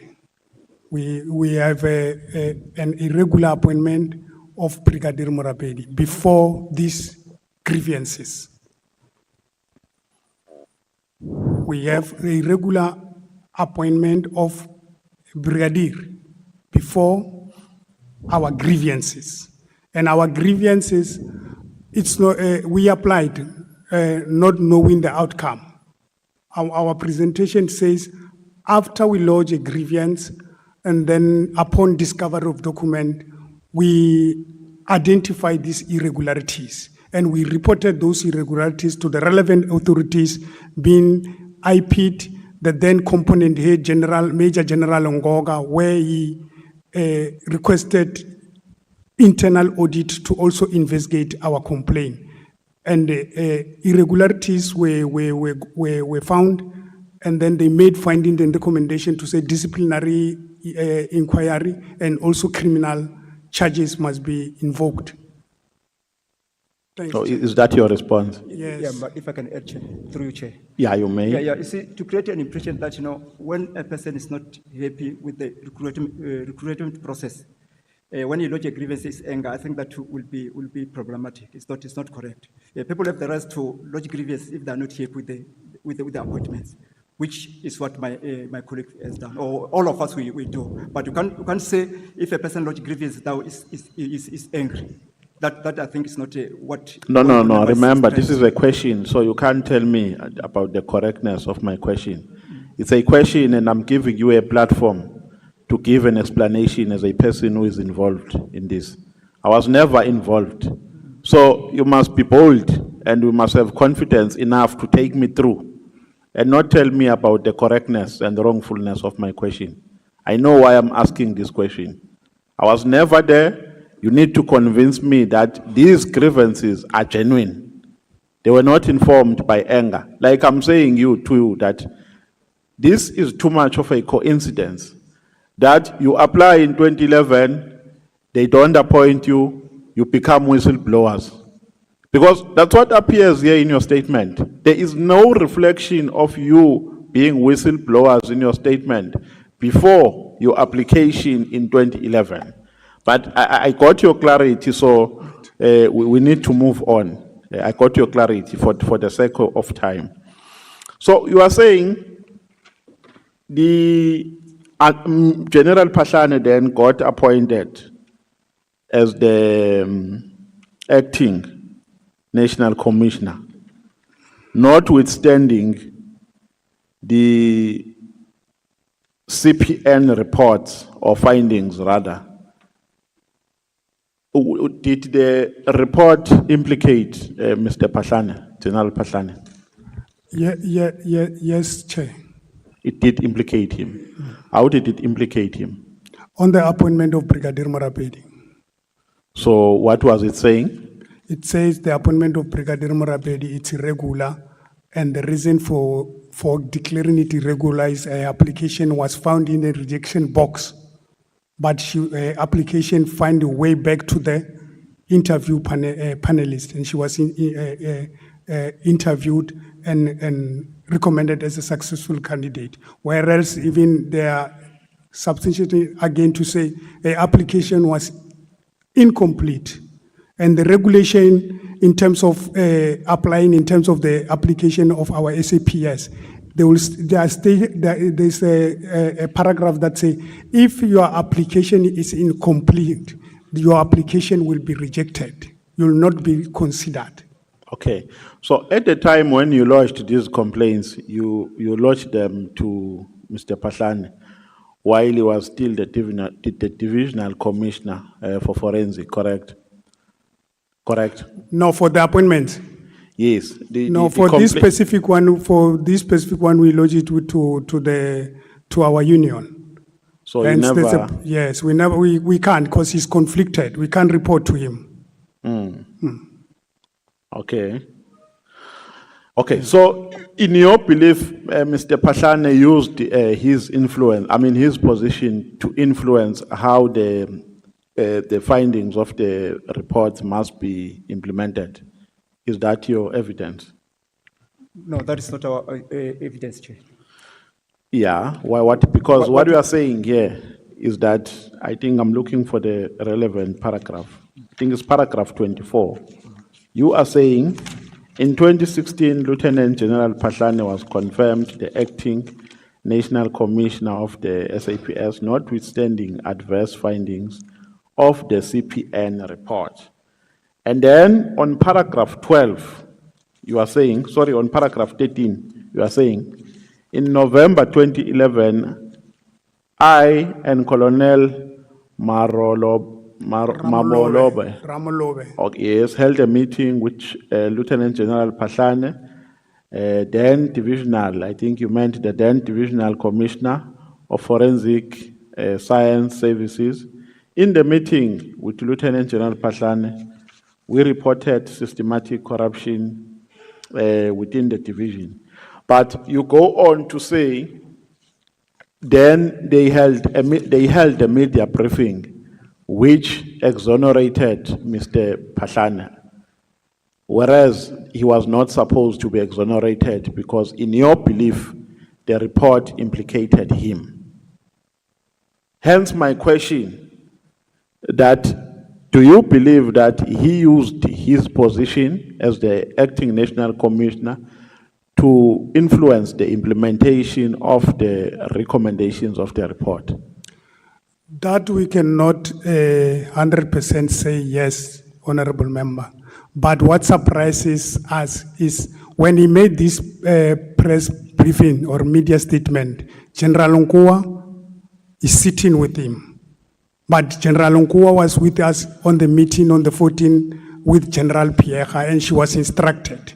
I think my colleague, Captain Malaji, explained that to say we can't read their mind, but we don't know what influenced her to agree with General Pahlane to say the CPN report cleared him. Yeah. She can be of her best to explain that. Okay, so you are saying the reason why I'm focusing on General Pahlane is because he's still coming back to the committee. So we need to ask him about all these affirmations. Now, we are listing all these complaints here, these wrongdoings. Theft of drugs at the lab. At the time when you reported them, did you have evidence in your possession? That's correct. Did your evidence implicate individuals working in SAPS? That's correct. And where are those individuals now? Others are still working. Others. So there was no consequence management. No one has ever been fired for this allegation. No, for drugs, no one was fired. It's only the rhino one. Okay. Issue, yeah. And then theft of rhino-horns, we have already responded. Sexual harassment, are there any individuals who have been fired as a result of this allegation? That's correct, Chair. Brigadier Joubert, subsequently, after raising this matter, and this matter was discussed at the Police Portfolio Committee, he automatically resigned. So he was not fired, he resigned. He was not fired, he resigned. Do you know the circumstances surrounding his resignation? No, we don't know. Yeah, so you can't say he resigned because of this, because you don't know the circumstances. Irregular appointment, you have already said that General Pahlane is not part of it, correct? Is part of it and was implicated by the report. Who else was involved, according to the evidence you have at hand? For irregular appointments? Yes. It's, now, Brigadier Agar, we say there's a case of a Pretoria Central case. Is it not the one who was dismissed and later reinstated Yes. through a settlement? Yes. That's the one. Yes. Is there anyone who has been suspended or dismissed post the settlement between SAPS and those members who were affected? Not that any that we know, but we've been following this thing in vain. Yeah, because my great concern as well is that there are no repercussions for all these allegations that you are raising. Now, the question I have is that because of the lack of evidence or there is manipulation within SAPS? And if the latter is the case, how is it possible that all this can be manipulated by different incumbents? Because like what the honorable member has said, that there are many national commissioners who have come in between now and 2011. Does that mean all of them are abdicating their responsibility? We don't know, but on the evidence that we have, there is just I don't know how to call it, slow pace in addressing this, or just I don't want to implement. Because simply on the issue of settlement, the consequence must apply. And hence we're saying we try to arrange a meeting with the divisional commissioner for legal. He knows about these issues, and his subordinate, they are the ones who signed. Because he cannot say this one happened when I was not there. In the police, when you get a post, there is this thing we call handover. You are given a report as to when you ended. You say, Chief, this is what I'm leaving on your table.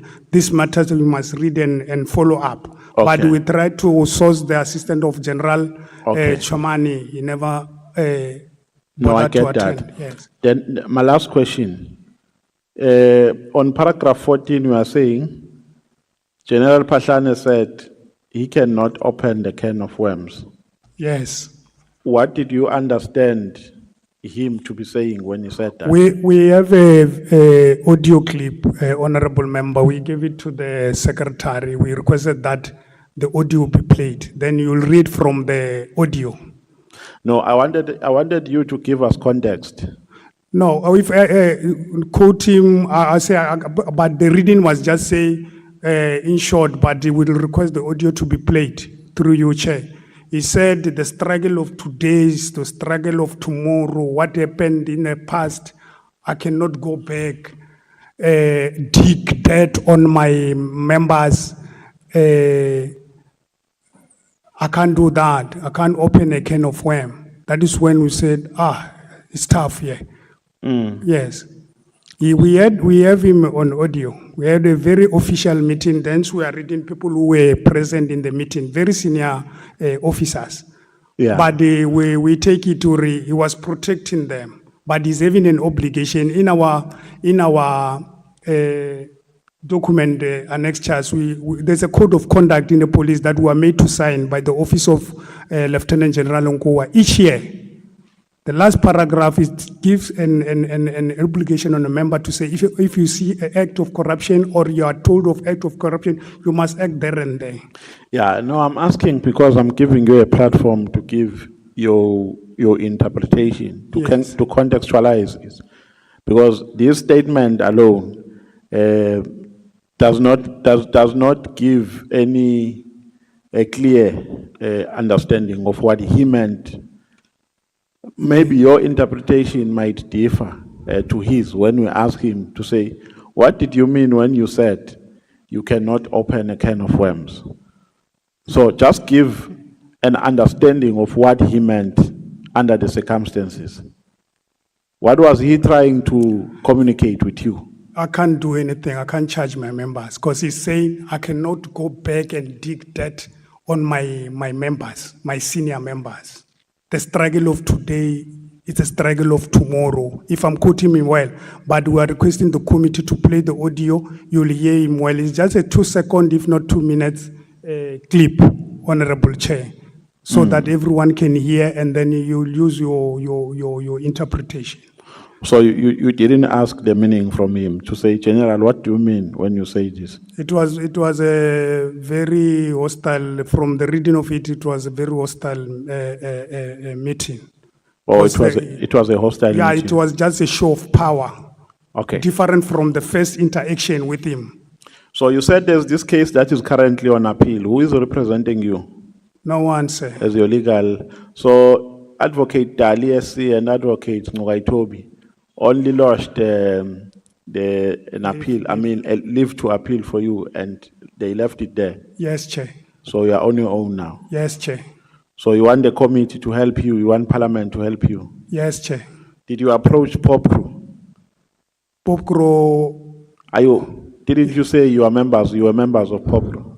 we explained the fallout of us and POPCRO. We didn't agree.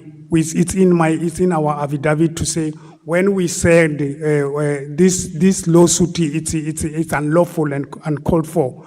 We said call our minister, call General Pierre, because she's the one who instituted the investigation. She must come to our assistant. Then Popkro said, we can't call those people. We say, why? Then they failed to explain. That is when we saw, something is wrong. We explained in our affidavit. Then we pulled out. That is when we got we on ourselves. In fact, it's not ourselves, it's Colonel Ramolube who assisted us, because they're the one who paid Attorney Leshabane. Then he went and represent us, but he said, you'll pay me after. So Popkro refused. No, we can't say Popkro refused. We didn't agree, and there was just you taking instruction from us. We said no, we can't take instruction from you. We are members. We are subscribing. We must talk to this thing collectively. So I don't understand you. What is it that you did not agree on? When we say General Pierre must be joined, Minister Ntleko must be joined, but then he was Minister Ntleko. Yes. Or you wanted them to be joined yes, as parties? As parties, so that they can come to our rescue to say, because in a meeting on the 14th, General Pierre made an undertaking, honorable member, to say, I will instruct General Patlan to withdraw this thing. So the legal team for Popkro refused to listen to that? Yes. Is that what you are saying? Yes, they said Popkro, they said they are taking instruction from Popkro. They said, no, Popkro is us. So the result of which you terminated their mandate? Yes, then we robbed in Attorney Leshabane. Yes. Yes. And then Attorney Leshabane was paid by you he was paid from your own pocket. Yes. Yeah, but if Popkro now says they don't have a problem with representing you further, then how will you respond? Because I've been asking myself that were you not paying subscription to Popkro for legal representation in the event you face a legal problem? And if so, why are they not extending their hands for you? Through you, Chair, honorable member, just to, I don't know, I'll be entering another level, but to tell the honorable committee, we no longer having unions. That is my submission. Now to get an assistant from union, it's like you are begging, but you are paying a monthly subscription. Because we went there after, I don't remember the date, we were called, because we were pursuing this matter. We were called to know, you misbehaved, we were called to order. Yes. Made to apologize, we apologize, but the case is still pending. You were called to order by who? By one Mr. Mbela and Mr. Skade. Yes. Yes. They were called. They called you to order for head office. We went there. Then we were called to a meeting. That is when we were told, "No, you misbehave. Why did you withdraw our service?" But we said we were not talking same language. Then they said, "No. You must apologize for your behavior." We apologize, Honorable Chair. We want to place in order because we really want this matter to get support from them. We apologize. I want to be on record. But nothing happened after we apologize. That's why I'm saying it's like we are begging for services that we are paying. It's very painful. Yes. It's very painful. Yeah. So in our submission, we even gave them a court order of where a union was made to pay the cost, thinking they will reconsider their thing if we take them. But they know we're running short in our pockets. We can't do anything. Yeah. And you can't take a union like Popkro to court. You will never survive if you are financing from your own pocket. That's a big organization. Yes. So an internal audit is done, and then a member gets dismissed. Then after he got dismissed, then there is a settlement agreement which reinstates the very same member who was dismissed. What is at play here? What is at play? Was this genuine, or maybe there were some influences?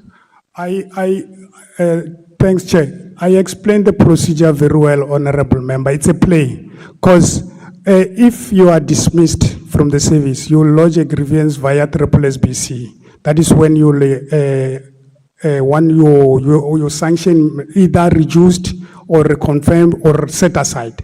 But the reasoning of referring, they're saying, is because we were charged expeditiously. It's wrong. We didn't state our case. Audio patram rule. Then when they were about to get a date from the SABC, then this settlement emerged, unlawfully so. Okay. No, thank you, Chair. And we just to. Thank you. Sorry, you cut me. Honorable Koisan. Bakuni. Tobela. Honorable Member.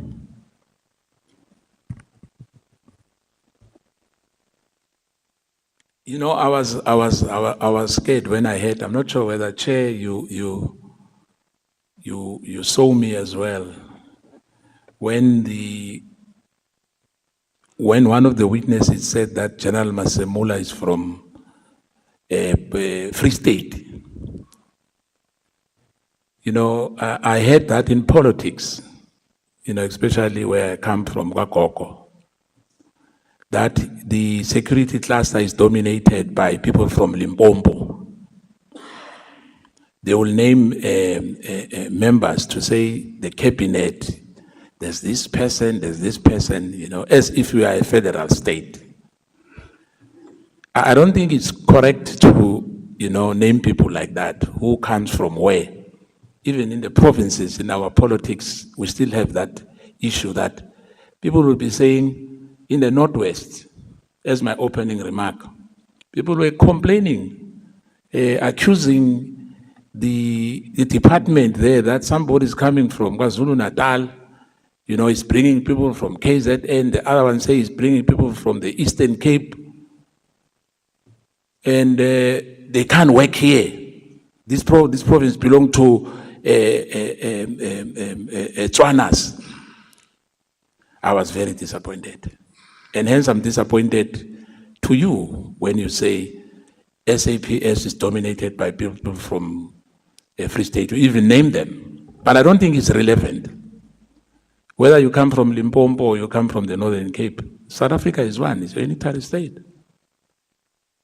Now, in your affidavit here, and there was submission, the matter, I'll start with the matter in the High Court of South Africa.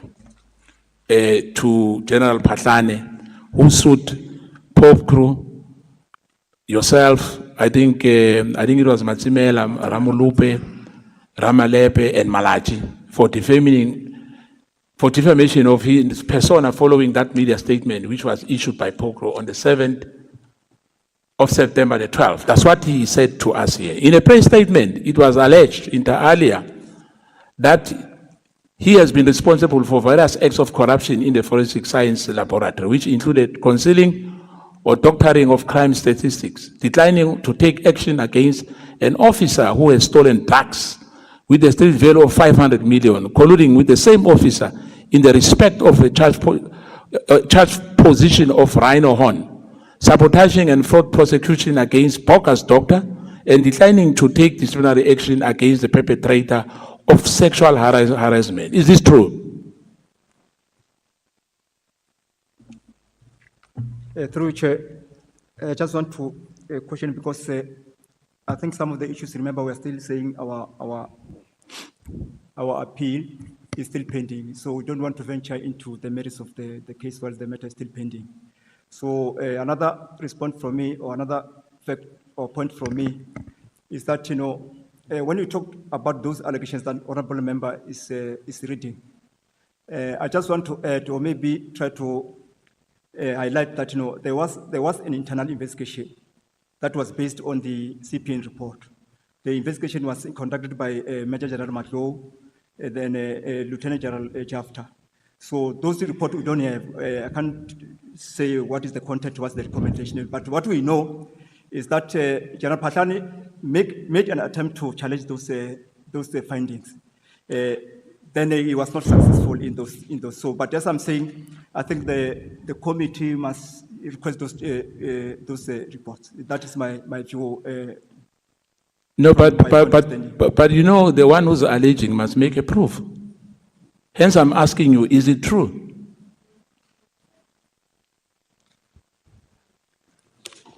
Chair, as my colleague has stated that this case is still in court. We can't engage with the details of the case at the moment. Thank you, Chair. Now, the issue which my colleagues and have transversed on, the issue that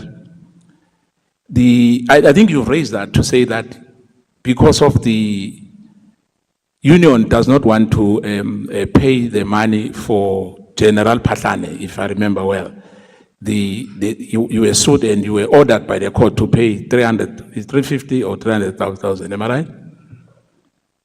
Now, you've appealed, am I right? Yes, Chair. Yeah, now, the issue of an appeal, which might go either way, am I right? Yes, Chair. And I think my colleague asked you, because I was even surprised that one of you, I'm not sure whether is the witness number, I've forgotten the surname, you'll pardon me for that. He said that he's got dual membership, am I right? Yes, Chair. Through Chair. Thank you. Which I was puzzled to know you're a member of SAPO. If the SAPO calls meeting, you go to SAPO. When POPRO call meeting, you go to POPRO. But be that as it may, it's a union issue. Hence, I want to come to this question. And there's nothing wrong to have. No, it's fine. Hence, I'm saying I'm surprised. I'm not saying it's wrong, but I'm surprised. You're surprised? Because you know why? Why I'm surprised? I was once in your position, and I refused because there was this issue of union that there's how, then there's what's the other one? Some people saying we're joining too because this other one, if they fail to pay for us or to represent us, like what is happening now to you, that the union is unable to help you. Now, I think in your submission, your oral submissions, General Patlane, I think it was more about General Patlane and General Mkhwanazi, which previously was General Nsi. Now, General Patlane here, as he said, is coming back. We're going to ask this question as well. In his affidavit before this committee, he emphasized for the record that he went against the instruction, because you spoke about the instruction, which you said he defied the instruction of General Pierre. Am I right? That is what we understand. Yes. Is it a fact? No, through Chair, what you must clarify, we are saying General Pierre made an undertaking in the meeting between ourselves that he will instruct General Patlane to withdraw. As to whether she met that undertaking, that one we cannot say, because she didn't report back to us to say that I have instructed this man, this is what I expect from him going forward. That we cannot make. We cannot make a statement to confirm that. Yeah, because he said he was puzzled when he was before us here. Because now for me, it seems like you are the instigators behind that instruction, based on your testimony here. Am I correct? If I'm wrong, I'm wrong. I mean, it's not a question of, I'm just saying that it looks like you had a proximity to Ria Pierre, then the National Commissioner. Am I wrong? Chair, I want to set the record straight. We are not instigators. Thank you. Now, the litigation of General Patlane, which he undertook, was in his own capacity. Because you, at your own legal cost, despite him being attacked by you and in his official capacity, am I right? But that was personal on him. The statement is denied, Chair. Now, on which lawful basis do you believe that you are protected by defaming a person on the baseless and unfounded allegation, which you could not substantiate in court? Honorable Chair, through you. I'm asking, remember that I'm not judging you. I think there must be that rapport to say, don't feel like I'm judging, I'm probing, I want to get the truth. So it should not be viewed as personal. I'm just asking you, and I want you to be honest to the core committee. Can the honourable member put the question, Chair? I'm saying to you, General Patladewan, when he was here, and when you read all those newspapers, because this is an old story. Now, why are you here before this committee on the matter which you could not defend yourself with your legal representative before the Honorable Court? Through Chair, I don't think it's correct to say that you are here on the matter the honourable member is saying. We have outlined in our statement that the issue of legal representation is one of the issues that we are raising. But to say that we have failed to defend in court, that statement is incorrect. Hence, No, we'll get still pending. The matter is still pending from where we're sitting. We'll get to that. Now, in all what I have here, I thought I'm going to get more, meat on this issue of drugs. But it's more of labor issues. Your personal matters with the especially when it comes to, hence I was asking, are you here as a pop crew or are you here as with your own issues? Like my colleagues, Honorable Nomvalo has asked you that, are you aggrieved because you were not promoted? Because I'm still going to come to that, but I just want to find out. On the bundle of annexures that we're going to give you, Yes. it's more meat to what you're asking, Honorable Member. Thank you very, very much. Now, you failed in the one instance to attend a court together with your legal representative. Only Pope Crew and Mazimela participated fully in the court proceedings. Why did you disregard your own court proceeding? Through Chair, Because this was your appeal. I'm not sure because I'm mentioning one because you remember I remember the kennel, the surnames are but it's fine. But one of you or two of you failed to attend his own appeal. Thanks, Chair. It's not two, it's one. It was me. I was having family commitment at home and hence I'm documents saying- were submitted to the court. Yeah, it's fine, but that's what I'm saying, that hence we are saying that you had a family issue. But am I right that you did not attend? Yes. Thank you. Chairperson. You are now, are you not facing a contempt of court in regarding that matter? I said, Honorable Chair, documents were submitted and our legal team represented me there to say why I was not available in court. Yeah, but what I'm asking, the question is, are you now not facing a contempt of court? No. So there's nothing? I don't know any of that. Till today, I don't know of that. Right. In a matter which sits before the High Court of South Africa, you now waiting for the appeal, am I right? Yes, Chair. And you are still looking for money. Yes, Chair. Concurrently, whatever the appeal goes, but if you can get the money, you'll be able to pay that defamation, am I right? Yes, Chair. Now, I'm going to be, are you comrades? Let me just ask that question, because you said you are members of Pope Crew, and I'm told Pope Crew is more politically inclined. Is that true? What are we, comrades? Yes, as well. Yes, I can say we are comrades. Now. Not getting your point. No, I understand that. You know where I'm getting to? Your frustration led you to go to Rothschild-sponsored NGOs, Freedom Under Law, Helen Suzman. It means we were frustrated. Yes, Chair. Into going into those, you know the history of these NGOs. No, we don't know. Which you approached. We don't know. That's I'm very concerned. I must say that's me.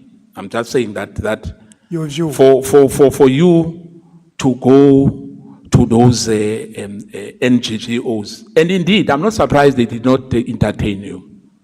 They don't have an interest on progressive black professionals. They don't have. You're blaming them. No, I'm not blaming you. That, within your frustration. Remember, as I'm saying earlier, I make a disclaimer. You should not take it personally. I'm saying to you as individuals, that when you get frustrated, some people even goes to borrow money from drug lords. Because they are frustrated, they don't care where the money comes from. Even if the former oppressors gives you the money, you'll take the money. Honorable, through you, those are the views of the honorable member. But if you take our bundle before you, it will show you we are very honest and clean. And drug lords, we are fighting drug lords. We'll never entertain any drug lords. And we went, I'm happy you calling them by name. Helen Susman Foundation, you know the history of Helen Susman, freedom under law. There's a very credible judge there, Judge Krikla. No. Let's not go there. No, I'm saying you are mentioning them by name. Hence I'm saying there's no problem to go there. Your views, you cannot put them to us. Yeah, no, I understand that. But let me put it to you. The judge you are talking about, Krikla, is your view. In my view, he's still an apartheid judge and he don't change. You know, but for you, maybe he's one of your mentors. And I can't argue with that. I can't. But I'm just saying to you that this is what it is. Okay. Now, are you a forensic expert? Can you respond? Yes, you can. To Honorable Koisan. Before you respond, you see how composed I am.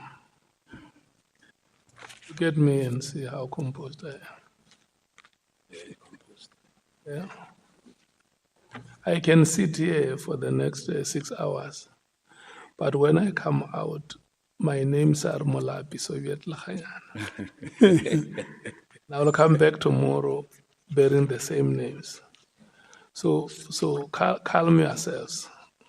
No. Yeah. Thanks, Chair. Chair, the insinuation that we are frustrated is not correct. I like to put on record, we are not frustrated. Yes. We are exercising our democratic right. South Africa is a free country.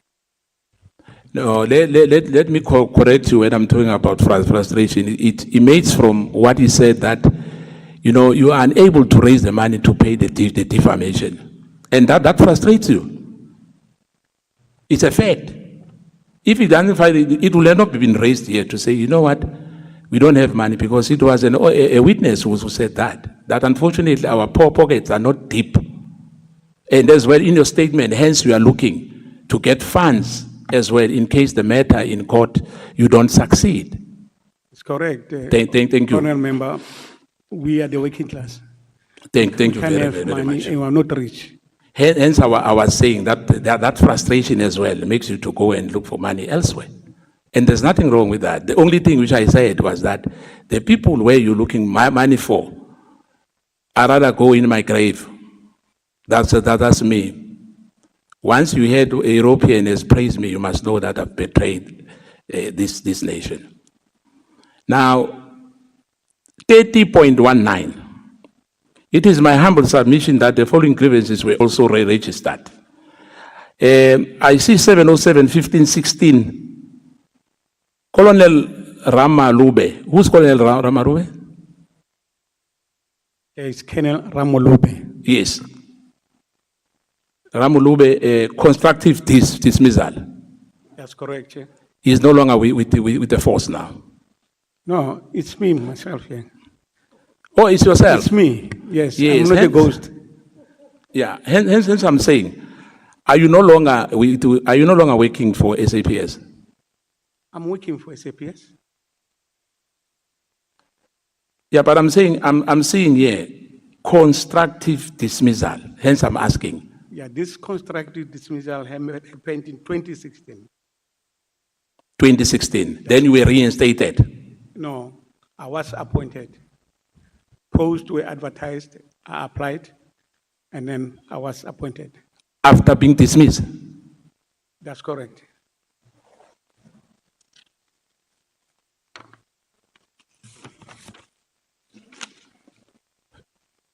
Now, I've asked a question. Who's among yourself who's a forensic expert? We are all Or only a forensic expert? Correct. Chair, I used to be, but I'm no longer a forensic expert. In which forensic service are you an expert on forensic? Sorry, Chair. Sorry, yes. Sorry, Chair. I'm at question document. Question document. Yes. And say? I am, in terms of my CV, a forensic expert in question document. But at the moment, I'm employed at chemistry section as a case management manager. You were developed and trained by an international expert when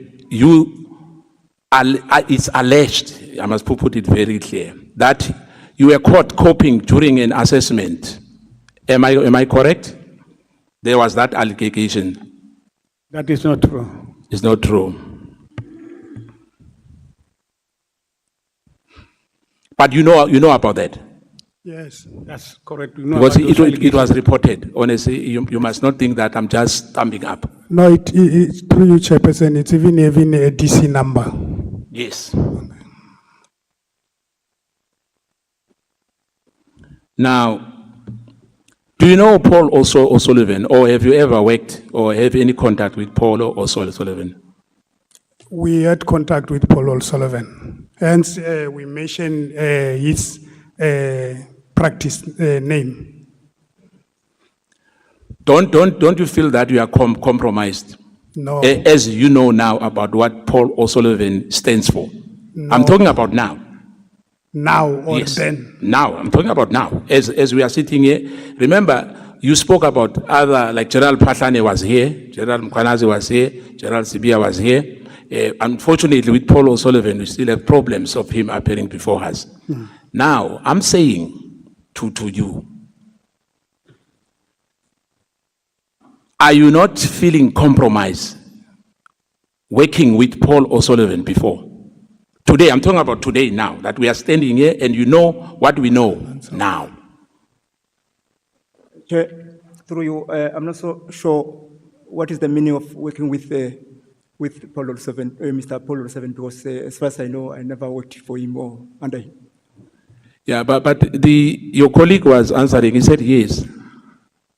That's if we're going to, through you, Chair, must be very correct with words.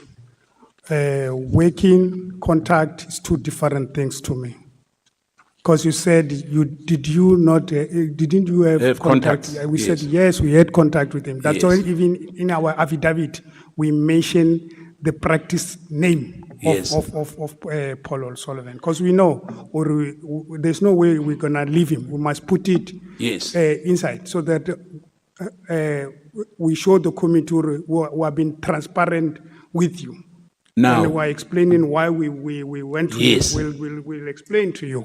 can you vividly explain to us what was the all about between yourself and Paul O'Sullivan? Paragraph.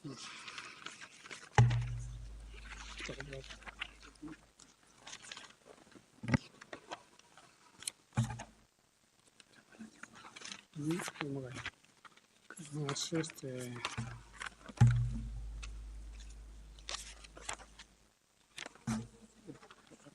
29. Okay, thanks. We got the paragraph, Chair. Yes, failure to receive assistance from SAPS for payment of our legal fees in the lawsuit instituted by Lieutenant General Nhlanhla prompt us to look outside SAPS for payment of our legal fees. So you wanted money from Paul O'Sullivan? Yes, we said we went to him and requested to can he assist us pursuing this legal proceeding. Yeah, hence I'm asking, you were looking for funding from him. Yes. Who referred you to Paul O'Sullivan?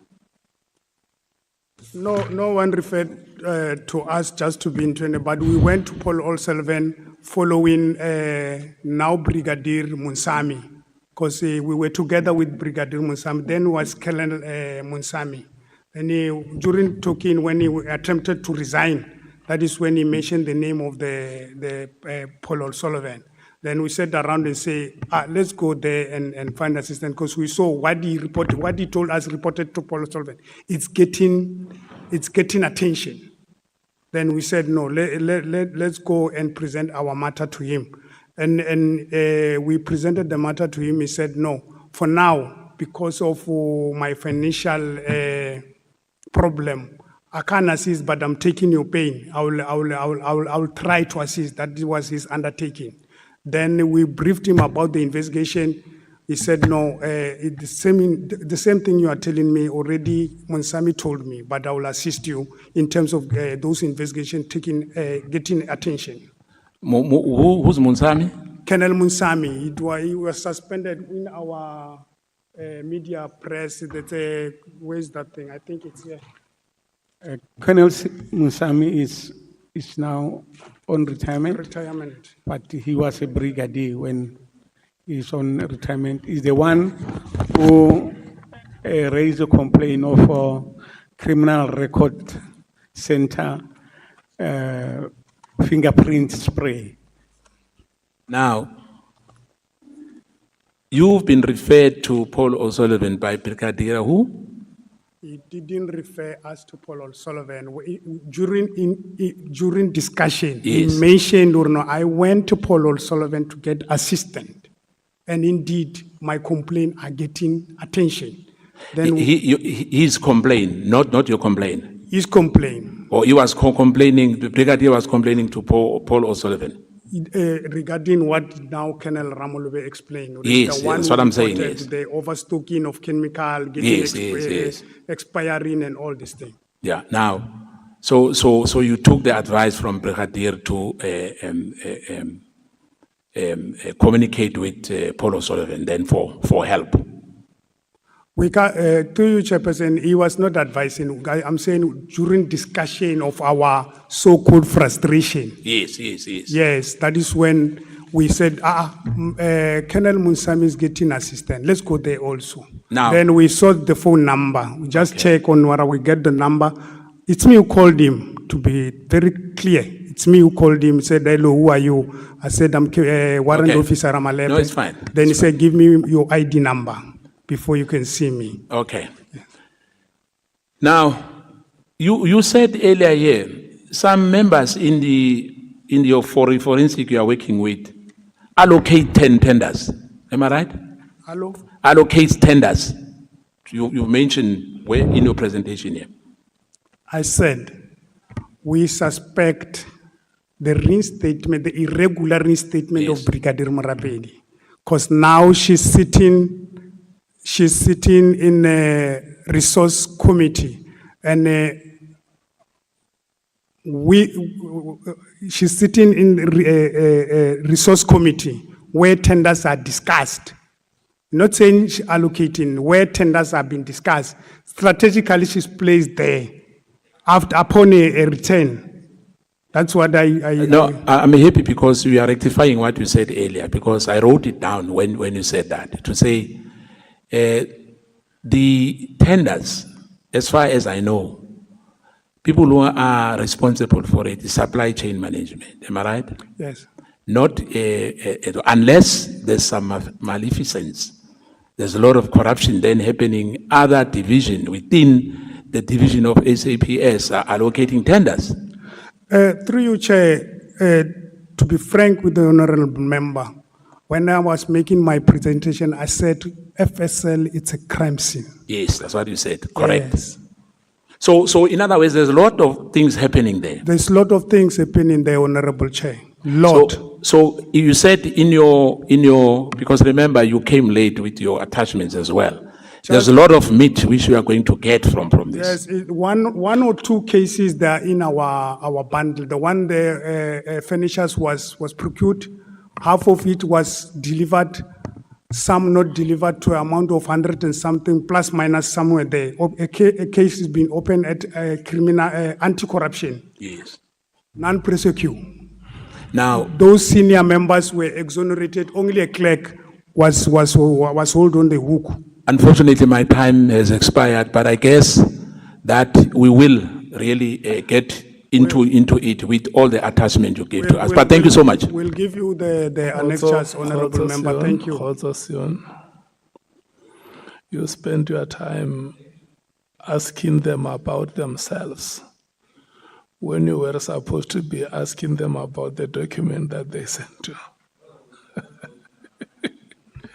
Can't do anything, Chair. I just got the document. Why is I'm sitting here? It's impossible.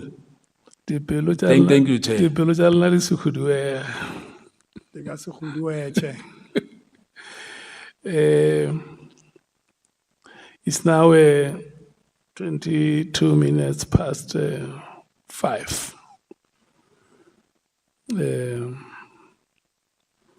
Honorable James and Honorable Solsai, I want us to take a break.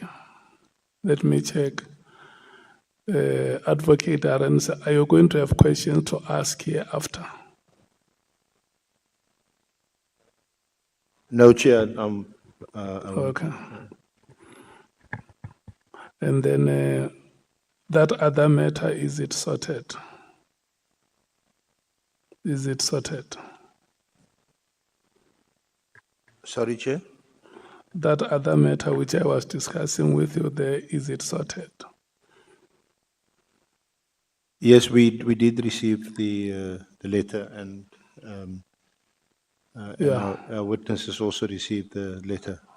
Yeah. It's not a blanket prohibition against appearing here. It's a matter of making an application, and then obviously the DG will have to consider whether whatever information he intends to disclose is Okay. confidential. So it's an application. Let me explain it. Let me explain it to the members so that every one of us understand where we are with the proceedings. Honorable members, we are with the other witness is Mr. Mashu Kuta. He was supposed to have appeared yesterday, and we said he will appear today. And then today, I received that letter which I circulated with you from the chair of JSCI. That was saying that the chair of the JSCI says she received a letter from the acting DG of State Security, SSA. And the acting DG was expressing concern that Mr. or the witness did not have permission. And then in my conversation with the chair of the JSCI, I expressed my concern that it will not be for us as the ad hoc committee to inform the witness that he does not have permission. If they know that there is a law that must be followed, they are the ones that must inform the witness that, or we remind you that you must comply with this law. So now they have returned to the witness to inform him that he has not got their permission because the procedure is that even before he comes here, he must apply. They don't stop him from appearing before the committee. He must first apply, and they satisfy themselves that the evidence that he will be presenting here complies with the law. And so for him to appear before us, he must follow that procedure first and appear before them so that they can satisfy themselves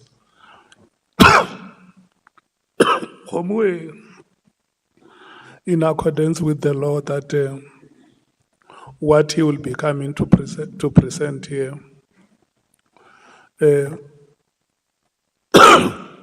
is in accordance with the prescripts. So We will allow the witness to follow that procedure and then await the response. And then we will see when we we reschedule him. Honorable Sols. Chair, two things. One, is the witness, is his entire testimony things that is considered classified? One. And then two, all the other witnesses, I can only think of one, that also had a position in the SSA. Did they go through the same process before they came to testify? Or did they just come, testified, and then made a disclaimer that there are things that they cannot talk about on the public platform? If so, which in my view it is the case, we must apply the same principle and remain consistent for all witnesses. Thank you, Chair. The other witnesses that came here were not coming from SSA, they were coming from crime intelligence. So But the same rule would apply, the same law would apply, isn't it? the law that the acting DG of SSA makes a reference to, remember, the people who work in crime intelligence are employed under SAPS law. And so there is another legal instrument for SSA. So because the chair of the JSCI has returned to us, and the DG has also returned to the witness, I'm going to urge the committee to observe the law that is in place. Because if you look at the letter which has been written to us, the letter says they have been informed by the third party. So if it might have happened previously without their knowledge, we cannot say because it happened, let's continue to break the law, because it only happens if they know. With this witness, they know. But I don't remember previously having any witness that came to us except Mr. McBride, which was in compliance. And that is why we did not have any letter from the JSCI or the acting DG. But in the case of this witness, that procedure has not been followed, and that is basically why we are being alerted to say the witness has not followed that procedure. And they are not saying we are prohibiting him from appearing before the committee. They are saying, let's follow the procedure first.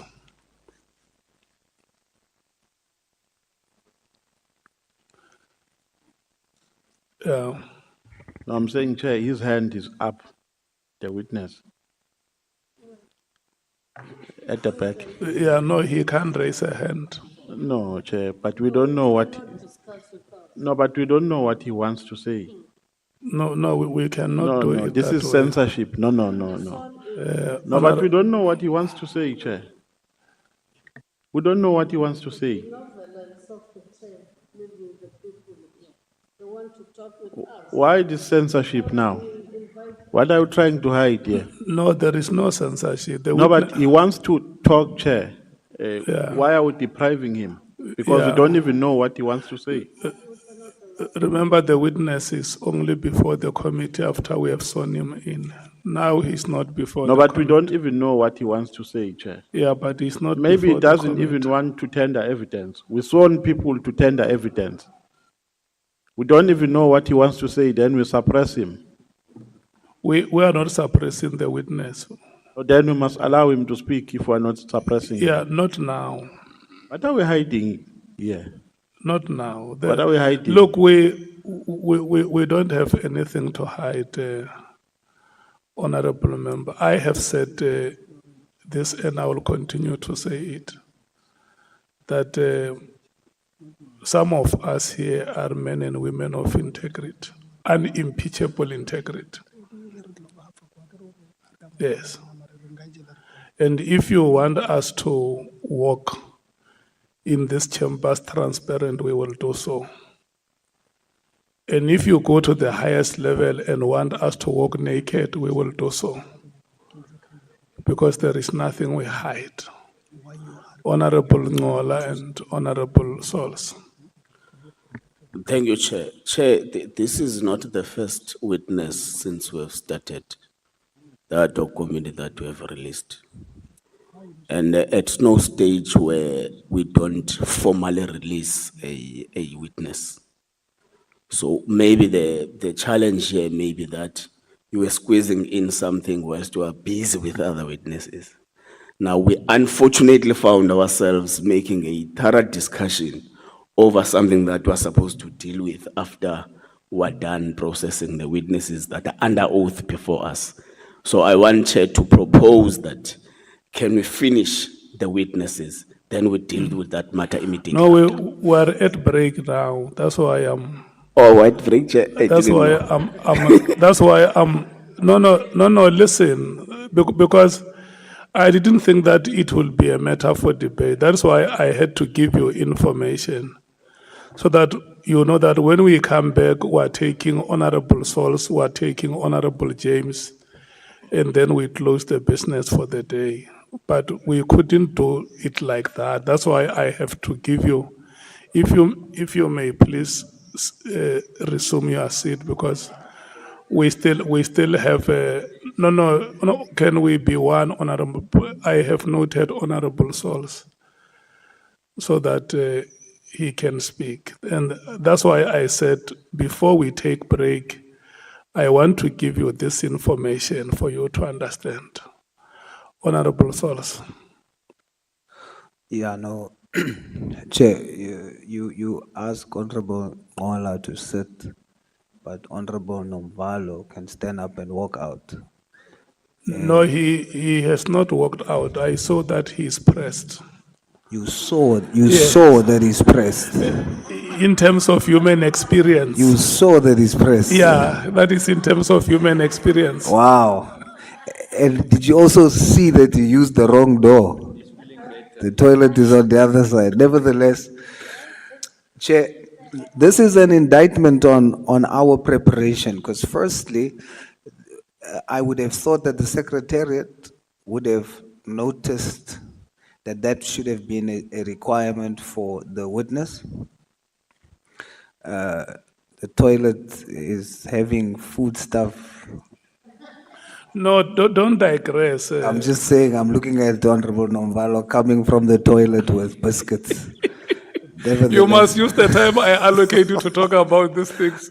So the Secretariat had to notice that and then advise him accordingly and made preparations. Because remember, they shortlisted public submissions to say these ones are the ones that they think we must hear. Then proper preparation should have been made for that. And then lastly, on Mr. McBride, if your memory serves you well, there was a point where Mr. McBride said, I will not divulge where I work until I get permission to divulge or to say so, because it would be against the law. And it's that I'm talking about. And when he did that, he was allowed to just make that disclaimer and we moved on. So I'm just saying we should consider that consistency for all witnesses. But we'll leave it to your wisdom, Chair. Thanks. No, I hear what you are saying. What the authorities are saying, Honorable Solis, is that they must know that the witness is coming here. That is sufficient. Just for him to inform them that I will be appearing before the committee and I will go and comply with the law. The same way Mr. McBride came here and said, look, I remember committee members pestering him, telling him that, look, I mean, your employment is public opinion. Even if you don't say it, it's public opinion. Nobody says And then he acceded to say, because you know, all of you know. But what the acting DG says and the chair of the JSCI say is that the authorities or the custodial authorities must know that Mr. Mashukuka is coming here. So did the secretariat advise him that he just needs to send them a letter during the course of the day to inform them he's coming here? Because they knew, because this SC is the one who said they called him. Yeah, So they knew he was coming, but do they want, then a letter was sent and there was letter exchange between us and them, so they know he's coming. Now they require something from him personally. Was he advised during the course of the day whilst he's waiting here, he should write to them? Because it shouldn't be such a train smash. That's exactly the matter that we must leave for them to sort out. You know, the questions that you raise is exactly what I this morning when I came here, I have been talking to the chair of the JSCI to say it is not our responsibility to inform your subject that he must follow procedure. It is your obligation to inform him. You see, because I knew that it will cause this kind of furor in our meeting if we have a situation where now it's like one of us must account why things happen this way, when it is them who must do their work. So we will advise the witness to comply with the law as the authorities are saying. And once that procedure has been followed, he will come back here. So I heard mamas here, others are saying, let's conclude now. And others are saying, let's go for break.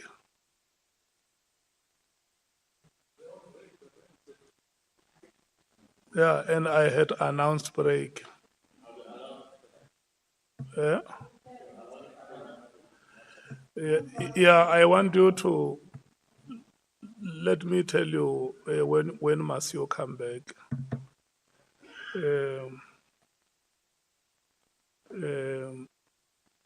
Honorable James has requested 20 minutes, and Honorable Sauls has requested 30 minutes. And there are no questions from the senior counsel. I still have to decide if I want to ask these witnesses from Limpopo.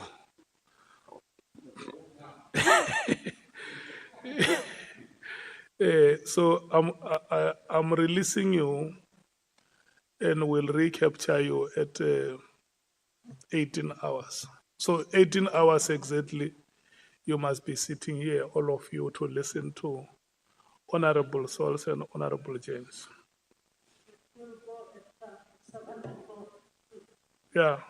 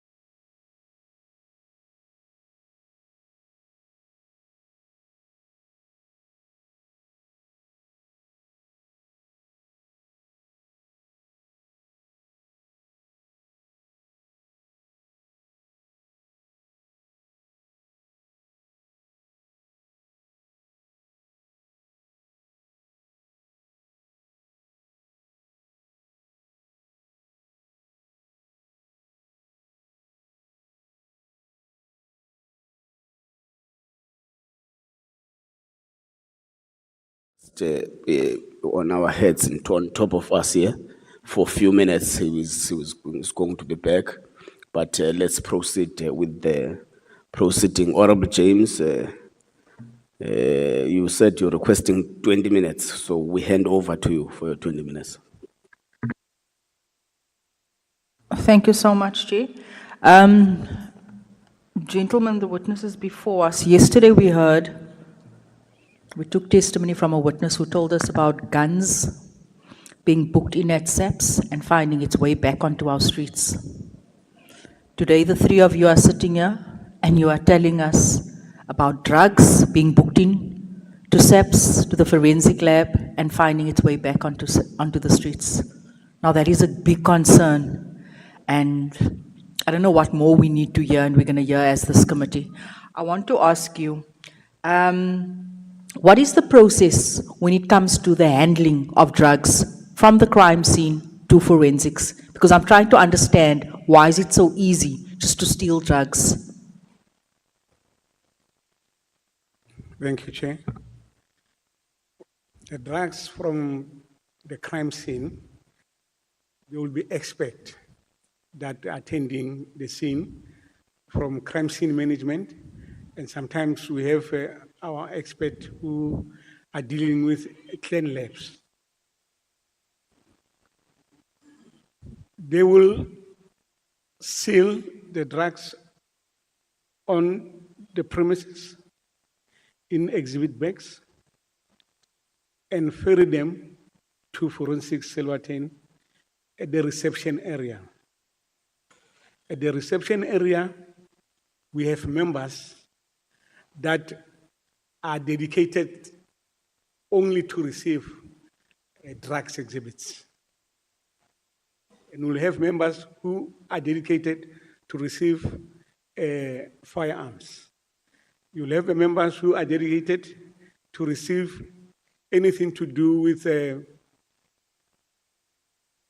let me say, the soil of gold and all those stuff. We call it scientific analysis. So those members, are responsible to make sure that they receive those exhibits correctly, and the exhibits back are not damaged, and they also check the details of case references on the exhibit itself. Then they hand them over to registration. And registration will hand over the drugs to case management members that are collecting the drugs to go to incoming safe, which we call it TB1 safe at Tshwane section. So the drugs are kept in a safe. It's not just kept on a counter where people can walk in and walk out with the drugs. No, Chairperson, they're kept in a safe. Why? In the vault, some kind of a vault. So whoever stealing the drugs has access to a vault. Is that what you're saying?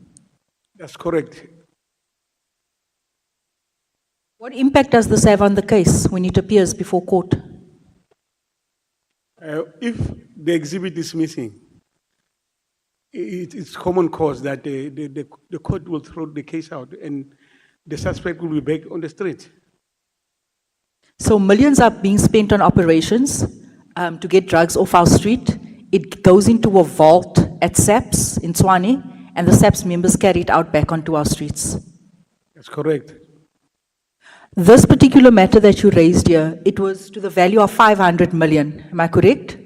That's correct, Chair. There's camera footage that actually shows the drugs being placed in bins for them to steal, and you're saying General Mkhwanazi still didn't act on this. That's correct, Chair. More especially, there was a case whereby this person who was convicted for rhino horn was also involved in taking out the drugs. And he was captured on a video footage. And around those years, we were using the DVD, CD-ROMs, some kind of And then there are members who have seen that footage, but the management destroyed that footage. So even having footage at SAPS, still not going to stop SAPS members from stealing and corruption? Yes, it's endemic. So you said the impact on the matter at court means that obviously now you have a statement that where there's loopholes in the statement based on the forensic bags because obviously the numbers are no longer the same. And hence these matters get struck off the roll. That's correct, Chair. And these drug dealers get placed back on our streets because of SAPS setting us up and sabotaging our communities. That's correct. And Chair. people like General Mkhwanazi are not acting. That's correct, Chair. And this happened over a 2-year period. Tell me, how long do these drugs remain at the forensic lab? What's the longest period? Because in my mind that there's a risk to this, keeping it there too long. How long does it get kept at forensic lab before it goes for destruction? Chair, there are drugs dating back from 2015. They're still in the safe. So you're telling me we put all these resources into all of these operations, we fund them, we have all of these funds and we get sources, and you're saying to me the drugs are kept in this lab for more than 10 years. So a drug case can possibly continue for 10 years. That's correct, Chair. Without destruction. Without destruction. That's correct, Chair. I believe you because I was part of a destruction process and the drugs did date back sometimes 10 to 15 years. It stays in the lab because of these discrepancies. I think the reason why I pointed this out was to show South Africans what is actually happening and why these cases are actually prolonged and take years to get finalized and why we cannot win the war against drugs. Who are the people that were stealing the drugs? Do you have names for us? Are they still working there? Yeah, Chair. No, sir, please, because I think we need to pay that lab a visit. Who are the people that was doing this? Because they are destroying lives, they are murderers. We forwarded the names to National Commissioner Machola. And he hasn't acted. No, when did you send the names to him? Last 2025 July, yes, we submitted the names to him. July, this last year? Yes. And he hasn't acted? Yeah, we're waiting for the report, as we've indicated earlier. You haven't received feedback from anyone for years on end. What makes you think you're going to get a feedback from him? No, we haven't. So you've identified the people. You cannot mention their names here. Yes, I can't mention their names here, Honorable Chair, because we have a litigation at the moment that we Can you give me their names after this? That's correct. Chair. Thank you.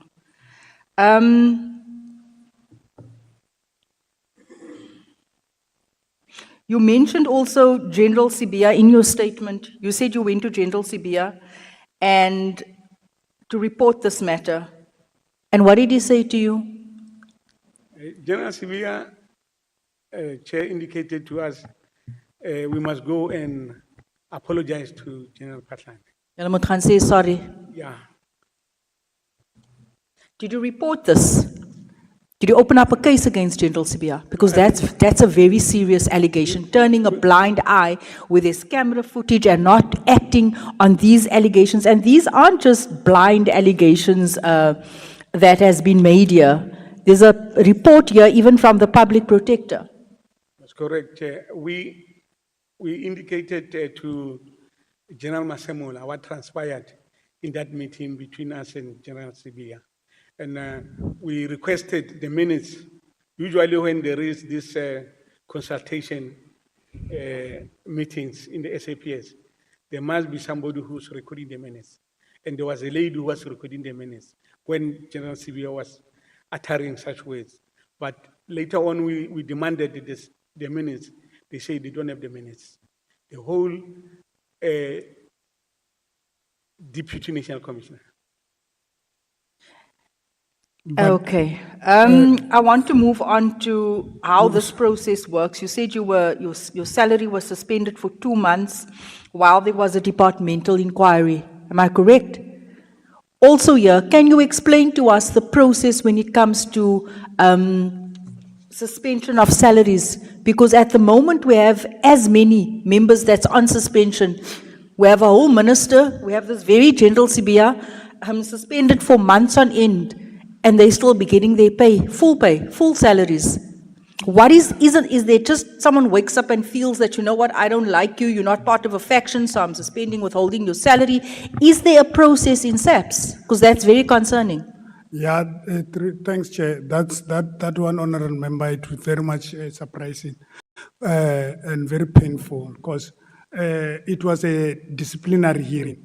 And on that disciplinary hearing, I was a member of the union. Then my union said, you cannot charge the member, we must invoke Schedule 8. Then they said, no, we are proceeding. Then my rep said, no, we're not going on with the proceeding, we are walking out. That is when I got the suspension, or no, you are suspended without salary. And then once you tell us or you are coming back, then we'll reinstate your salary. But surely, sir, sorry, surely there needs to be a process. People can't do as they feel. There was an agenda against 3 of us. It's that we left another captain. It was 4 of us, Captain Ntwani. They were told, no, there's an instruction that the 4 of us must be dealt with because we are misbehaving. The chairperson was very much arrogant to the union rep, very arrogant.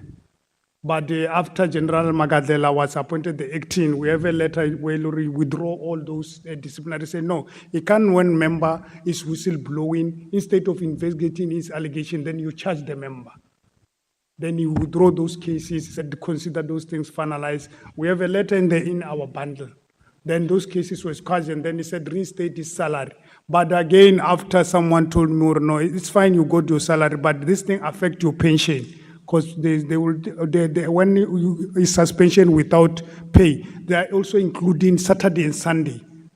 They docu there when in terms of tax. But that one, we have a office in our division, Sterlesia. Sorry to say that, honorable member, but we must mention that office. I don't know which system they are using. Captain Malaji now is sitting with a a grievance where his housing allowance was stopped.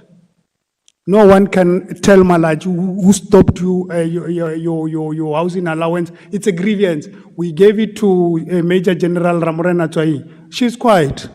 So what you were telling us here, that SAPS has a system where payments, anyone can just access it and just press a button and it stops payments. It's someone in a Sterlesia office. I'm glad you say we must give you name after this thing. We'll tell you, and we're happy to say you'll do an oversight. Please come. And when you come, invite us in time so that we can accompany you and say, this is the member, they must know we gave you the number, their names. We are tired of that situation because they have function, they can even stop your salary without head office knowing. When you go to head office, they say, no, we don't know. We don't know who stopped you. They are doing same thing. So there's a possibility that they can even pay ghost employees. Now with this one-year reinstatement of Brigadier Mrabedi, honorable member through you, Chair, we are suspecting because Colonel Matebula, Colonel Redder never disputed their sanction. We suspect they got paid. Because they never referred their matter. It's only Brigadier Mrabedi and Colonel Twala who referred their matter to SABC. But Colonel Matebula, Colonel Redder, they never disputed their sanction. If they never disputed this one, what is their argument? And on which basis are you basing your settlement? Because if you are settling, you must settle for all of them. You can't say, no, you didn't dispute, I'm settling for this. Sanction was for 4 of them, but only 2 were favored. And if you read that settlement, Honorable Chair, the settlement is quite on Colonel Twala. You just say reinstate Brigadier Murabedi. It's quite on Colonel Twala. But on the top of the settlement, they are mentioning 2 P-SSS number. They say it's a SSSB award. There's none there at SSSBC. There's none. And all our cases are assigned 1 arbitrator. Commissioner Naidu. Thank you, sir. I don't have much time. I want to ask you also, because I'm also trying to understand, you have knocked on the doors of almost the entire SAPS, big wigs, the entire top brass, and there's not been an open door policy. No one has resolved. You've literally gone through to each and every office. I know half of these members that you have knocked on their doors. I want to ask you, You've never taken why did you get like a closed door? You've never taken chocho, you've never been embroiled in anything, you don't have any cases, you squeaky clean, there's nothing against you. Because why wouldn't people assist you? Right up until the provincial commissioner, everyone. It makes no sense. Thanks, Chair. Honorable member, I will really like to take you on the testimony of Mr. McBride. He was cut short when he said, it seems like General Patlani is untouchable. Yeah, in this, he said that. He said, it seems like General Patlani is untouchable, and I don't know why. Then Chairperson said, time is over. Then he stopped there. But that thing, it must be taken seriously why Mr. McBride said that. Because I mentioned when we were making the presentation, or every time when you complain, you mention, this thing, it involves General Patlan. That person, when you phone, is no longer answering your phone. So do you think that you could have basically, when you made all of these allegations and you reported all of these things, you could have been disrupting a serious drug cartel? To say a drug cartel, it's another one, Honorable Chair, but this thing is a syndicate. A syndicate, yes, because really we are dealing with a very systematic challenge that we really need to probe it, to say, where is the problem? Because in another matter of Colonel Ramolove, employer rep from legal said, no, I can't, he promised to settle Ramolove's dispute. But he came back and tell Ramolove, legal rep, Popkuru legal rep, to say, I can't continue with that settlement. I'm told you are blacklisted, you guys. My time is up. Thank you so much. It doesn't surprise me that General Sibia's name comes up in everyone's testimonies, but I'll definitely pay that forensic lab a visit. Please. Thank you so much. Thanks. Thank you so much, Honorable James. Honorable Sauls. Chair, just for clarity before I start, the witness asked for a audio clip to be played, even in the affidavit. I just want to know, are we going to play that? Most definitely we will. Let's finish the questions by members. All right. So I have until 10 to. 10 to. All right. Good evening, gentlemen. Evening, Honorable Sauls. Or should I say hot? Ayate. Look, let me start by saying, you are heroes, in my view. It's my personal view. You are heroes. I have so much respect for whistleblowers and the sacrifice that you make. This issue of the frustration that you have, I understand your frustration. I can't comprehend it fully, but based on what I've heard so many times, you have the right to be frustrated because you guys are fighting corruption and you must pay out of your own pocket, whilst those who are in the wrong allegedly uses public funds to do so. So you are in an unfair game here. So for that, I understand your frustration, and I think you are heroes, gentlemen, in my view.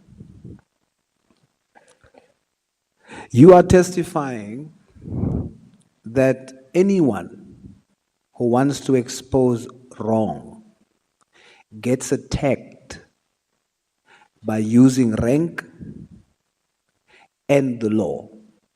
Is that your testimony?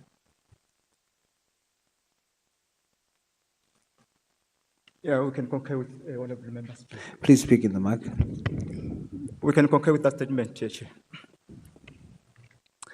In paragraph 12 of your affidavit, you state 11 February 2010, yourselves and other members gathered at the divisional commissioner's office for management's inaction against these issues of the theft of drugs from the lab and the theft of rhino horn. Is this correct? It's correct, Chair. And all of you that gathered there in 2010 was arrested. That's correct, Chair. Now, so this was not just your grievance, the three of you sitting here. This was something that your colleagues, some of your colleagues also stood with you in 2010 to address this very issue, correct? That's correct, Chair. And we're more than 100. You are more than members. 100? Yes, more than 100 members. So they arrested All of us. more than 100 people That's correct, Chair. for expressing a concern about theft of drugs. That's correct, Chair. Now, this happened before you applied for the position that you were rejected. That's correct, Chair. So it is then correct to say that your rejection of appointment, it stands to reason, was not the motivation for standing up against this. It was not out of anger or revenge for being rejected. Am I correct? That's correct, Chair. Please speak closely in the mic. I'm struggling to hear. That's correct, Chair. So are you then testifying that if you stand up against wrong, you don't get appointed by merit, but by factionalism or loyalty to certain generals? That's correct. Now, I want you to talk to me now and help us as lay people understand how this works. How do they do it? How do they steal drugs at the lab and rhino horn? And how are they protected? You call it a syndicate, but that's not enough. Break it down for us. How does this syndicate operate? How do they work? And use your own experience to explain it to us. How do they do it? Okay. Chair, what is happening is that this maleficent of theft of drugs, initially, it was happening in the reception of Forensic Science Laboratory, because by then, security was not so tight as it is now, because anybody will be having access to the reception. In the name of that, they are going to collect the exhibits for their sections. Remember, forensics in Silverton, it has numerous sections at different floors. Floor number 6, you find chemistry together with scientific analysis. Going down, floor number 5, the same thing. You go down, 3rd floor is chemistry. You go down, 3rd floor is scientific analysis. 2nd floor is ballistics. And then the ground is just support. So usually what happened is that members at different sections will be tasked to go and collect the exhibits. Then during that period, when they go to collect the exhibit, there will be some members who will also take the exhibit of drugs, although they're not analyzing drugs. So it's a very, very well-organized process. Then it becomes so difficult to say, yeah, this one is the one who took the drug. But the footage. Sorry. What I want you to show me is now you have that situation. Someone takes it or steals it. I want you to show how the system is set up to protect the one who steals and to victimize the one who seeks to expose the one who steals. You see I'm trying to understand, how do they do it? How do they use the law? How do they use the ranking? How is it set up in a way to stifle those that are fighting corruption, and how the system protects alleged criminals. Thanks, Chair. What we observed, it's like this. When your question, I'll summarize it like. Yeah, just come closer to the mic. Your question, I'll summarize it. Once you do wrongdoing, you are like paid with the promotion. That thing, it's like when you are promoted and then you are loyal to Colonel Ramolobe. And if Colonel Ramolobe, because he knows he promoted you, when he's doing wrong, I can't. When now I'm spying to, hey, Malaji is saying this and this. That's how the system works. Because they will give you promotion. I remember at one stage we were called at Pretoria College, basic training, when General Patlan was appointed. I forgot the year. But one priest there, I don't forget that. When he was opening, said the pastor must pray for us. He gave us something. You have this vicious, it was a vicious what? It is a vicious tiger and a submissive tiger. When you feed, which one do you feed? I leave it there, honorable members. A priest. Then we saw when posts started to be advertised, those who were in the wrongdoing, they were like promoted. Say, this one we know they are dirty, then they can't do anything. They are submissive. This vicious one, meaning us, will never be promoted. I was promoted by General Nhlanhla. And one from HR said, hey, Ramalepe, you are very lucky. We were told you're not going anywhere. I said, God is above all. I left that lady like that. He said, congratulations. I said, thank you.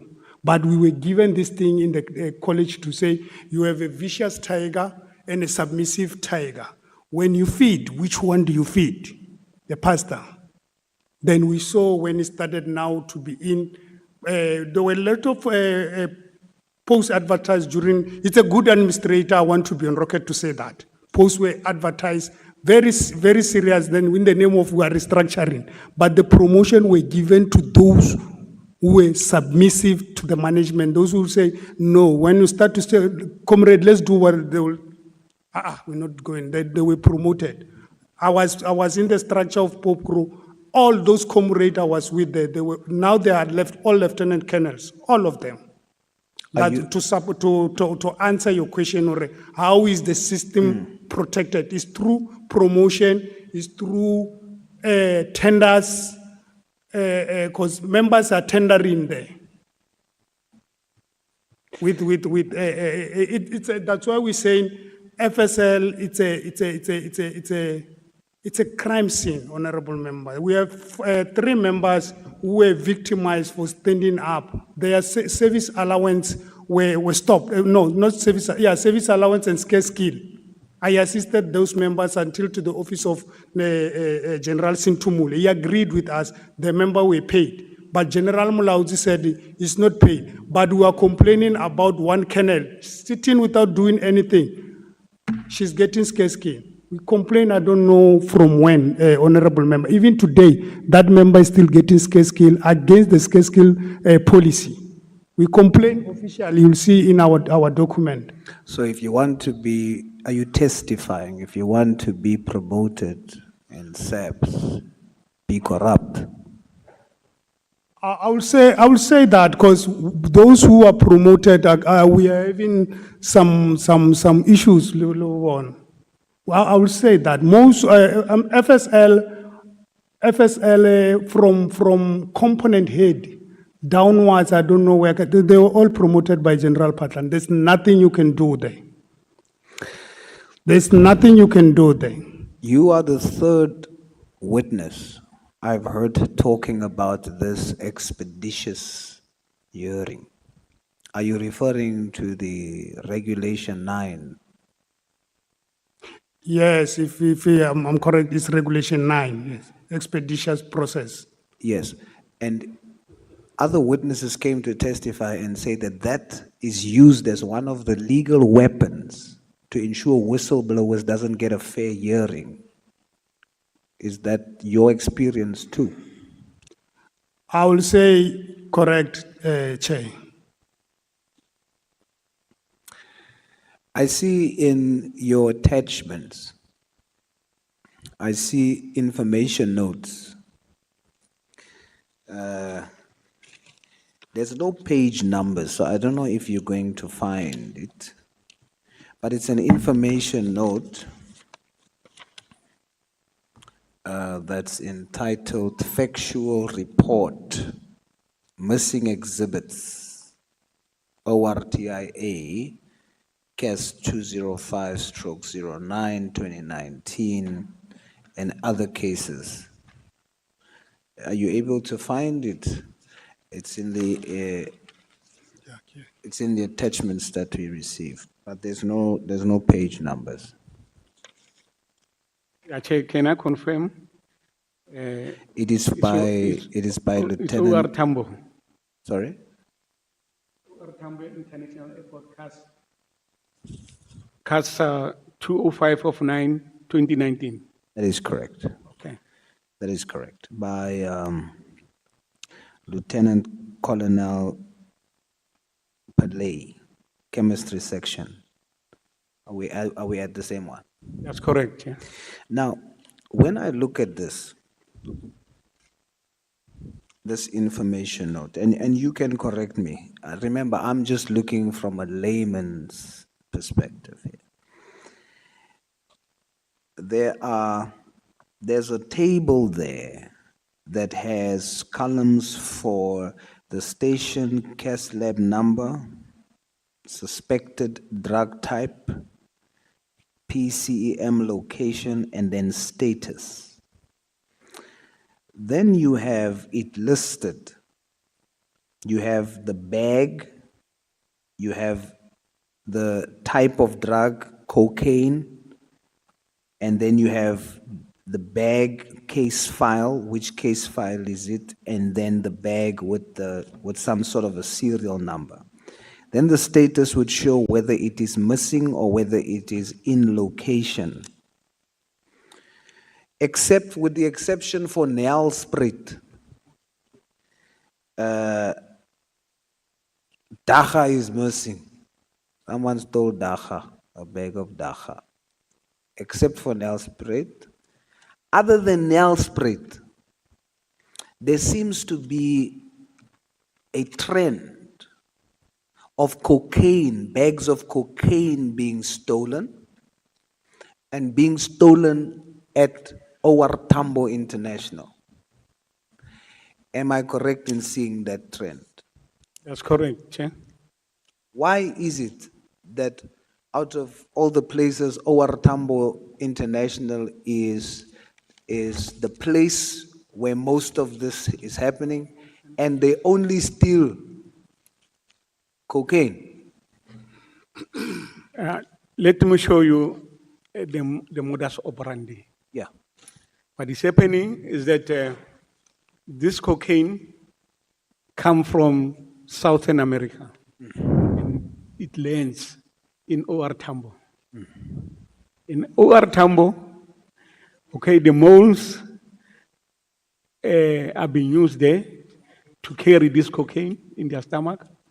Others, they carry them in their bags. And when they are caught, these exhibits, they go to FSL. Then when they go to FSL, as we are saying, there is a syndicate. There's no way that cocaine from OR Tambo, when they get to FSL, they get missing. So there is a syndicate. There must be some kind of communication. And as we requested before that, there must be intelligence-driven investigation into this matter. But it is not happening. The reason again for cocaine is that the cocaine is in demand. Cocaine is for top people. As a result, it's coming in the country because this cocaine are being used by top people, people who have money. And they get a way back to them when they are from OR Tambo to the lab, they go out again.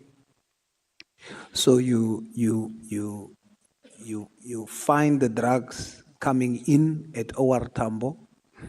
The impression is that drugs has been seized. Now we see on TV, so much drugs has been seized. Hey, we're excited. There's drugs being seized. In the meantime, after the cameras are gone, you are testifying that very drugs is then stolen out and goes back to the street. Is that your testimony?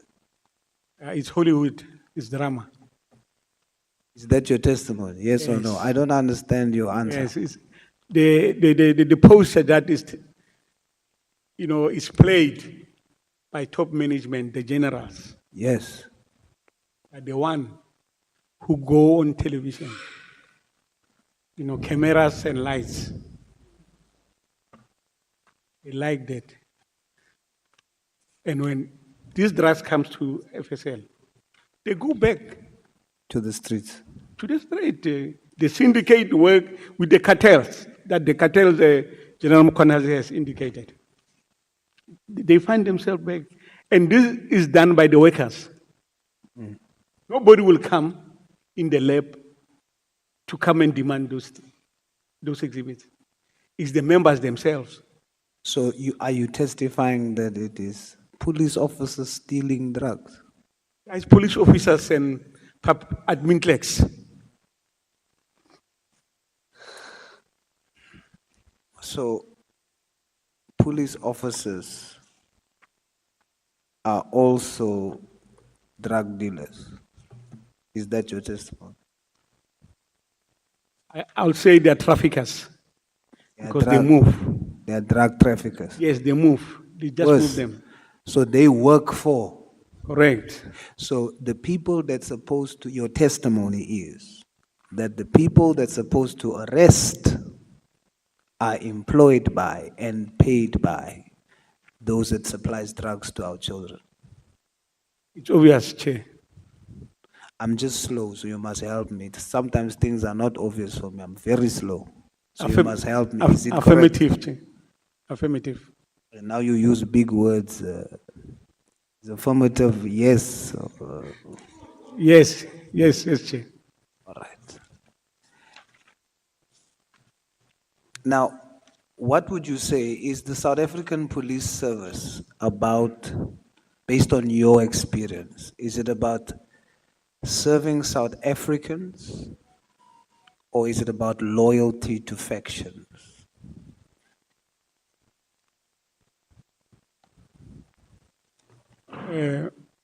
Majority of members of the South African Police Service, they are loyal to the citizen of this country.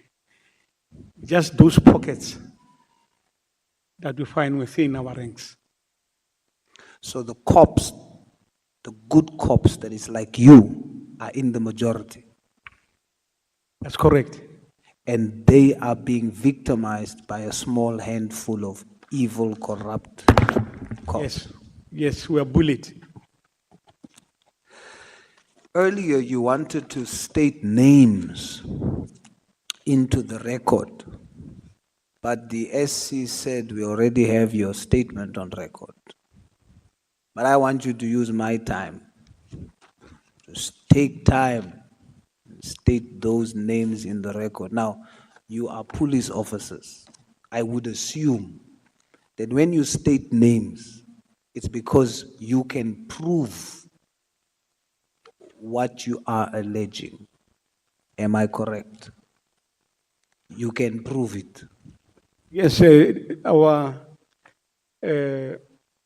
files here, it has full proof. All right. Now, state the names of the generals and everybody else that you can prove to be involved in these corrupt acts of interference and defeating the ends of justice. The floor is yours.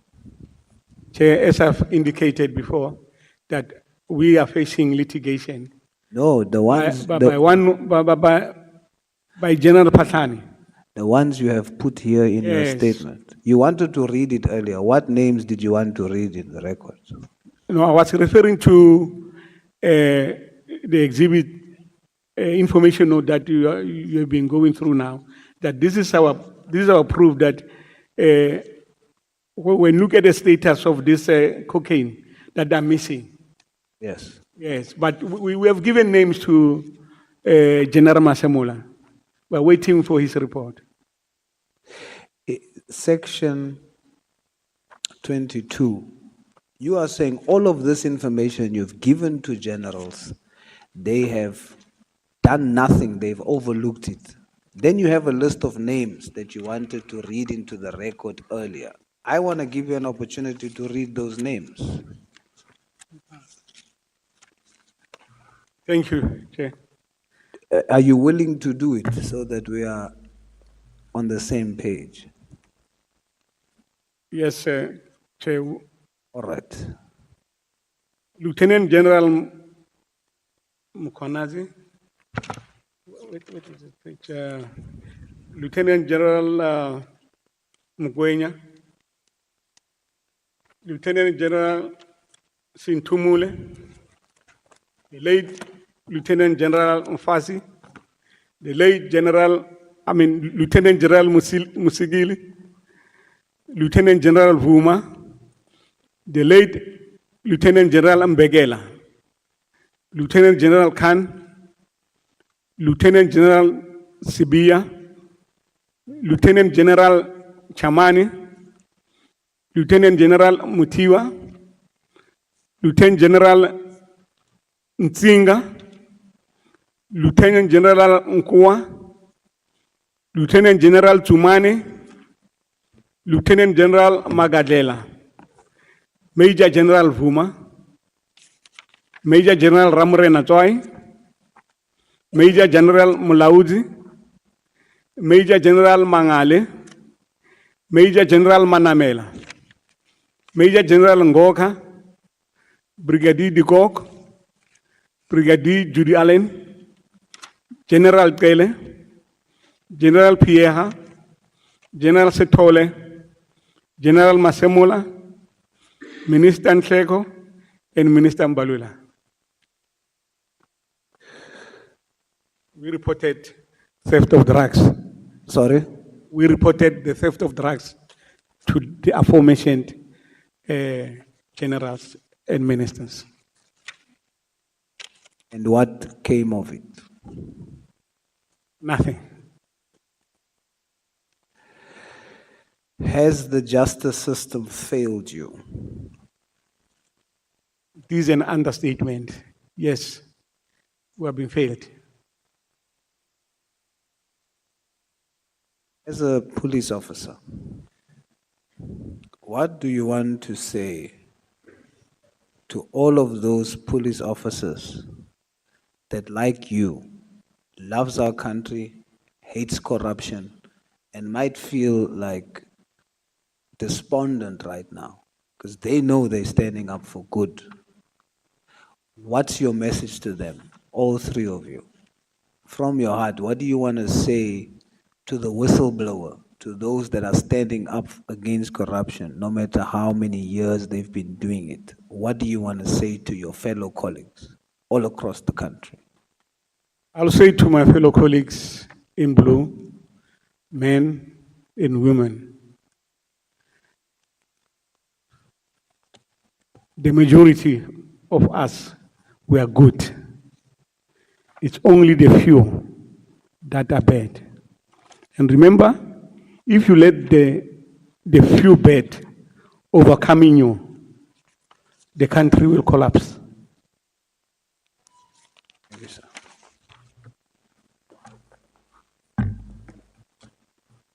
Oh, thanks, Chair. On my side, to my fellow colleagues, I want to say to them, let's not give up. Let's help our country. In terms of the Constitution, we took an oath to say we'll protect the country, we'll expose any criminal activity within the SAPS and outside, because we are the law enforcement. More especially, I want to call to the members of FSL, if they are listening, to say, you know more than we are telling the committee today. When there is oversight, come out and tell them where you see it must be fixed. I beg. Thanks.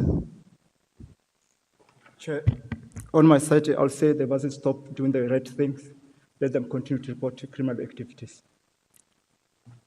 As I close, there's a scripture that says, "For me to live is Christ, and to die is gain." Don't fear death. Fight for this country. South Africa will be better. Yes. I saw, Chairperson, there's one thing I want to put on record when we were explaining that thing of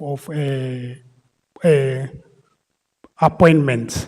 Currently, we have a latest case in question document where a colonel was subjected to a criminal case under case number 397/03/2023. He was given a warning statement, but during a advertised post of a full colonel, he deliberately omitted to state that where the form requires, but he was shortlisted and it's appointed.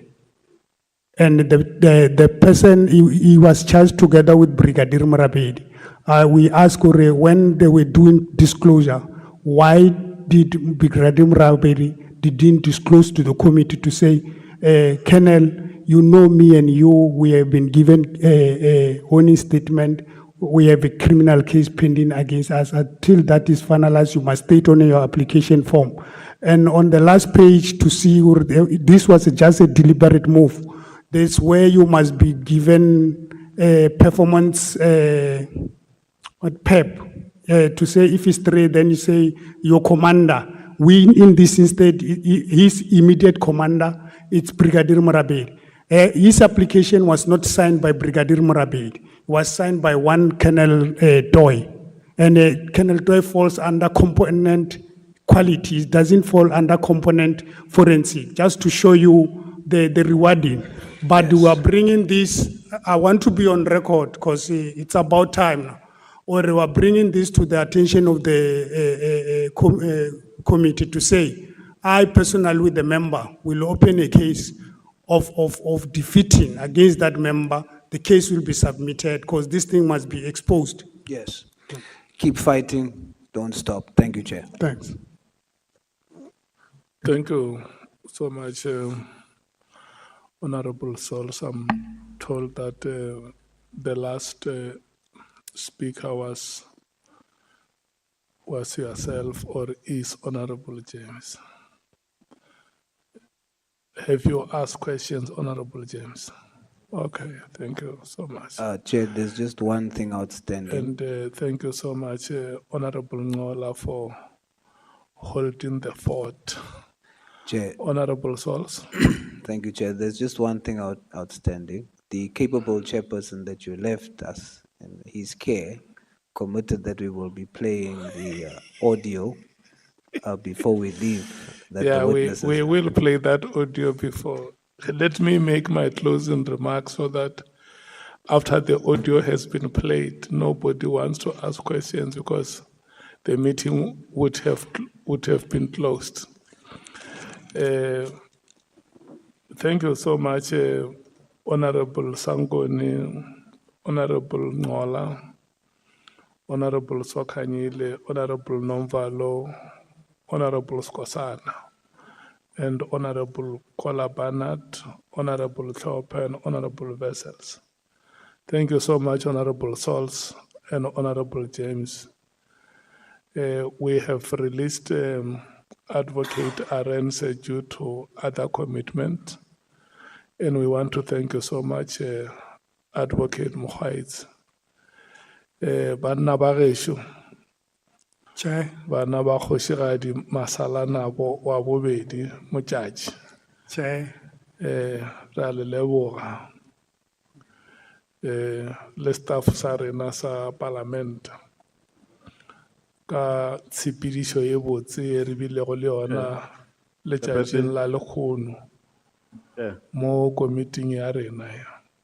Chair. No, I think I should stop you because you are making closing remarks. I don't know why you are making closing remarks because we are not done.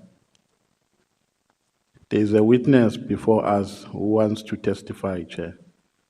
And the letter that we rely on talks about classified information. And that client, that witness is crying because he's crying literally. One, he has been here for 2 days. Two, he is telling us that he doesn't want to share classified information here.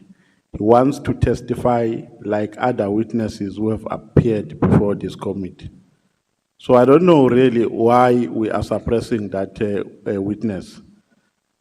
Or maybe there's something we're hiding, or there's something we're scared that he might divulge here, which is going to compromise some prominent people in higher echelons. So, Chair, can we allow that witness to testify? It's unfair. We've been nursing feelings here. We've been too generous to people who testified on things which are outside the scope of our terms of reference. And on that witness, we don't even know what he wants to say. We block him. Honorable Sols. Chair, for the record, I know it will sound like a miracle, but I stand with Honorable Nombalo on this one. Honorable Skwasana. Thank you, Chair. Once again, I just want to anchor that because when I heard you, you said that the witness, we are thinking everyone is like, as you said, we are closing. And I thought what happened in the last 2 days here, especially today as well, it was even worse of what happened yesterday. We had the witness before us, she had to take an oath whilst we are sitting here. Let's give the person who was invited to come here. If the DG said he must not talk about classified information, so be it, it's fine. But let's hear what he wants to tell us. Because I think he was invited here as well, and there's nothing which prohibits him to come before us, Chair. It's not, we are not doing justice to him. It's like we are traumatizing him. Since yesterday, he's been sitting outside here. And the letter here, which was circulated here, is talking about classified information. We don't know. He must tell us here before you release him. Yeah, no, Thank you, Chair. That witness, honorable members, must make an application to his authorities for them to know that he's coming to testify here. And we have spoken to him here during the break. We have agreed with him that once he has handed in the application, he must inform us so that they can respond to his application within reasonable time. Honorable Nombalo. Chair, I'm not hallucinating when I say the witness has been crying literally during break. He's crying because he wants to get our audience. He says he has been here for the past 2 days, and we do not want him to to tender evidence here. Chair, let's not anticipate the testimony of the witness because he has said that he is not going to speak about any classified information here. He is going to tender evidence cautiously guided by the fact that he has limitations. There is some information that he can't share. He knows that. And if he testifies classified information, then it's going to be his baby. Because he's going to get that guidance from you that you are not going to give us classified information. And Chair, this was supposed to be worked on before the witness could even come here. So we've made that a mockery of that witness because we waited for him to come here, and then when he's here, we are raising all sorts of non-existing technicalities. So let's be fair, Chair, on the witness. I don't know what is it that we are trying to block the witness from saying. Maybe the witness is here to tell us about Palapala. That is why now we want to apply principles which are not existing. Let's allow the witness to testify, Chair. Let's treat him equally with other witnesses who have come here before this committee. I'm not going to open this matter for debate, honorable members. We have listened to the views of the members. No, Honorable Sokanyile, let's not go there. We must follow the law. There is law in this country. There is law and police. And no matter how compelling or how justified the evidence may be, it has to come through proper channels. There is no way we are going to jettison institutions of the state. The officers or employees of SSA are regulated by law, including former employees. And if you remember 2 weeks ago, the JSCI wrote us a similar letter. And I don't think that there is any official here who is an employee or a former employee of SSA who can come here and plead ignorance that he or she does not know that they must comply with the law. So we have outlined the procedure. We have spoken to that official. It's not that we are called with him. We have met with him. We explained everything to him and the support that we will give him. And so that official will have to go and comply, and he will come back. The meeting stands adjourned. We will meet tomorrow at 11 o'clock. Oh, but Chair, we are abusing your authority now. We are abusing power to protect Palapala. We know that what we are doing here. We are protecting Palapala. We are being unfair to members of the public. We are not treating them with equality. The people of South Africa must know that today you have defended Palapala. Chair, the audio, we must still play the audio. Can we play the audio, please, Chair, before we leave?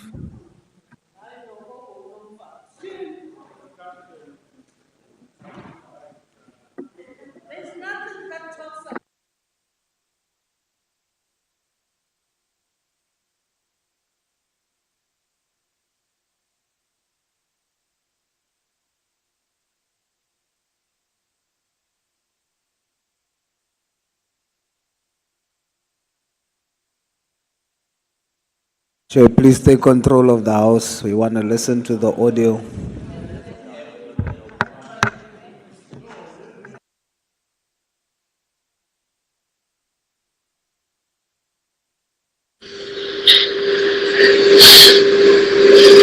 There will always be history. And we are here today because yesterday was history. What had happened there, it had happened. I am not about to go back and dig up and in the process hate people of what had happened before I arrived here. I at least remain a South African, and fortunately I've been in the police for long. So whatever was happening here, I had an idea remotely from where I am, what were the issues.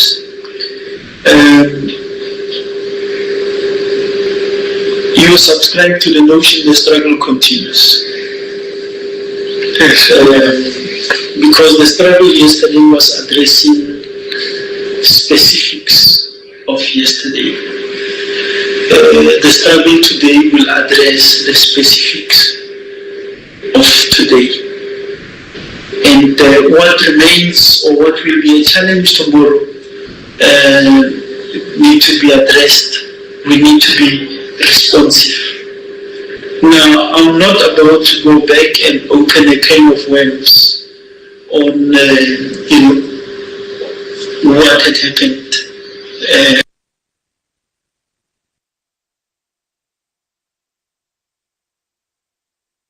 Who was speaking, Chair? For the record. It's General Patlani, Honorable Chair.